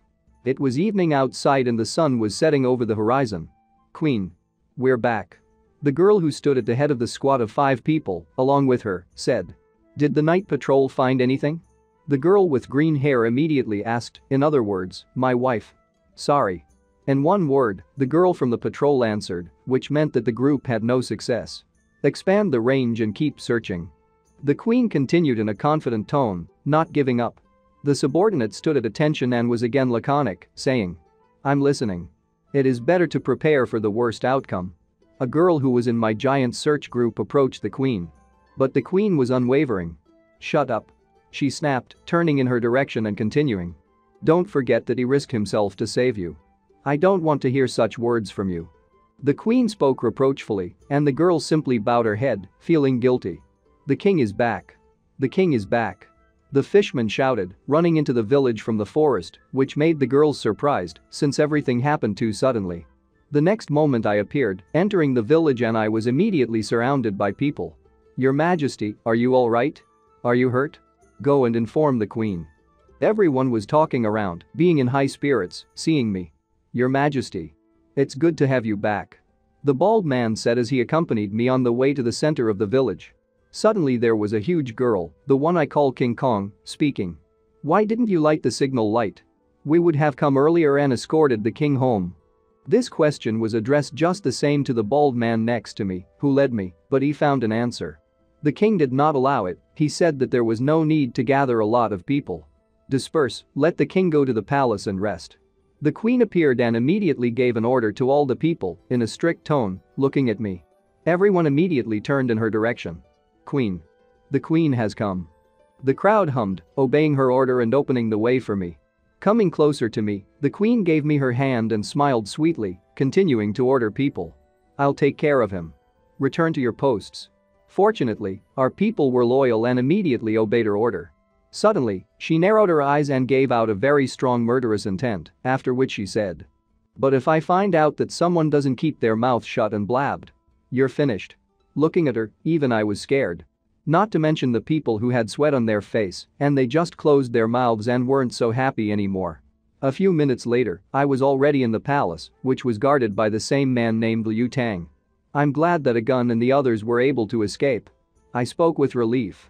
I did not expect that they would successfully return home with the hyena cubs. Sprawling on the bed, I sighed with ease. The queen was standing over my bed with her arms folded. Suddenly I sat up and sat on the bed, remembering the important information I wanted to convey. By the way, let Xiong keep an eye on them. In the future, when he goes on long trips alone, he will have many assistants. The girl did not listen to my advice and put her cute leg on my shoulder, saying, "You take care of yourself first." She confidently declared, arousing me with such an action. Nevertheless, discarding vulgar thoughts, I tried to object to her. I'm not badly injured, just exhausted a lot of energy. I'll recover after sleeping. The girl continued to insist. No matter how hardy you are, you still need to rest. But I also continued to stand on my own, having started. But I'm in the tribe. When suddenly he was interrupted before he could finish. Okay, I'll tell Xiong. The girl resigned herself without arguing further with me. Starting to descend her leg lower down my body, she spoke in a sweet voice. You're the king of this tribe, but you don't have to carry everything on yourself. Then, going even lower, she stepped on my friend and said indignantly. I don't want to lose a man ahead of time. But I no longer listened to her words, crying out in pain. Don't step on it like that. Wrapping my arms around my boyfriend, I sat and endured the pain, listening to my woman further. Get a good rest. She said with an irritated click. The next moment she went to the exit of the palace and I, exhaling with relief, stated the fact. She becomes a sadist. After leaving the building, the girl stopped at the entrance and exhaled with relief. Your Majesty, the king, he started to say Liu Tang, worried about my health, but the queen calmed him down by saying. It's all right. The king needs to rest, don't let anyone in. She gave the order to the man, leaving. Continuing to sit on the bed, I opened the system. My characteristics flashed before my eyes. Physical form. 1. Strength 4. Mind. 1. Dexterity is 1. Authority. 0. Technology. 62. Possessions. A tribe of newcomers, about 1.3 square kilometers. Population. 68. Characteristics of civilization. Stone Age, level 0. Distribute the points of characteristics. Despite the fact that I lost 4 points of characteristics, I got another 10, so there were no losses. Previously, I recklessly relied only on strength at critical moments, forgetting about self-preservation. With a sigh of relief, I decided for myself. I'll increase my dexterity first. Then she started poking her finger at the system window. The dexterity characteristic has reached its maximum value. 5. The next time you increase your dexterity, you need to spend twice as many stats points. The maximum value? I was surprised reading the message from the system. If I get twice as many points to increase my dexterity to 10, will it reach the maximum value again? Will it increase 4 times and then 8 times? I asked myself a question that I was asking for and that needs to be checked. It looks like it won't be so easy to get 22 dexterity points. I understood and closed my eyes, realizing that even greater difficulties await me in the future. Before that, the strength had increased to 6 points and there was no critical value. It looks like the characteristics have different critical values. Suddenly I realized, remembering that there were no restrictions with the force. It would be best to increase all the characteristics to a critical value. I decided and reached out with my finger to the plus sign next to the force to increase it to the maximum value at the moment. Power. 10. The process of development of the host body. The system showed a new message on the screen. Suddenly, an incredible force enveloped my body again, and a red aura appeared around me. Feeling all this, I literally screamed. The sensations are stronger compared to the last time. The body seems to be stretched to the sides. My shoes. I screamed again, in my head, watching as the shoe on my foot tore and the fingers showed out. Trousers. My pants are torn. This sight shocked me even more. My clothes literally tore on me, as if I was wearing some child's clothes. And while the process was going on, the system showed a new message.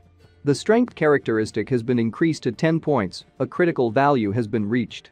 The next time you increase this characteristic, you will need to spend twice as many points. Sighing heavily, I began to move my hand, continuing to think. The strength has reached a critical value of 10 points. Not expecting it to be so terrible. My shoes and pants were torn. There are no more points for distribution, there are 2 characteristics that have not reached a critical value. I realized, looking at my characteristics in the system window. I wonder how the intelligence characteristic will affect me? I thought, looking at the system window, which was being updated again to show me the following information. The higher the intelligence, the greater the probability of random tasks with higher rewards. AI was surprised and plopped down on the bed. Performance points are rare resources, it is too wasteful to increase intelligence in exchange for the probability of receiving a higher reward. When I get the stats points, I will first increase my stamina to a critical value. I need to ask them to make me some sets of clothes. I'm going to get some sleep now. I finished thinking and finally closed my eyes, plunging into the realm of Morpheus. At this time, our new village by the river bank was already more like a residential area. The fishermen continued to fish and dry the fish so that there would always be enough food supplies. Girls made clothes, pillows, blankets and other things to simplify life. Pay attention to the integrity of the edges when cutting. One girl spoke to another. It was obvious that she was more experienced in this matter. Other people from the sea tribe cooked food for those who work. The food is ready. The one who fried the fish spoke, continuing. Those who are hungry can come and eat. The queen at this time was standing with a group of girls who were practicing throwing stones with a sling. A group of slingers will be a strong increase in our combat power. Get ready. The queen shouted with a whip in her hands, giving the command to the girls. Shoot. She said and a bunch of stones flew forward. All the shells hit the target, namely the straw dummies, which were at a certain distance. I report that there were 6 shots in total, 1 hit the edge and the other missed the target. One of the slingers reported. Very good for a start. Suddenly I appeared behind the queen, praising her efforts. It looks decent. I smiled and looking from the side, it was clear how much my body had become bigger. The arms, in volume, were like a queen's waist. Why aren't you resting, but jumping around here? Are you a pain in the ass? The queen got angry, hitting me in the chest and screaming. As the king of the tribe, I need to know what the people are doing. I answered my wife. Huh? Are these new pants? You didn't sleep. The queen began to drive over my body with her hand. Then she grabbed my boyfriend with all her might and declared. Who were you with? Was it Ian? Feeling a lot of pain, I immediately began to justify myself. Of course not. Madam. Let me go. My abilities have improved. I begged my woman. Yes? I'll believe it for the last time. She answered and I breathed a sigh of relief. Then the queen began to report on the new squad of slingers. A squad of throwers has been formed, but it will take more time to form combat capability. Patrol and mobile post can be safely transferred to Offeng, she is a specialist in this. As soon as the queen finished, I decided to ask another question. How are Agong and Ayan's condition? Have the wounds worsened? Agun refused to heal his wounds. He said he didn't want to be a burden to the tribe. This morning he went to guard the signal tower on South Mountain. Ayan was responsible for delivering food and water to him. She's looking after Agun, so don't worry. I'm most worried about Ayan. The queen told me, and Ayan herself was training at that time. After that incident, during our trip, she decided to train harder with a bow. Meanwhile, the queen continued to give her detailed answer. Perhaps I was too harsh with her earlier because of excitement. Anyway, she's in a bad way right now. Hugging my woman, I decided to calm her down a little. Ayan is good, and she actually cares a lot about you. She takes a lot on herself for you. You need to treat her better. Well, I need to go back and continue to gain strength. In a few days I will go north to collect precious millet grains. After our conversation with the queen, I went to the palace and at the entrance to it, I began to think. Since I have nothing to do, I will invent these few days. 4 days have passed and all this time Agun continued to do his job. I've been inventing all these 4 days, as I said. A relieved exhalation. Almost finished. I thought, continuing to fumble. It's done. I rejoiced in my head when I finished drawing on the stone. As soon as I get back, I'll teach them simple addition and subtraction, and then in the future I won't have to do calculations alone. Suddenly, a message from the system appeared in front of my eyes. You have created writing, 10 technology points. You have created mathematics, 10 technology points. Oh. I exclaimed, and once again rereading the message, I was convinced of the truthfulness. My god, did I get 20 tech points in one go? The current tech points have reached 100, the tech store is open. The system notified me with a new message, which surprised me even more than 20 points. A tech store? How to use it? There was a question in my head that was asking itself. After that, the system decided to tell me what it means. In the technology store, you can exchange technology points for practical tools or inheritance plates. The purchase is non-refundable and non-exchangeable. After reading the description, I immediately felt a tremor in my body. Trembling with anticipation and immediately opened the store. A yellow table with items that can be bought appeared in front of me. Basically, everything looked like a typical website in my old world. The goods were the same there. Saltpeter. 5 technology points per 10 grams. Medicine. 10 points for 1 piece. Hematite. 20 points per kilogram. Large pot.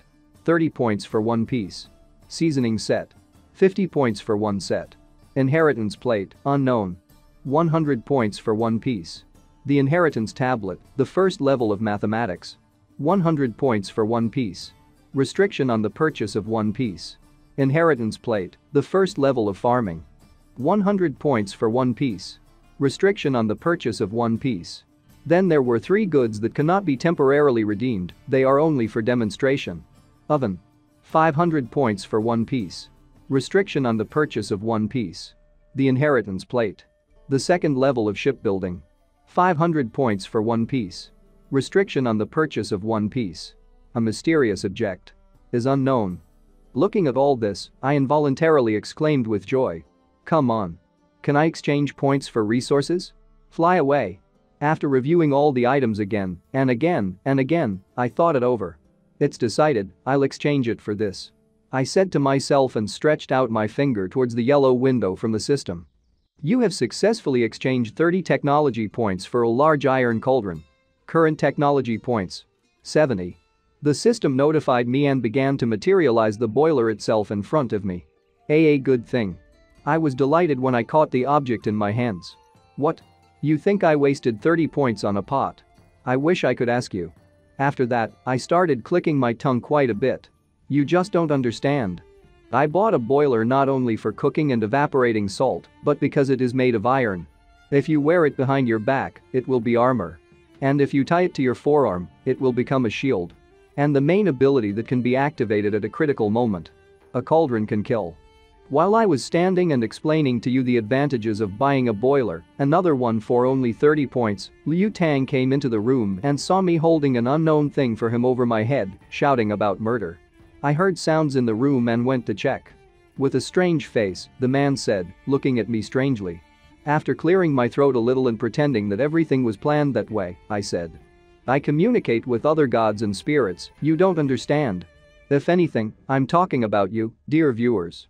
You understand me, unlike Liu Tang, who agreed with me, for the sake of appearance. It was a sunny day outside, the sun was rising to warm the earth more and more. I decided to use this to show the first plus from the boiler. Having made a semblance of a furnace in the ground, I began to make a bonfire, which was already burning in full. Of course, because I blew it with my air from my lungs. It turned out to be done. Dig a furnace in the ground and boil water. I told myself to praise myself. Suddenly, the system and the message from it appeared before my eyes again. You have successfully invented the furnace, technology points 10. Current technology points 80. Come on. I exclaimed.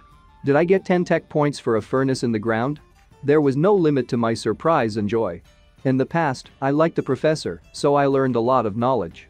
I didn't expect to be able to use it in practice. Hey. The water boiled. It looks like you can already put it in the cauldron. This will be the year. I said, again in my head, and began to immerse the fish in water. While I was laughing viciously and looked like a witch who was brewing a potion to poison someone. The first onlookers have already begun to run to the smell. But I didn't care about them yet, because again the system decided to please me. You have cooked soup, inventing new ways of cooking, technology points 10. Current technology points 90. 10 more points? I'm lucky today. I was glad again, realizing that today is one of the best days of my life. At least in this world. Suddenly, Shigu came up to me from behind, saying, "Your Majesty." Turn out. He was also pleased, as if he had received 500 technology points. "Look, this is salt from our salt factory," he said, coming closer and handing me a bowl of salt. And the system decided to please me again while I was looking at the salt. You have successfully purchased sea salt. Technology points 10. Current technology points 100. Hahaha. Excellent. You came just in time. I said happily, thereby praising Shiga. Literally in half a day, I have already recaptured the spent technology points. What could be better? Taking a pinch of salt, I salted my ear and continued to stir the brew, saying, "Shigu. Don't rush back, try this soup with us." Shigu paid attention to the food and replied happily. "Good. I got 100 points back so quickly. I didn't choose this cauldron for nothing. I thought. It's almost done, call everyone together, let them come with plates." I turned in the direction of Liu Tang to give him a task, and the guy immediately started to perform. The sun did not have time to rise too high, as the village was already in turmoil. In the center, there was an ear on the ground, which I had prepared. There were a lot of happy people from my tribe sitting around, all of them talking as one. Wow. How delicious. Yummy. Very tasty. Don't worry, there's still a lot left. The girl who was handing out the soup-filled capes to everyone was talking. King Kong, I think you know who I'm talking about, raised her cape over her head and screamed at the top of her voice. Very tasty. I want more. You ate 2 bowls of soup. If you eat more, there will be no others left. Scolded a huge girl, another one. I decided to intervene in their dispute. It's okay, I'll cook some more separately for those who are now patrolling and on patrol.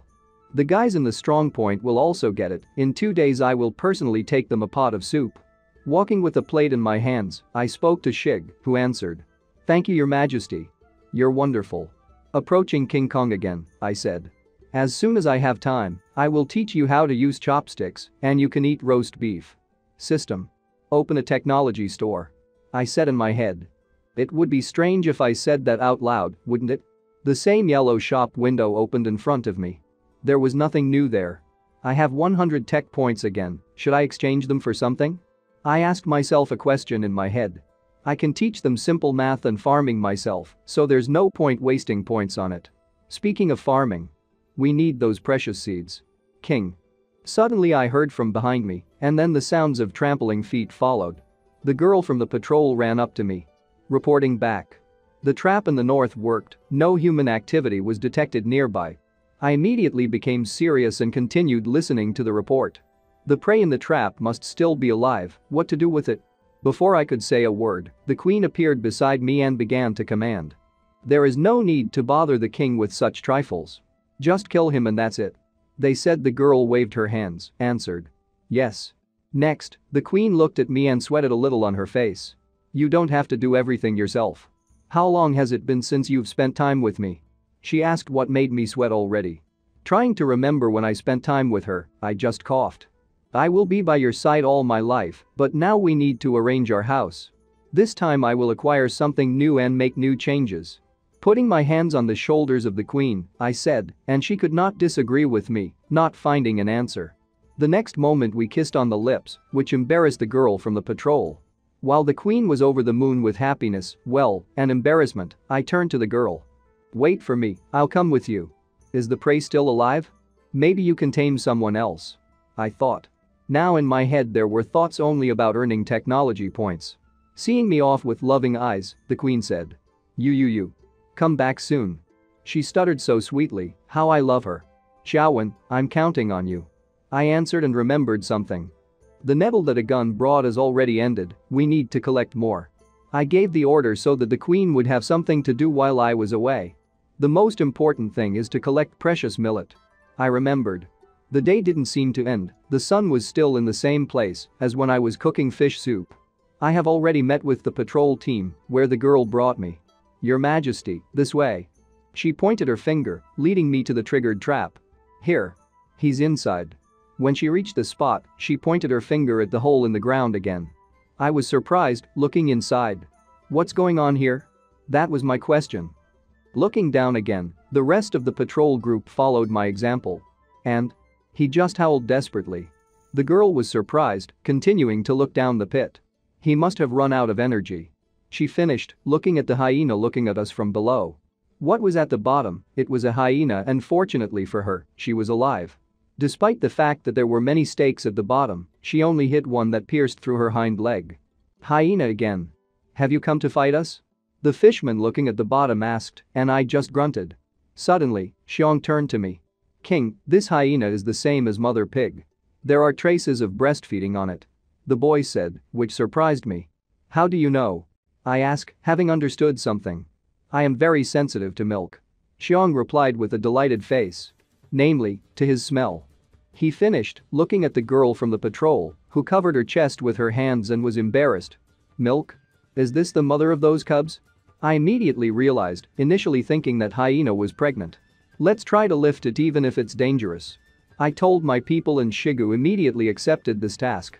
For a few seconds, the sounds of gasps and oohs were heard on the street while we were lifting the hyena. Raised. Shigu said. Wrapping the exhausted hyena with a rope and holding it on the pit. King, she's weakened, so she's not dangerous to us. The man stated the fact, which I realized even before the hyena was pulled out. Xiong, try to save her, feed her something. I gave the command to the boy, making him think. Haven't we already raised those little jackals? He asked the question he was interested in, looking at me. How are they now? I immediately answered the question with a question. They don't seem to like the meat I feed them. They're getting weaker and weaker. I'm trying to figure out what to feed them. He answered and all my guesses were confirmed in an instant. As I expected. I exclaimed, watching as the fishman holds the poor mother hyena in his arms. Raising cubs is not so easy. We almost killed them. I continued talking while people were wondering. The next moment I gave the order. When you get back, tie her up, feed her meat and let her feed the babies. Xiong, you're going with him. The boy was immediately delighted and no longer paid attention to me, completely concentrating on the hyena. All right, King. Rely on me. Seeing the fishman with the hyena in his arms and Xiong leave, I thought. I hope that the fact that I brought a wolf into the house will not entail bad consequences. Having paid attention to the girl from the patrol, I have already given the command to her. Feng, set up traps, the rest will go north with me. I can't understand, is the sun going to set today at all? I have already done so many things, and it is still visible on the horizon. But maybe it's for the best. After giving the command to people to go with me, we were already going to millet. Great, if I had come a few days later, it would not have been preserved. Looking at Shiga and Haihu, I thought. There is still a little time before returning.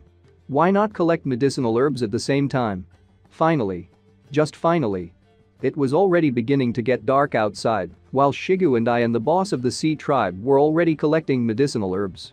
Making our way through the bushes, we pulled out important herbs and went on.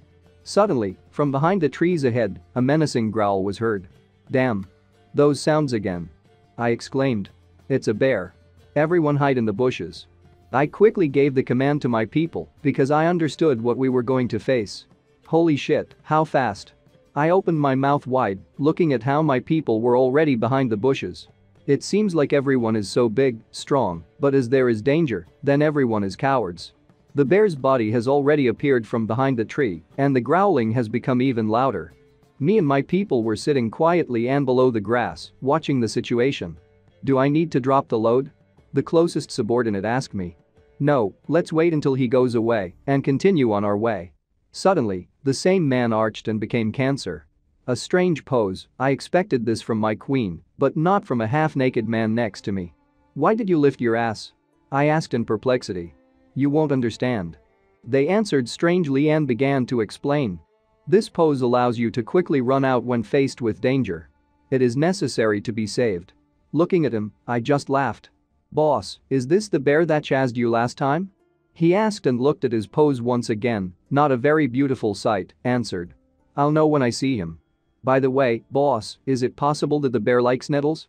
This man continued to surprise me. It's just absurd, I didn't expect that after spending so much time with me, people would do and ask such nonsense. Making an embarrassed face, I quickly replied. No. I have another question. The man continued and this time only enraged me by making me yell at him.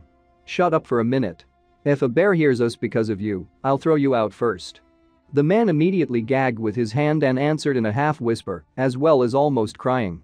But boss, you were shouting so loudly that you attracted the bear's attention. Hearing this, I gritted my teeth and said through them. Damn. Goes. Shigu said quickly, continuing to observe the situation.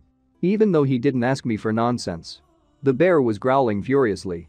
At the same time, he continued to move through the forest in search of his prey. Suddenly, the growl became more like a cry of despair and he hit a tree.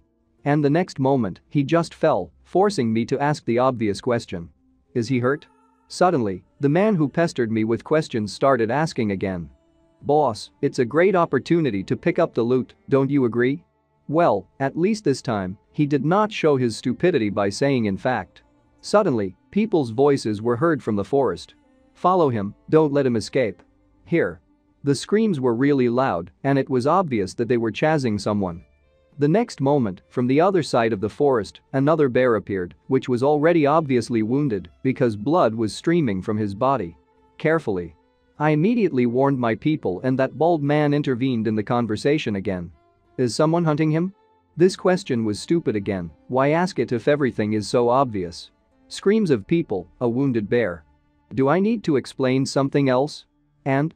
Turning my head to the left, I drew attention to the forest. Forward. He couldn't have run far. People who were a little further away from the bear that ran past us were shouting. Why are people from the mountain tribe here? The man asked the question again, and I was ready to give him the nickname Question Man. So let's say a new superhero in our tribe, but let's leave him just bald for now. Anyway, this question gave me the answer to my question, who are these people? Damn. I thought. Suddenly, Haihu, having grouped himself, jumped up high, shouting. It's time to take revenge on them. An eye for an eye. Haihu. I said angrily, trying to bring the fishman to his senses, but it was all in vain. The boss of the sea tribe was already fully focused on revenge. Haihu had already raised his fists to attack, running forward, at the people from the mountain tribe. His men continued to sit in the bushes. Haihu. I tried to reason with the guy again, but I realized that it wouldn't help, so I grabbed his left arm. The next moment, I pulled him towards me, fortunately I had enough strength. A man from a mountain tribe drew attention in our direction, but I managed to hide a huge fishman in the bushes and we were not noticed. Catch up with him. Quickly. Thinking that it seemed to him, the man from the enemy tribe once again gave the command to his people. Your Majesty. You. He started to address me Haihu, and after making sure that I was listening, continued. We can't just watch when the chance has come. But I said in a threatening tone. The blockhead. Don't let hate cloud your mind. The enemy's forces are superior to ours. Rashly attacking them is the same as giving yourself away for nothing. Our only advantage is that the enemy is open, and we are in the shadows. I explained to Haihu, watching as a crowd of men from a mountain tribe continued to chase the bear and continued. Even if we want to join the battle, we need to wait for the most appropriate time. Follow me quietly. I gave the command to my people, moving towards the enemies and assessing the situation. The bear continued to run and growl in panic. But the next moment he couldn't stand it and just plopped down on the ground. Apparently the wound on his body was too serious. And as soon as he fell, the people from the mountain tribe caught up with him. Hahaha. He can't run anymore. They rejoiced, but the bear only sighed heavily, realizing what fate awaits him. Hey, run on, keep going. The man openly mocked the poor animal. Suddenly, a huge hand fell on his head, silencing him. He was eating venison mixed with white flowers and was wounded in the stomach. It's amazing that he was able to run so far. Said a huge man, 3 times bigger than the one who sneered at the animal, in a ferocious tone. His eyes were red, and his skin was as white as a zombie's. Apparently this is their leader, because his aura alone made everyone shiver. He must die with dignity. The bully finished, and the bear, hearing his words, opened his eyes wide. Throwing his subordinate with all his might, he flew into the nearest tree, and it's not a fact that he remained intact, the man said. Is it your turn to mock him? Still, the throw for the subordinate did not pass without a trace. Crashing into a tree, he spat out a huge amount of blood. I don't think he will be able to continue hunting with the others. Step back, said the bully to his men, looking at the lying bear. I promise a quick but painful end. He stretched out a huge spear towards the bear. After all, it wasn't a spear in the man's hand, because after looking at it, I got a message from the system.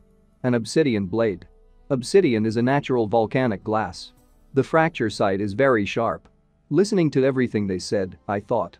Venison was mixed with small white flowers. They're really good at making poison. Suddenly, the system decided to remind itself again. Launching a side mission. Salvation. Task. Save the dying bear. Reward. Performance points 2, bear sympathy. Accept? A mission? I was surprised, reading the text again. Forcing me to take a chance and start a war with a mountain tribe with a numerical advantage and save a bear that recently almost killed me? Is this system completely crazy? Despite my indignation, the system has updated its message. In case of refusal of such a one-time rare task, it will never be launched again. Huh. I was surprised, rereading the text again. A rare task? While I was thinking about the task, the leader of the mountain tribe had already swung his blade. It's a bad thing. There is no time to think about it. I stated the fact, trying to make a decision in a split second. Chertbova. I started talking, already halfway to saving the bear. System. I finished loudly when the enemy's blade was already flying at the animal. Fortunately, at the last moment, I managed to materialize my axe and block the enemy's blow. It was a really strong blow that I already crouched down, holding his blade. The blow went through the wall and caused a strong grinding of metal on metal. Bastards. Who are you? The people who were standing around the big guy exclaimed. They dared to take away our game. Do you want to die? They kept complaining as my people approached me. There were 5 of us together. Bald or otherwise a person is a question, Shigu, Haihu and another fishman. I'll trust this broken system for now. I hope the bear's sympathy is worth the risk. I thought, still trying to find the advantages of this task. And while I was thinking, the system kept notifying me. Have you accepted a side mission? Salvation. The bear was poisoned with ordinary datura and wounded in the stomach. Please stop the bleeding and neutralize the poison within 10 minutes, otherwise it will not be possible to save him. She spoke, which surprised her, since now the task was even more complicated. I forgot that he was poisoned with this plant. I thought after reading the message and continued to assess the situation. The task is only to save the bear. It is better not to enter into a fierce conflict with a mountain tribe. But I only have 10 minutes to complete the task, there is no time to scratch my tongue. While I was thinking, the man next to the leader of the mountain tribe continued to shout at the top of his voice. Did this group of geeks take away our game? How dare you? Meanwhile, the leader was silent, but surprise appeared in his eyes. And? He is familiar to me. The big guy thought and looked closer to us, said. This huge guy is nearby. He began quietly and added louder. Are you from the Sea Tribe? Sorry, I don't remember weaklings. He finished, which angered Haihu even more. The boss of the Sea Tribe was already fully prepared for battle, asking me. King Chen Li, how much longer are we going to endure? I didn't answer him, because I had already read a new message from the system. Penalty for failure to complete the task. Your little friend will be reduced to a widow. I hope everyone understood what I was talking about. Hahaha. The system openly mocked me. And when I finished reading the message about the fine, I was electrocuted and I immediately imagined the situation with my wife. Hahaha. Little Chen. Eat millet as it becomes more, come. After that, I almost cried. Suddenly I screamed at the top of my voice. That's really into everything. Not that. My cry made my people confused and scared of the enemies. What kind of fly bit him? People from the mountain tribe wondered. Pulling myself together, I turned to my men and commanded. There are a lot of opponents, be careful. After that, he said it so that only they could hear. I have only one requirement. Don't die. After these words, everyone broke loose. Pouncing on each other. I didn't get into a fight and immediately ran up to the bear and materialized a healing potion, which I poured over the bear's body. Fortunately, the wound is not deep. Not fatal. I was delighted, realizing that my, for now, big friend, will remain so. A system window appeared next to me, which said that there were 9 minutes and 11 seconds left until the end of the time to complete the mission, but I was already breathing out with relief. After all, the next moment, there was no wound on the bear's body. The next step is to neutralize the poison. But I do not know how. Damn. I panicked again, realizing that my friend was not saved yet. Suddenly, next to me, the body of a man from a mountain tribe fell, head down. I turned around to see what was going on. My men were on their feet and ready to continue the fight. It seems that we are in an advantageous position so far. I realized after assessing the situation. But they were all injured. I don't have much time. I finished thinking as the leader of the enemies spoke. Enough. You are really capable. But time is up. He got angry, and it seemed that his so evil eyes began to emit even more red light. The leader immediately began to show his superiority over us. For a bunch of tramps that just got together, you performed pretty well. He said confidently, raising his club up, which raised the morale of his people. If you leave now, I will save your lives. The big guy suggested while we were reflected in his reddened pupil. He was clearly ready for a battle to the death. The leader of the Sea tribe was clearly not going to retreat, remembering all the grievances of the past. Don't gurgle. We have an old score to settle. The fishman said confidently, also ready to start a fight at any moment. The typical shouting before the battle began.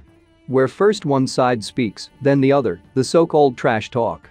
We've just warmed up, and you already want to leave? That's right, Yuangshi still has strength left. Even though it's evening, but we are full of energy. Suddenly, Shigu turned to me, covering me with his back. King, don't worry, the situation is under control.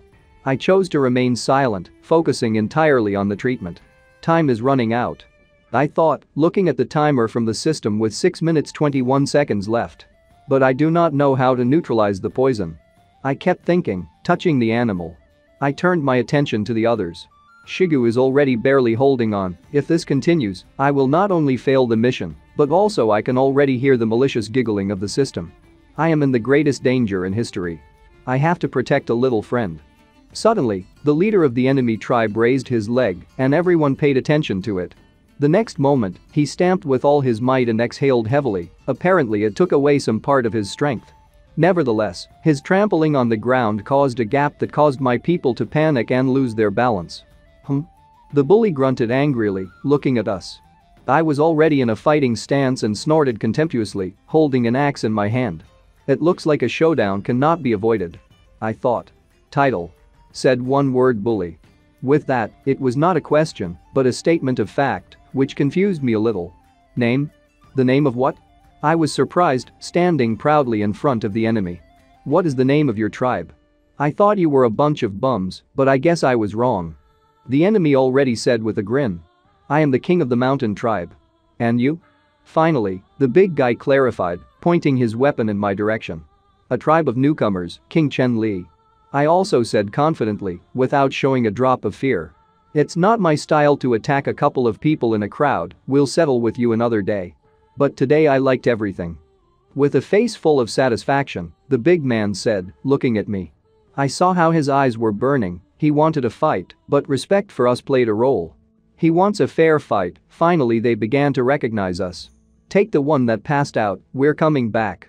The leader of the mountain tribe turned in the opposite direction, saying to his people. Meanwhile, the man he was talking about was coughing up blood from his mouth. Stop puking. We're leaving. The leader said as he passed by this man and he barely answered. All right, king. It was obvious that one more word and he would start vomiting again. We continued to stand still, watching the crowd of people of the mountain tribe leave us. Finally, after a while, Shigu started talking to me. Looks like we got away with it. I saw him exhale with relief. I myself understood that if a battle had started, it would not have been without losses. Finally, I turned around and looked at the bear again, saying. There is one more unsolved problem. There were 4 minutes and 12 seconds left on the timer. There was a full moon in the sky, which towered majestically over the mountains and the forest. The mountain tribe was walking towards their home. One of the people decided to ask the king. Are we going to leave like this? It's too easy for them. He was at a loss, in principle, like everyone except the king. But the king did not leave them without an answer. Today I took only a white flower with me to hunt, I did not take ginseng. Besides, the supernatural power given to me by the sorcerer will soon run out. He spoke while looking at his hands, which were glowing with purple flames. Suddenly, he remembered our brief encounter, continuing. This kid is not easy. He was able to hastily block my punch, which I put 70% of my strength into. Looking at his relaxed posture, I'm sure he's hiding a lot of things. And he has an unusual weapon. Where did he come from in the first place? Next time I won't let them go so easily. He explained to his men, looking from his weapon to the moon in the sky. At this time, we were already sitting over the bear in a crowd, trying to help him. The bear was poisoned by the poison of white datura. Does anyone know how to neutralize the poison? I asked my people. Turning around at them, I saw only puzzled faces. What to do? I was thinking and one of my subordinates turned to me. King, why do you need to neutralize the poison? Isn't this our prey that we sacrificed our lives for? He asked. There is no time for explanations. Everything you need to know. That this is a huge problem related to life and death. I already shouted my last words with all my might, which made the one who asked sweat. Suddenly, I showed 2 herbs. It was honeysuckle and burdock, after which he began to explain. These 2 herbs have the effect of neutralizing the poison, but I do not know if it will be able to neutralize the poison of white datura. It remains only to make a desperate attempt. You will help open the bear's mouth, and I will give him medicine. I commanded. After that, the subordinates immediately began to execute the order, and I was shocked. It is not necessary to use so much force. I said, looking at how the bear's tears are flowing. The bear continued to lie on the ground, and the timer continued to tick. 3 minutes. 2.5 minutes. 2 minutes. We stood and looked at the beast, hoping for the best. There is a second left, and as soon as it ends, the system window lights up. The poison in the bear's body is no longer fatal, the danger has been eliminated. After reading the text, I was surprised and exclaimed arbitrarily. Phew it. I'll finally catch my breath. I breathed out with relief. Did we save him? Shiga asked. So far, his life is not in danger. I answered. Suddenly, the leader of the sea tribe started shaking Shiga by the shoulders and shouting. The mountain tribe couldn't have gone far, can we catch up with them and avenge my tribe? I looked at him and tried to answer correctly. We don't know the details yet, if we act rashly, we will incur big losses. And even if we can win, it will be a victory worth such sacrifices, which is tantamount to defeat. If we lose people because of this, then I am categorically against it. Since they will come to us by themselves, we will think over a plan of action and accumulate strength. As soon as I finished explaining, people started whispering. Yuangshi, what did the king mean? One asked. Ask less.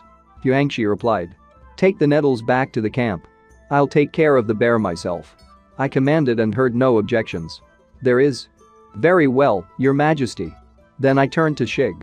Tell the queen to send reinforcements to the patrols and post sentries. And hurry up, we'll have guests soon. When all my people had already left to carry out my orders, I was left alone with the bear.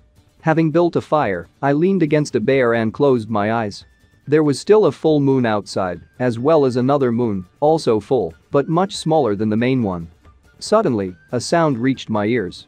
Opening my eyes, in the bushes I saw 5 pairs of multicolored eyes that looked in our direction with the bear. As I knew that you would want to take advantage of the opportunity. I said in a voice, not feeling afraid at all. Tonight's dinner is ready. I said, taking my axe in my hand. Sunrise. The sun slowly emerged from the horizon, gradually illuminating the area.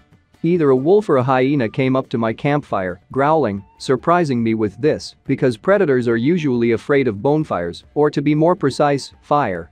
How? How so? I exclaimed, surprised. But the conversation I had with him was short, and I quickly decided to skin him too. This game is also very tasty. I admired the wonderful taste of the meat roasted on the fire, while the remaining parts of the wolf reached over the flame. By this time, the bear began to slowly wake up from sleep and move away from the neutralized poison. Out of the corner of my eye, I saw the clubfoot tossing and turning, and then turned his attention in my direction. I advise you to be honest and not refuse my offer. I said, turning to him, and handed him a piece of freshly cooked game. I didn't know if you were eating cooked food, so I let you live. I said and immediately turned my gaze to the pile lying not far from us. There were the carcasses of a hare and another wolf lying nose to nose. "There for you, eat up." I suggested it to Clubfoot. Time has passed and the fire has already moderated its ardor. Around a small fire here and there lay the bones of game that we had already gnawed. "They ate too much," I said for the two of us, holding onto the overflowing bellies with him. The food was delicious and the amount was decent for two stomachs. That's what we need. Suddenly, a red system window appeared with another updated text of information. The target, bear, is no longer in danger. The mission, rescue, has been successfully completed. The points of the characteristic +2 and the sympathy of the bears were obtained. Please divide the points. Then the distribution went on as usual, where I could add new ones. Physical fitness is 1+. Strength 10+. Intelligence is 1+. Dexterity is 5+. According to his plan. I immediately started dreaming about a wide-toned body. First, I will increase my physical fitness to a critical value.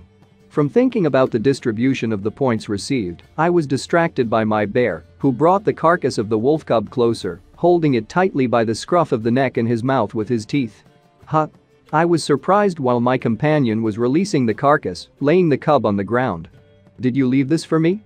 Is this the so-called sympathy of bears?" I admired his action. "But I shared this booty with you." I decided to immediately explain to him that his act was unnecessary. "Are you giving me a part of it? If this is a kind of gratitude, then I like it," I exclaimed, smiling with all 32 teeth and imagining a girl in a less closed cosplay costume for a bear. "Yeah. Excellent." It flashed through my mind at the moment of enjoying this pretty brunette smiling at me. "Since you're fine, it's time for me to get back." I got up and began to shake off the settled dust and dirt on my clothes. I was about to walk away, but I felt as if something or someone was pulling me, although rather holding me. "Woo. Woo." The bear made a noise as if he wanted to tell me something, but he could hardly do it, or rather, on the contrary, it did not work because he held my clothes with his teeth, not letting me go away. "Do you want me to take you with me?" I asked him a question right there, interested in the opinion of my rescued comrade.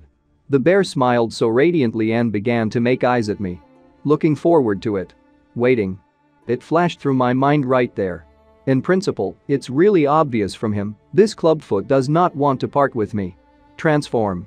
I immediately exclaimed, taking a stance as if I was conjuring. "Well, what about it? It would be quite nice if he really turned out to be a girl in a cute suit." But the bear, on the contrary, looked at me with a misunderstanding of what I want from him. "You can't even turn into a bear." I expressed dissatisfaction, almost grinding my teeth in frustration and grabbing him by the breasts. "What's the use of you? Although in order to feed such a large animal, you need a lot of food, but a bear as a riding animal is very cool."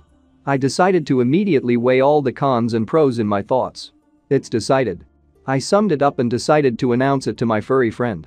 "I'm taking you, from today on, your name is Xiongda," I exclaimed, which caused the wild delight of Clubfoot. The bear immediately rushed to hug me and lick my face, delighted with this news. Okay, I get it." Laughing, I said in response. "Since now I have a strong assistant." I began to think mentally, stroking the bear on the withers. Why not go where they went to scout the road? I decided, looking deep into the forest in front of me.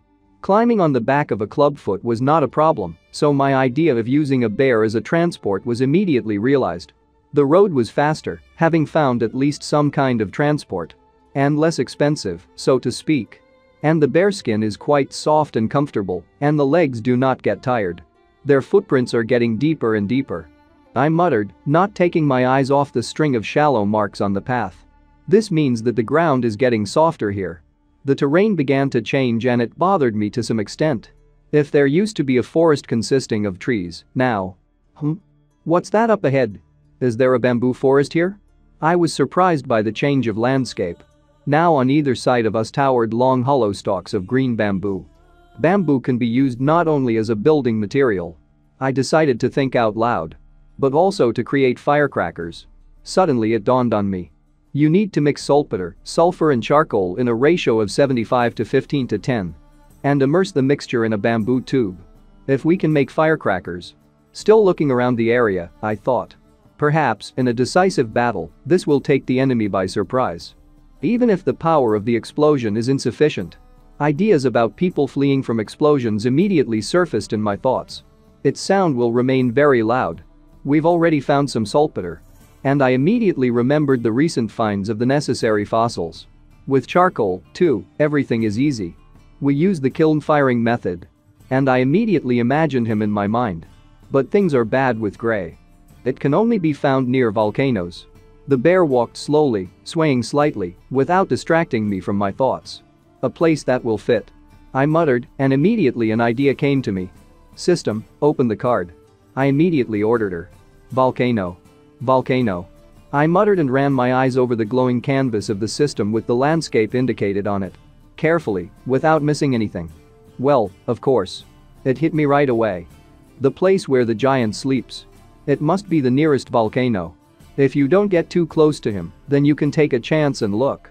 I immediately remembered the last trip to the snow-covered mountain.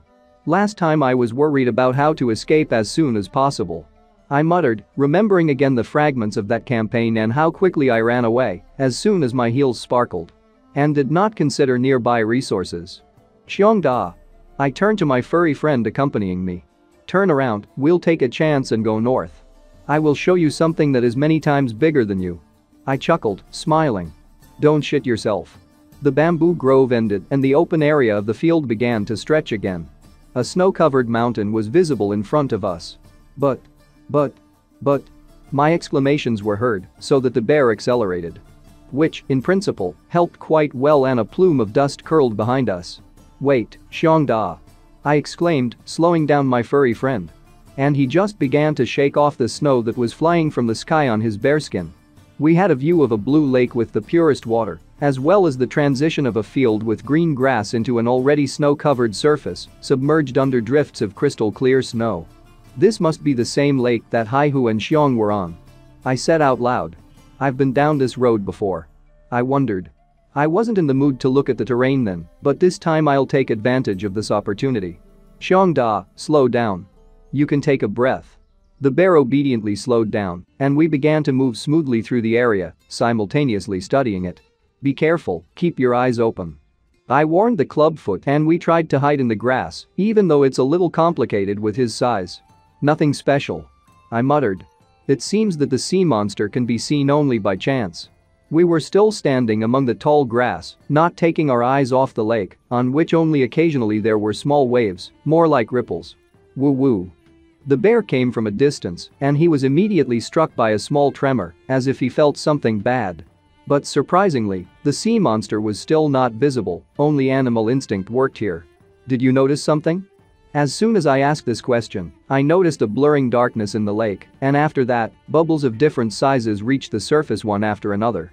The huge mountain began to emerge from the lake, and large splashes began to fly in different directions. We were a little stunned by what was happening for a while, and we immediately became alert to be ready for everything at once. Grey-aya. There was a growl of the creature that appeared immediately. A huge bald head with shiny skin from water, bulging small eyes relative to the size of the head, and 2 rows of sharp white teeth. Damn. We were taken aback immediately by what we saw. The huge creature was now standing in front of us, and water was dripping from its skin in large drops. TT. The Tyrannosaurus? I immediately exclaimed. There really is a huge dinosaur in front of us. A massive body, matching his large hind legs, tail and head. Only the small shortened front paws stand out from the whole picture. He has a piece of rope hanging around his neck in the form of a broken lasso. Apparently they wanted to catch him without us. We were shackled by the horror of what we saw. Rrrrrr. There was a loud growl from the mouth of the Tyrannosaurus. Large drops of water continually descended from his body, and splashes of water spread in different directions due to his movements. We were no more than fleas to him, that's for sure. Xiongda, hurry up, get down. I ordered the bear and only pressed closer to his fur. We remained silent so as not to attract this creature to us and stay alive at least for now. A collar? I spoke out loud, drawing attention to the broken rope in the form of a lasso. Could it be that this animal is the giant's pet, escaped from while he was sleeping? I thought, still watching the creature, which looked around and seemed to be waiting for a trick. It is possible that the monster that scared off the saber-toothed tiger was just this Tyrannosaurus, and the huge footprints seen earlier were also left by him. I muttered in thought, remembering the huge depressions in the ground when I first arrived here. If this is the case, then the giant on the mountain has already fallen asleep at least more than 15 days ago. I thought about it right there. Let's go around him quietly from the side. I began to whisper my proposal in the bear's ear. In no case should he be disturbed.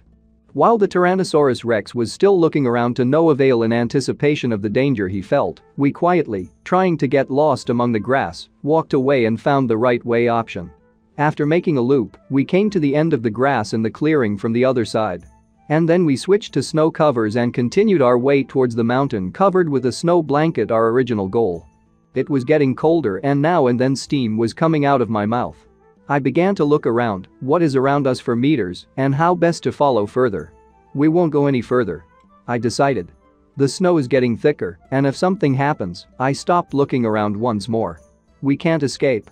I summed it up by finally analyzing the terrain. I tried to get off the back of the clubfoot without consequences, jumping off it into a snowdrift. And we began to walk separately. The bear in front of me was crushing the snow into a denser surface, and I tried to keep up and walk along the beaten path, although sometimes I was drowning up to my waist in this miracle of nature. Don't worry, I'll walk behind you and in no case will I leave you here alone. I assured my club-footed friend. Just be careful and watch your surroundings. Soon, walking after the bear, I noticed something in the snow and decided to take a look. The snow in this place was a yellow shade. I took the piece in my hand and chuckled, wondering what it could be. It seems to smell of something. I immediately thought about it, feeling another distinctive feature of my find, namely a specific smell. Under a layer of snow. I muttered. What is that smell? It didn't feel very bright, but it felt like something familiar. The smell is getting stronger, you can't make a mistake. I said, and, catching up with the bear, this smell only hit me harder in the nose, which only made me hurry after him faster. I began to dig through the snowdrifts in search of the find I needed.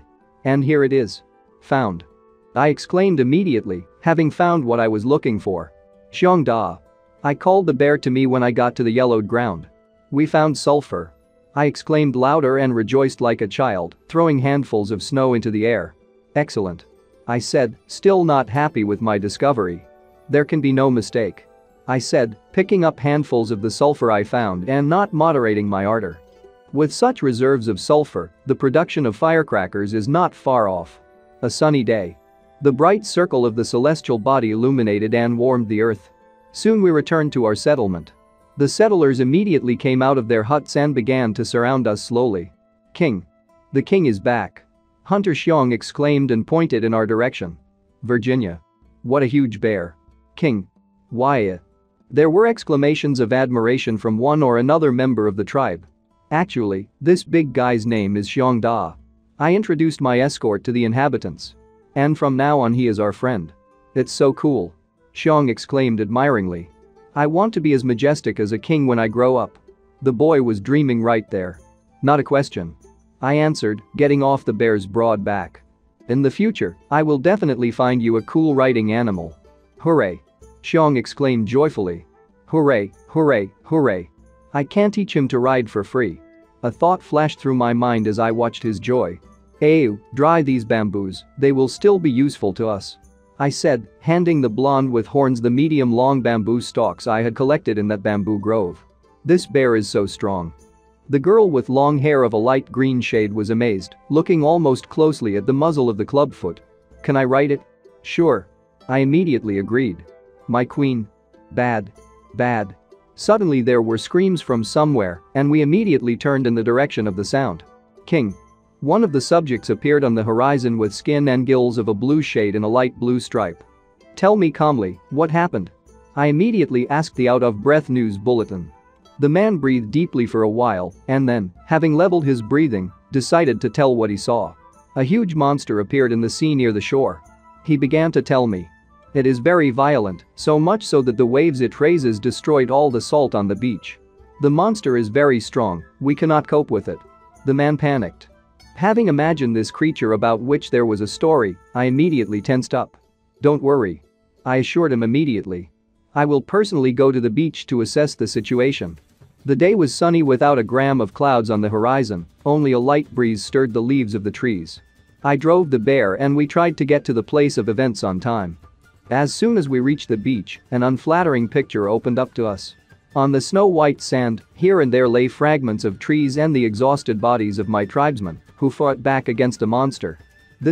I was immediately struck by the picture that opened before my eyes. Uaiaya. Aiaiaya. There were screams of other people of the tribe, who tried their best to deal with the monster, but they did it badly, or rather practically in no way. Such a huge thing?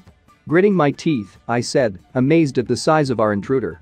I'll check out what kind of monster it is. An emerald screen with information and a photo of this sea beast immediately popped up in front of my eyes. Ichthyosaurus. A large predatory marine reptile, similar to a fish, aggressive, lays eggs. This individual is at the stage of development. The length of its body is about 7 meters. Adults can reach more than 10 meters. The information canvas of the system read. An ichthyosaur? I was surprised by the information I saw and photos of a huge fish with 2 pairs of fins, a long beak-shaped nose and gray coloring in light brown stripes. We cannot leave him unpunished, otherwise there will be consequences. I said, trying to hold on to the fur of the clubfoot as the wind currents from the sea tried to throw me off. If we can get him ashore, we'll win. Xiongda. I called out to the bear. Do you understand me? I asked him, to which I received a voluntary growl in response. I'll kill you. I shouted loudly and, riding a bear, rushed towards my opponent. Aiaiya. With a run, pushing off from the surface of the earth, we soared in a jump on the sea monster. Die already. I shouted menacingly and swung my axe. The shrewd fish swung its tail in time, thereby knocking the clubfoot out from under me. But I am not a timid person, and heading in accordance with a precisely adjusted course, I plunged the axe blade into the back of the sea monster. Yes, yes, yes. I exclaimed, rejoicing early in what had happened. But before I could react, the sea monster immediately twisted and rushed at me with its mouth open, showing its sharp teeth. Quickly orienting myself, I stood across her to the mouth, thereby preventing me from eating, as well as closing her mouth. The fish immediately went under the water, only the tail flashed over the raging surface of the water. But I didn't calculate that. There's nothing to breathe under the water. I immediately tried to hold my breath and not waste crumbs of air for nothing. Damn. I thought. It wants to drag me into the depths of the sea. And the sea monster sank lower and lower under the water. The monster was rushing to the bottom faster and faster. You know, and in the photo it looked more harmless than now this wound-up killing machine. There were bumps along her spine one after another, along the length of her body she seemed to be ribbed, and her eyes burned with bloodlust. But only the lack of air and a lot of small sharp, like needles, teeth did not give me rest. Damn, I cursed mentally, if this goes on, I'd rather drown than be eaten. Suddenly the fish jerked and abruptly stopped swimming. Something alerted or frightened her, moderating her ardor and exuberant mood. Woo. A clubfoot roared on the shore, holding the sea monster by the tail and not letting him move on. Rrrrrrrr. The bear seemed to be possessed by an unknown force and, straining all the muscles of his body, he seized the monster. Rrrrrrrr. The clubfoot growled again and rushed to the body of the fish, sharpening its claws. Xiongda is still following our plan, flashed through my mind, while the fish was trying to figure out what was going on. Which means I can't give up either. But, damn it, I was still mentally cursing, looking at the rows of sharp teeth pointed in my direction. I can't take it anymore. I was still trying to hold on with the last of my strength as a shadow appeared behind me. Another moment and then someone swam next to me and the monster, only snow-white hair and bluish skin color, I managed to notice out of the corner of my eye. It was a girl with 2 blades at the ready. A moment and she immediately twitched like lightning. The girl ripped open the monster's mouth, releasing streams of pitch-black blood. The grip of the mouth weakened and I was carried away from the fish. Alas, the fish kept me for a considerable amount of time. I had neither the strength nor the air to get to the surface of the sea myself. Appeared. I thought, seeing how this girl began to swim in my direction. New. Once again, a thought slipped fragmentally through my head. An enemy? She was almost right next to me when suddenly my eyelids closed and my body softened. Cough. Cough. Cough. I coughed, opening my eyes and seeing familiar faces. Well, the muzzle. The bear looked at me without looking away. The king came to his senses. One of the subjects exclaimed joyfully. His Majesty is awake. Another exclaimed. Alan. Come here. They exclaimed, addressing the girl who was sitting on a rock near the shore. King Chen wants to see you. The girl turned her attention in our direction.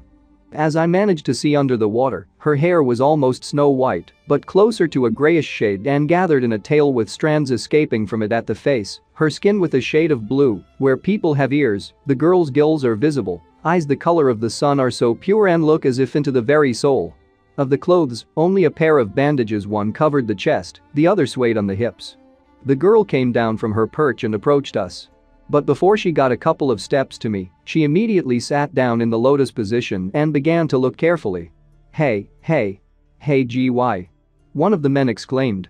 This girl's name is Alan. One of the men present continued to introduce my savior to me. She is the best swimmer in the sea tribe. The little girl killed that monster and pulled you ashore. The man informed me. Although we, the people of the sea tribe, of course, are not famous for intelligence, but Alan, in comparison with other tribesmen, is quite stupid, therefore. The men continued to tell me about this person. The girl, on the contrary, did not care. She sat as if nothing had happened and picked her nose. From a different angle of sunlight, I saw a growth on the girl's forehead. Don't worry, she's my savior. I said calmly in response to their information. I can't be angry with her for a little oversight. Where did you get this obsidian dagger? I immediately asked Alani and showed her a dagger of a black shade, slightly glistening in the sun. This one? Followed me in response. The brother took it away from the bad guy. The girl continued her answer. The bad guy? I was surprised. Have you left the mountain tribe territory? Who is this nasty guy, after all?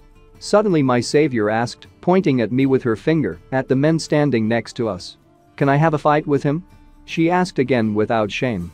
To which, in response, a man with a blue skin tone waved his hands, hinting that it was better not to. He approached her head and whispered something in her ear.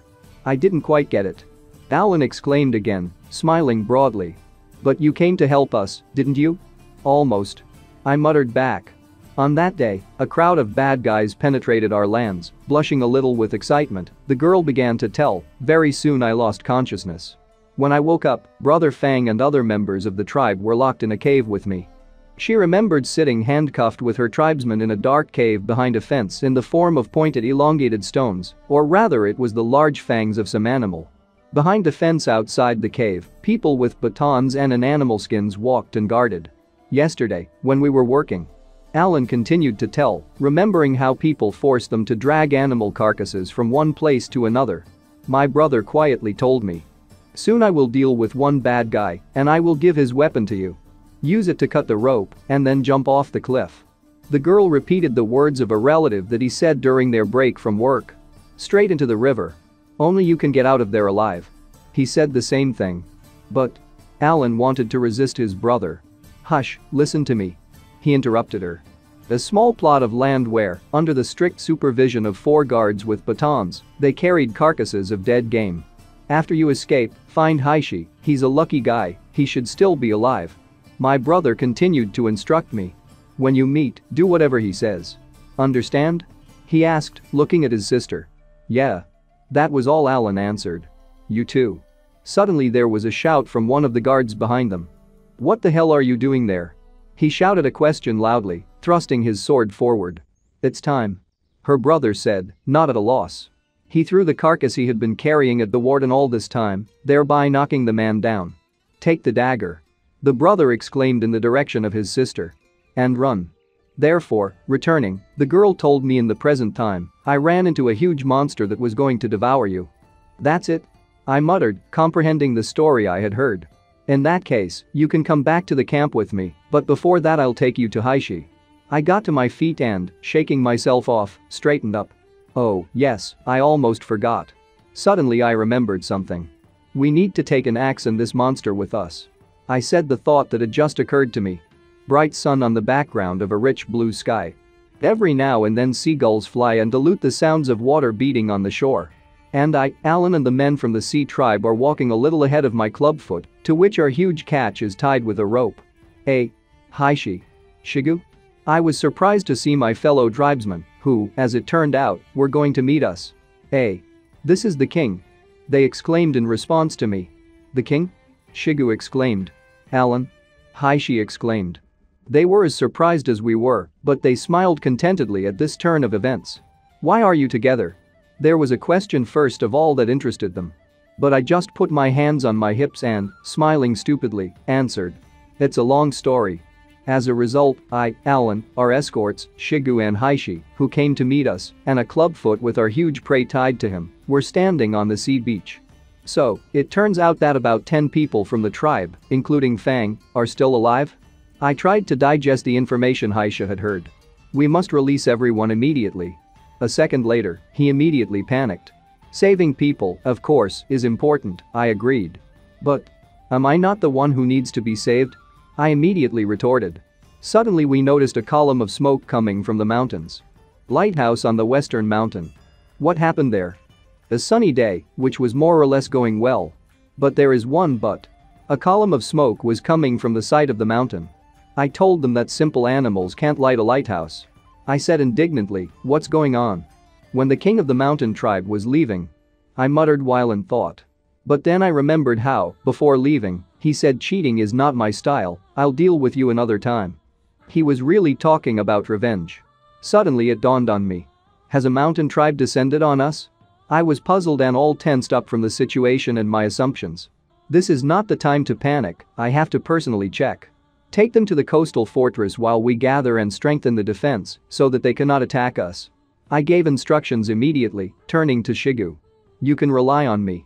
His answer followed in the same second, and he immediately set off on his way. And with Alan, immediately go to the western mountain to take up a position in an ambush. There the patrol team will help you. I said, already turning towards Haisha and my savior. Let's not be amateur. Wait for me near the trap zone. I shouted one last time and accelerated towards the incident. That's right, this time I will not be led by emotions. There was a response from Haishi, who was looking after me. I hurried as fast as I could, trying to speed up every second. God. Thoughts slipped in my head, at the same time thinking about the worst. Just don't let anything happen. Time passed, and the smoke still rose from behind the mountain to the bright clear sky. It took me a long time, but I jumped as fast as I could to my settlement, where the people of my tribe were already crowded together. Xiao Wang. I called the queen and the girl immediately responded to my call. King. She immediately raised her voice. Are you back?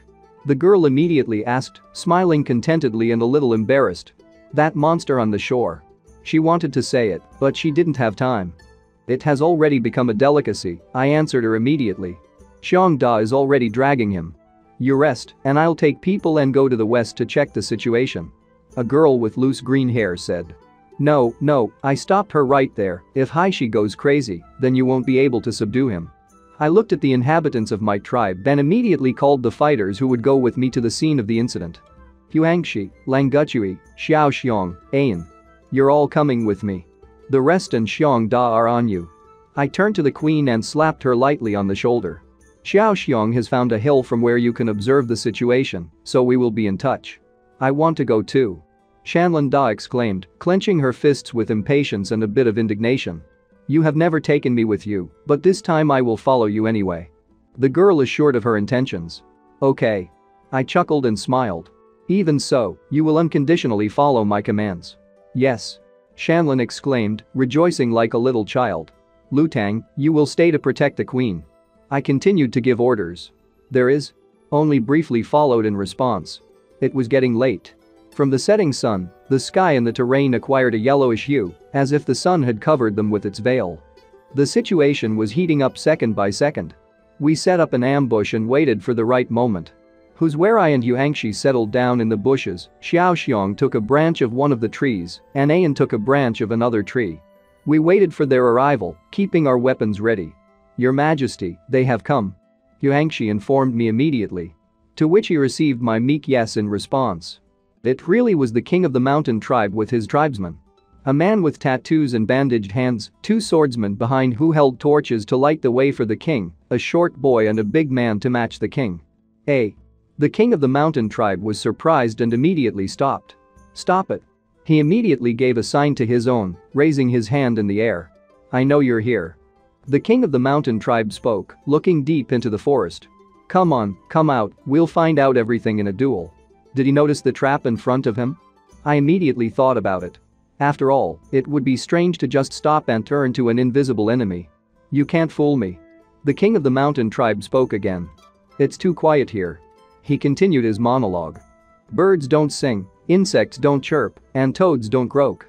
He put his hand to his ear, pretending to listen to these voices of the inhabitants of the forest.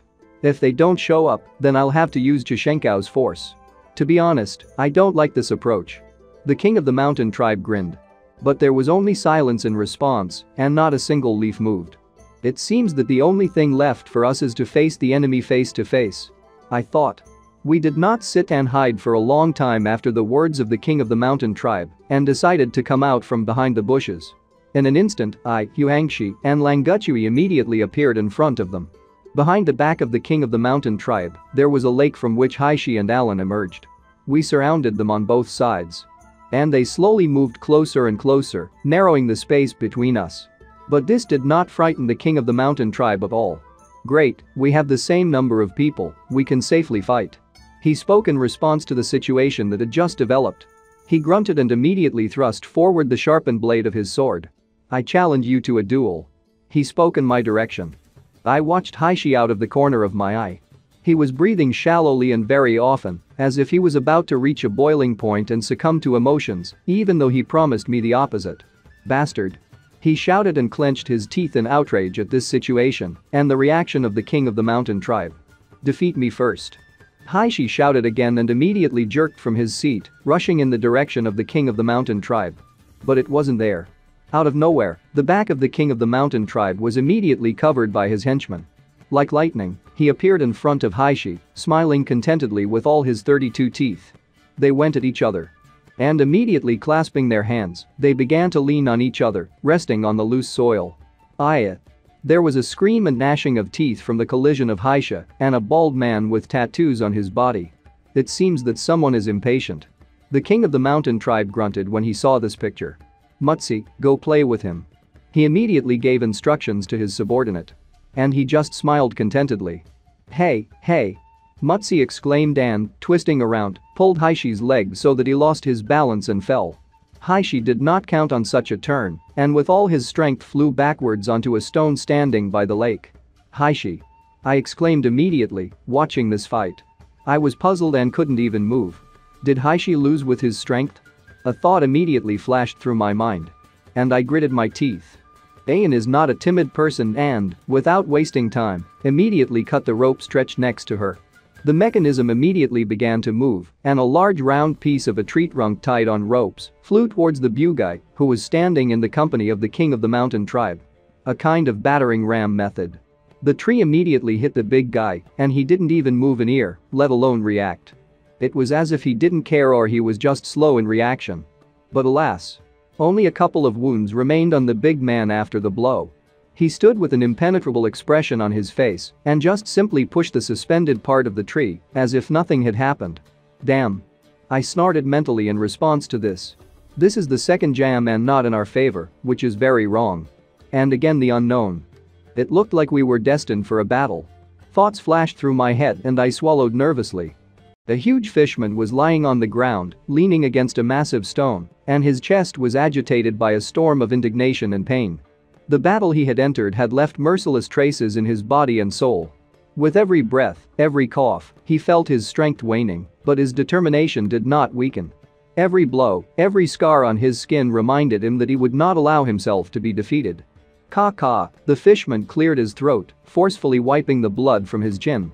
He had already suffered enough damage, but he wasn't going to give up in front of his enemy. Through the pain and difficult breathing, he saw his goal and moved towards it, as if despite physical suffering. A man from a mountain tribe was rushing straight at him, his eyes were burning with rage, and the words "are done with it, fish scum" sounded like a challenge.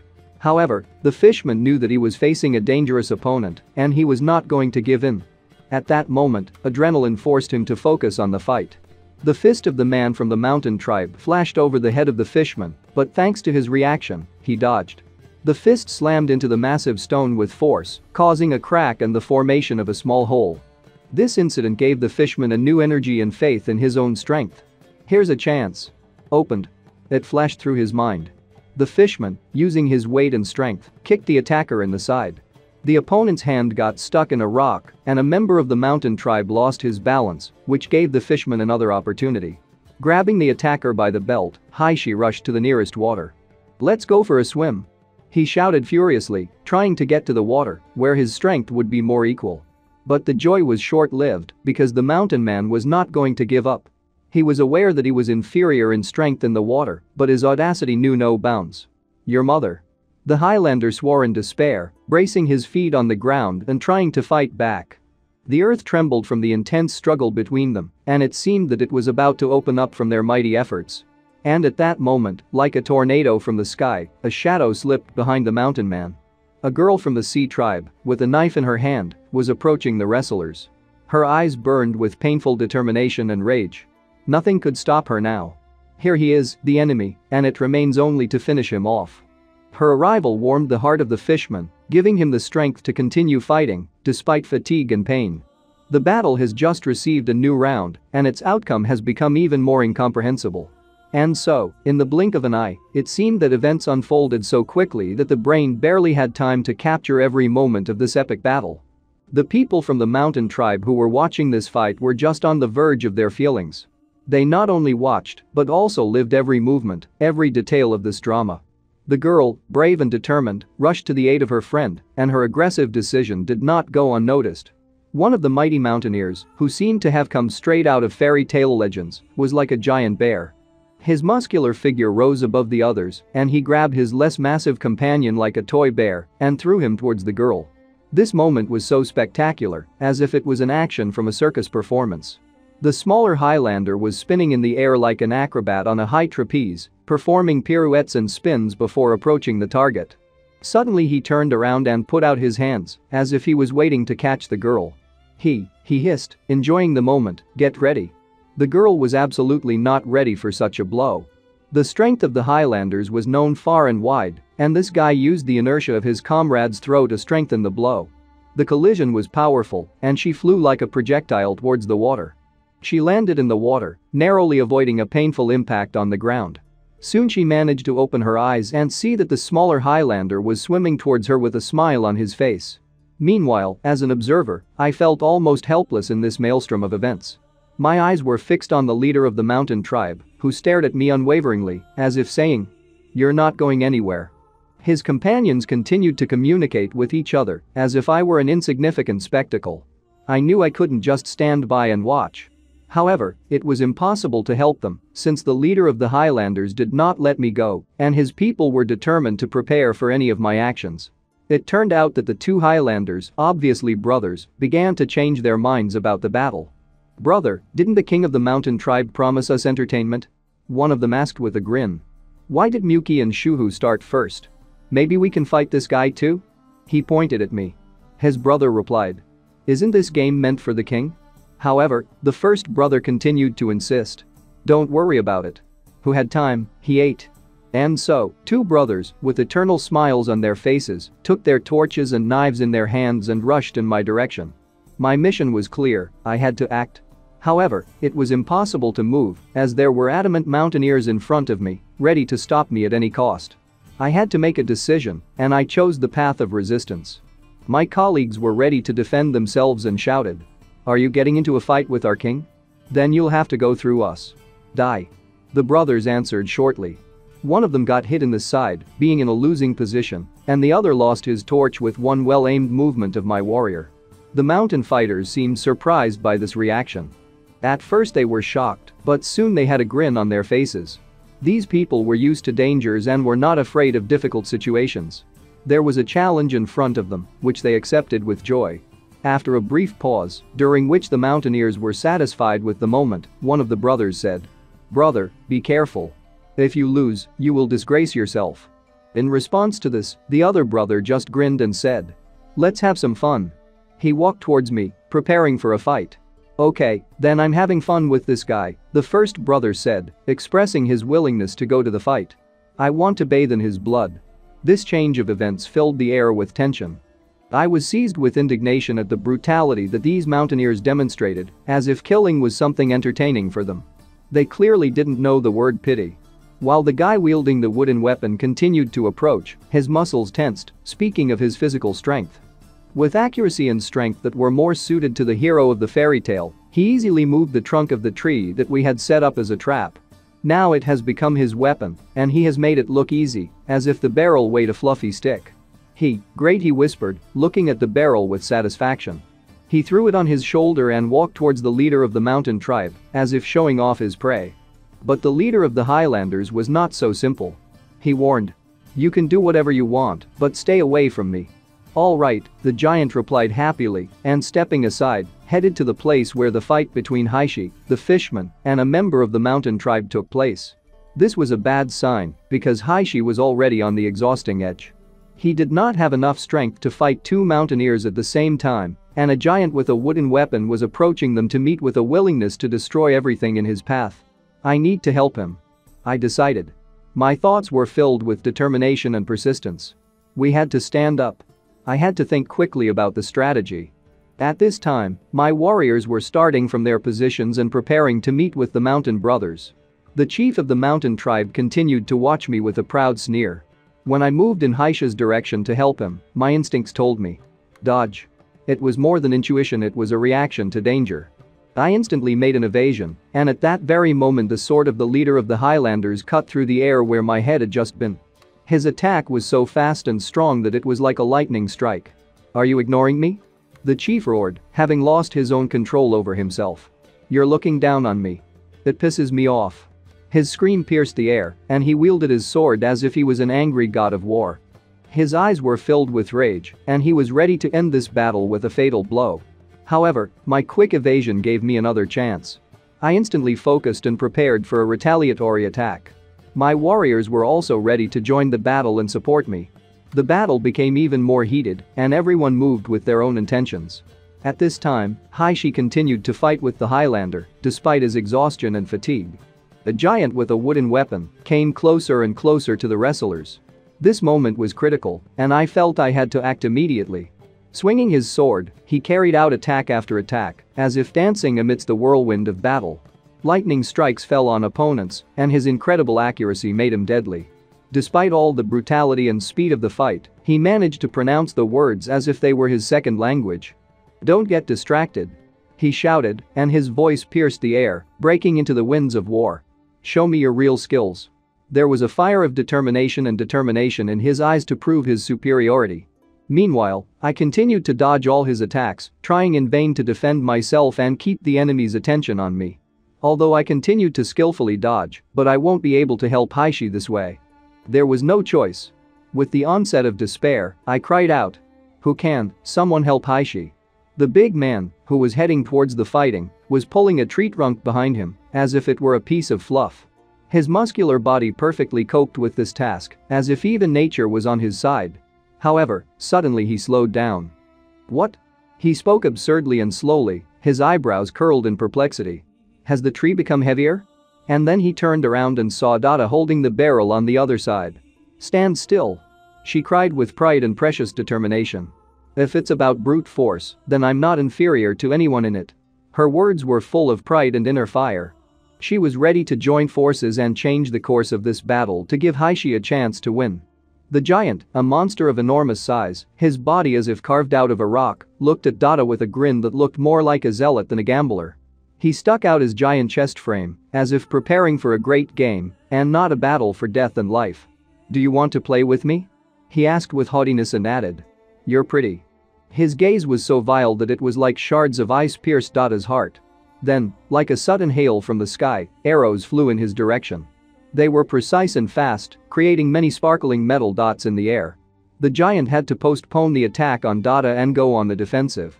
He slowly raised his giant palm, trying to shield his face from the approaching deadly arrows. They dug into his fleshy arm, leaving wounds from which dark blood gushed out. Perfectly. The giant shouted, blood trickling down his arm and splashing on the ground. Someone else wants to play with me. After that, he shouted in the direction of his king, with whom I had been fighting all this time. The king of the Highlanders only grinned and said. Sure. Have as much fun as you want. Otherwise, when we get back to the mountain, you'll be alone again. Meanwhile, the archer and Xiong, who were sitting in the trees, were considering further actions. Xiong was determined to help his comrades in battle. He repeated. The king and the others are fighting a bloody battle, you need to help them. The archer was thinking out loud. The trap we set. She used to help us bring down a whole bear. And this monster stopped her with just one movement and didn't even suffer from the blow. Even if we go down, there's nothing we can do. After thinking about this situation for a couple of seconds, she said. I'll distract their attention, and you go back to the camp and notify the queen of what is happening. Ask her to send us reinforcements. Xiong nodded his head without hesitation. Yes, I understand. And then he added. Be careful. Meanwhile, not far from the river, the deadly struggle of the fishman Haishi and the warrior of the mountains continued. Haishi, like a manned fish, pressed with all his weight, trying to pull a person into the water. Water splashes flew in all directions, like a fountain of bright watercolor paint. He was in his element, but his opponent resisted like a rock in coastal waters.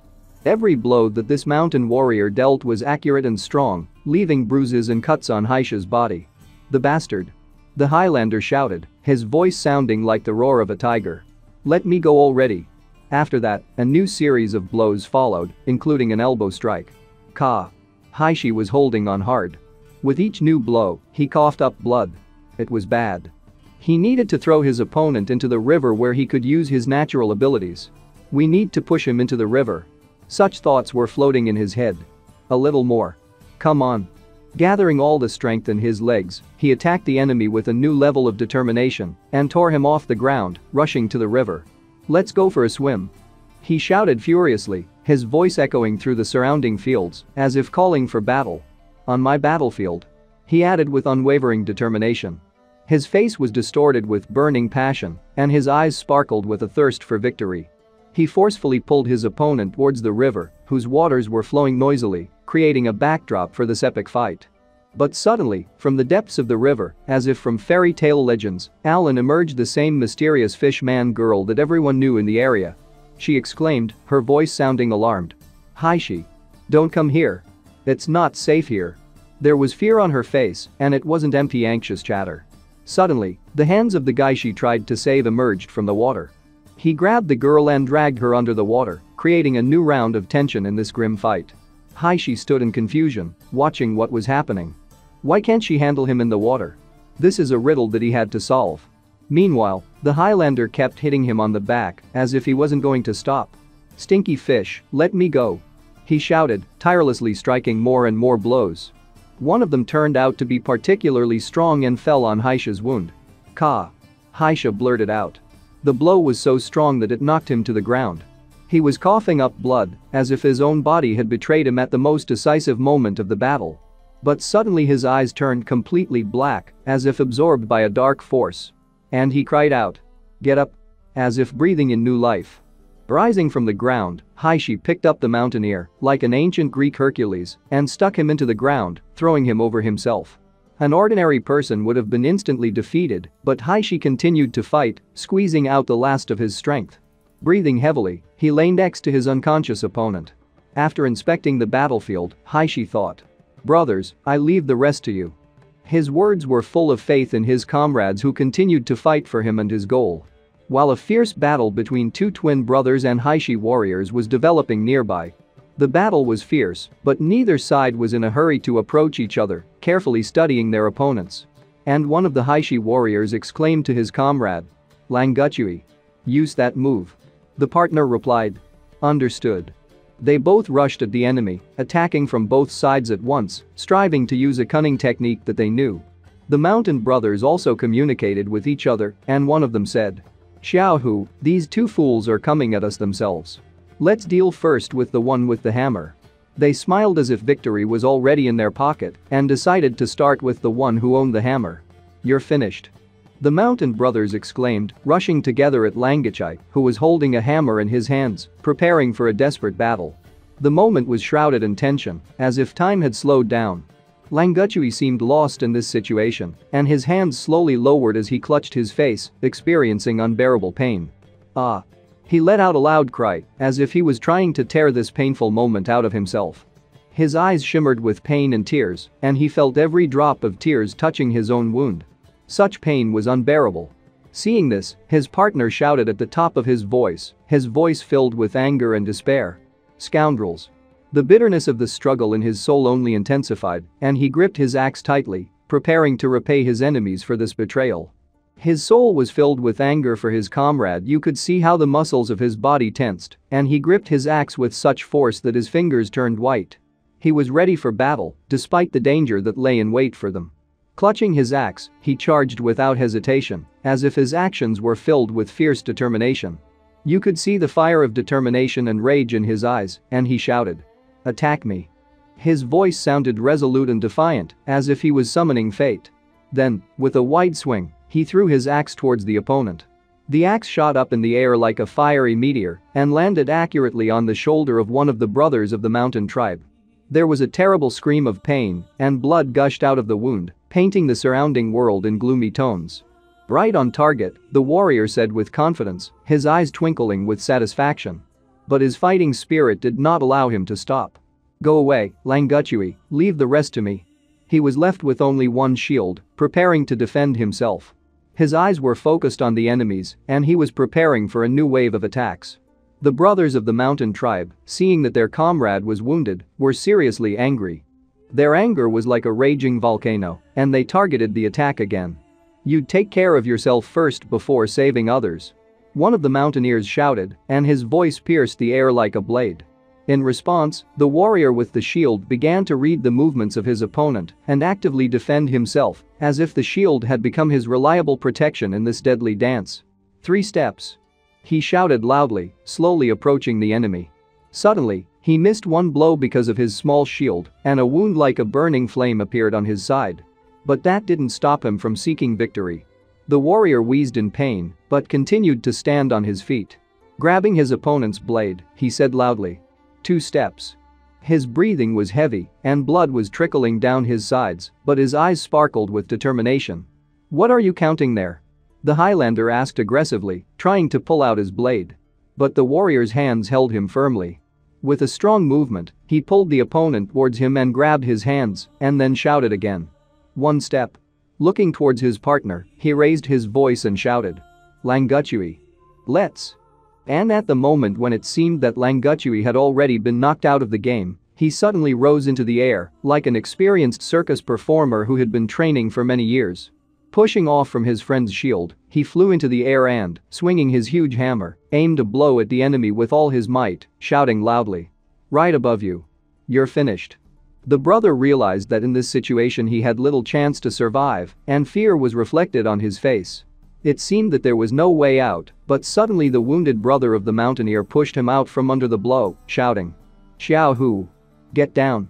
A powerful kick severed the bond between the warriors, but the hammer blow was already inevitable. The wounded man, with an axe in his shoulder, received a powerful hammer blow. "Kaya."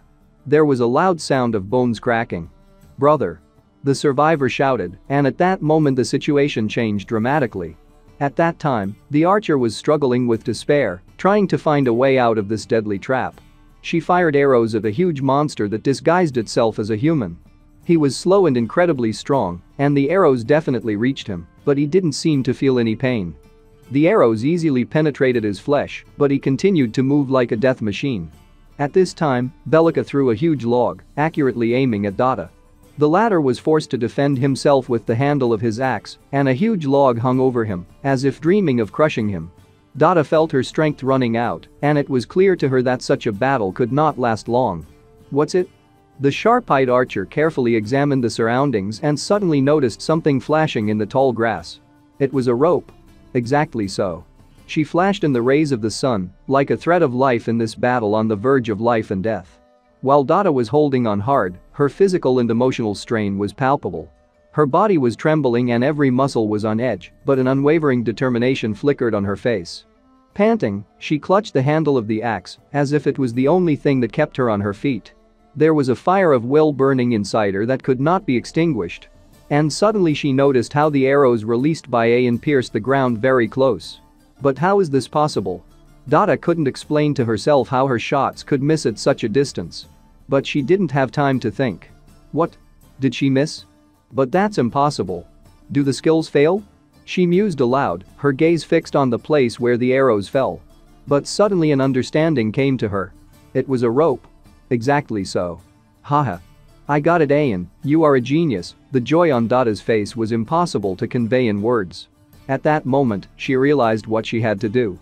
With her feet planted on the ground, she instantly threw up a huge log, and her movements were so precise that she deftly dodged its fall, directing her body directly towards the discovered rope. "What?" the giant asked with a malicious grin on his face. "Hey. Won't you play with me?"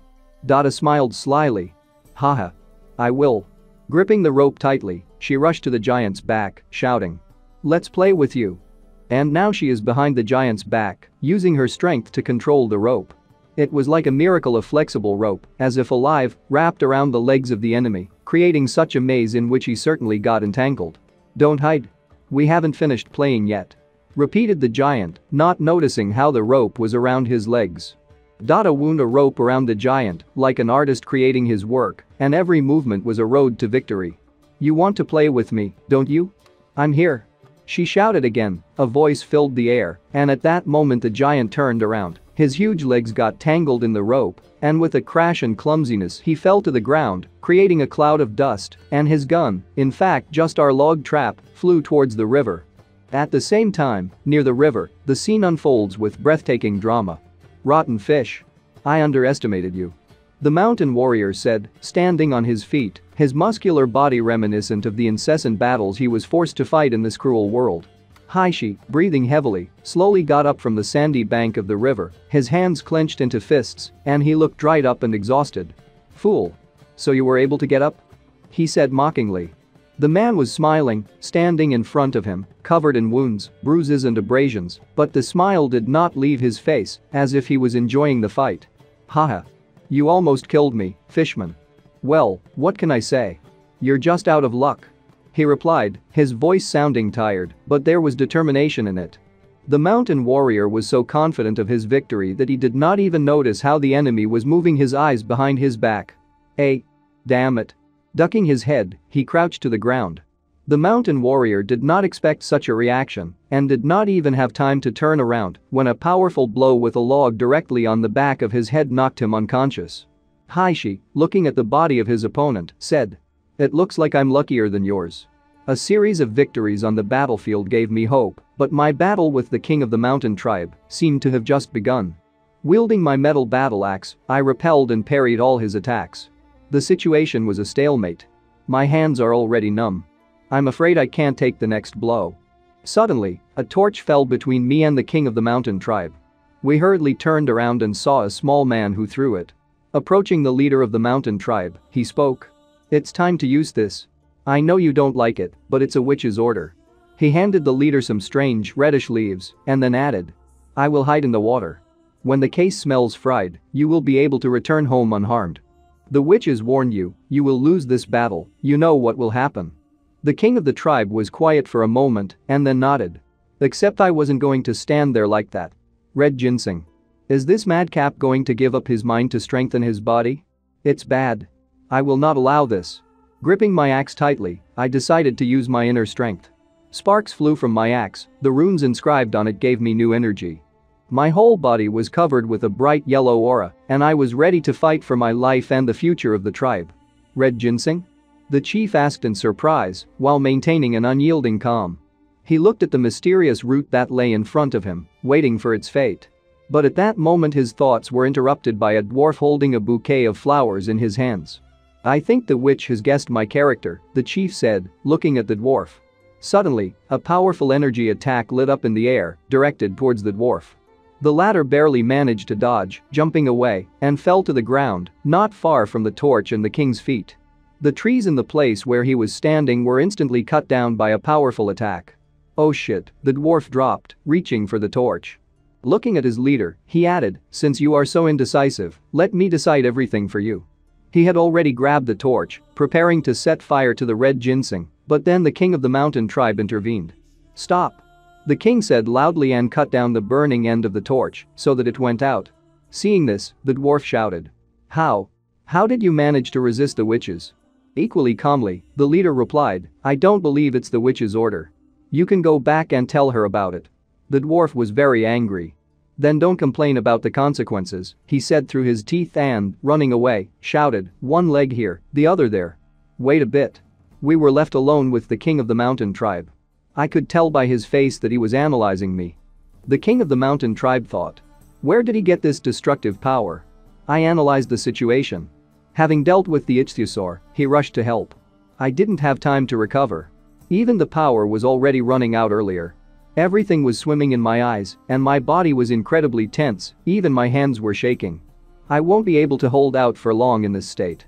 I can hardly strike another blow. Even if I succeed from fatigue, I will immediately lose consciousness. The situation of my warriors also did not cause optimism. Their strength must have dried up a long time ago. If I lose, the leader of the mountain community will swat them all at once. But why did he put out the torch? Maybe this is some new trick? Questions swirled in my head like clouds over mountains. Meanwhile, the tribal leader was standing in front of me, his blade pointed in my direction, and he took a defensive stance. I realized that there was no time to think. It was the moment when my fate, life or death, was being decided, and I needed to act. Okay, there's no time to think, it's still unknown what's coming. Life or death. Therefore, while we have the strength, we need to end it faster. My axe and his blade crossed in a series of powerful blows. We were both exhausted, but it seemed that my power was higher. Breathing heavily, we both stared at each other, our eyes radiating aggression and determination. Not bad, my opponent said. Why didn't you show all your might before? Looking at my wounds, the king of the mountain tribe realized that such injuries could not have been inflicted by his hands. Perhaps the reason for my strength was the ritual of sacrifice? These thoughts were spinning in his head. I'm afraid you won't last long, he continued. To tell the truth, I'm on the edge myself. The divine power bestowed by witches is about to disappear. After these words, I noticed that his hands were shaking as much as mine. The leader continued to say, there's definitely no way to dodge your next attack, so I'll hit with all my might myself. A grin stretched across his face, and he added, I hope the winner will be determined in an honest way. Don't worry, King Shen, if you fall, I won't hurt your people.